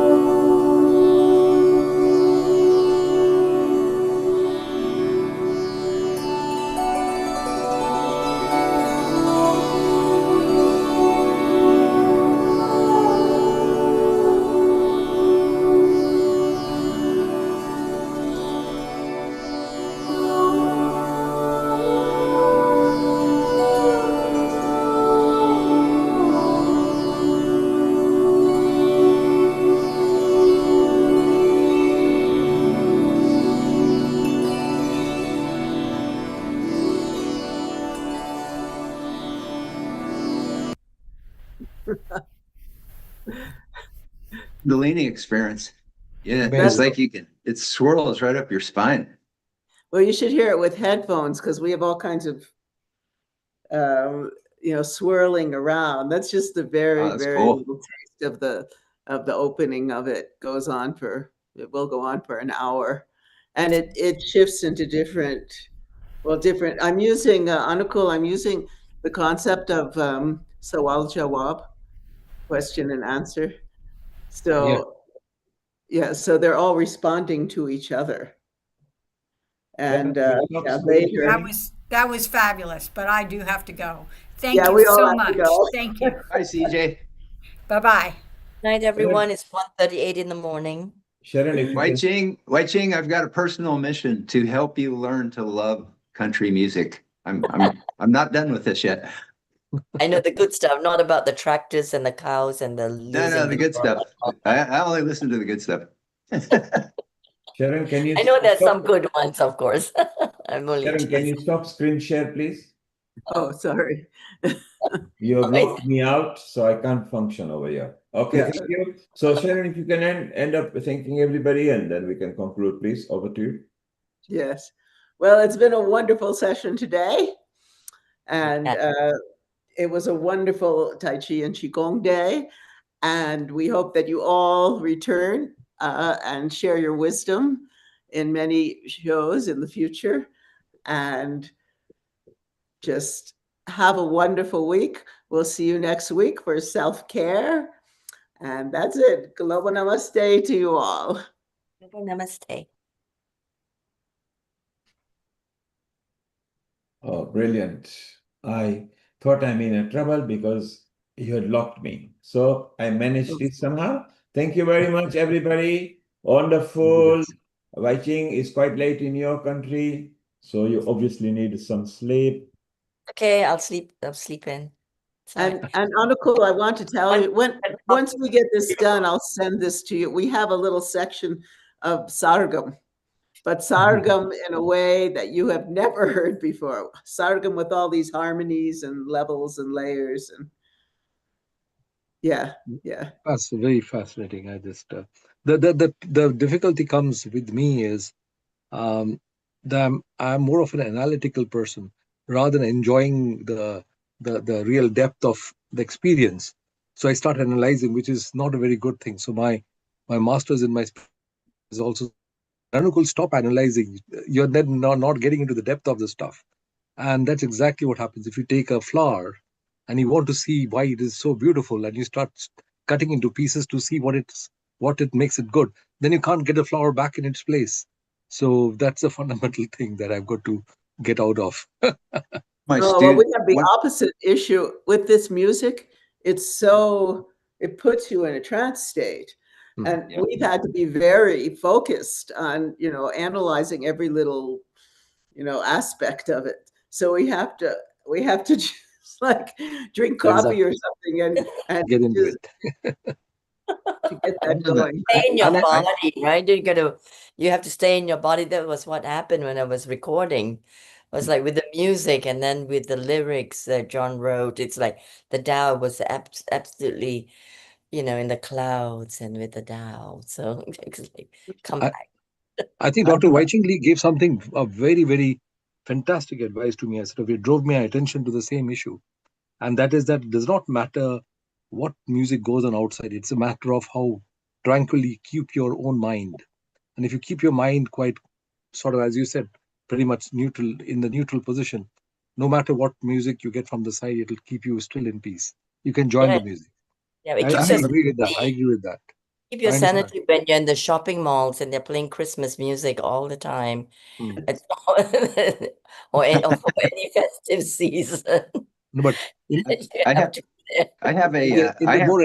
the more analytical way, if you see most of the places we go out for, say, a reception party at night or whatever parties, they're usually held in the evening, and you've had your meal, and then after that you have a big thing of dance music, which is absolutely rock and roll type of music. So I said, hang on, you just had a meal and then your intestine is desperately trying to digest it. And now you're jumping around like a crazy man. It doesn't sort of seem to match. and I like to talk to people. And then when there's such loud music, I said, let's go out. So in the outside in the cold, you cannot stand out for too long. And when you come inside the room, it's loud music. I said, hang on, where do I go? Then better. I said quietly and relax and just shut my eyes. Yeah. I have a master guitarist in one of my classes, and I mean, he's a master. He could play anything. He's in a Grateful Dead cover band, and but he's frustrated. I can tell he's frustrated because he wants to create new music, and his name's Harvey. And I say Harvey because when he listens to music, he goes into left brain, seeing the chords of the music. And I keep telling him, Harvey, stop doing that. When you listen to music, just feel the music, and then that'll, I think Wai Chin was talking about the creativity that sparks. And I always tell my students, when you meditate, have a pen and paper next to you, because you're going to get a ton of ideas. You know what I mean? When you go into alpha. It's true. I gotta go. My husband All the needs to use best. the studio. Tell him happy birthday, or did he have his birthday already? Yeah, tell him we said happy birthday.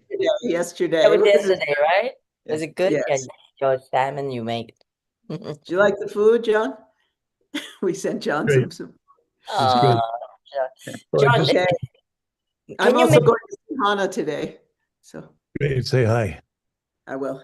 Thank you all. Good night. Thank Good you, morning. everyone. It's Good great evening. fun. We'll continue.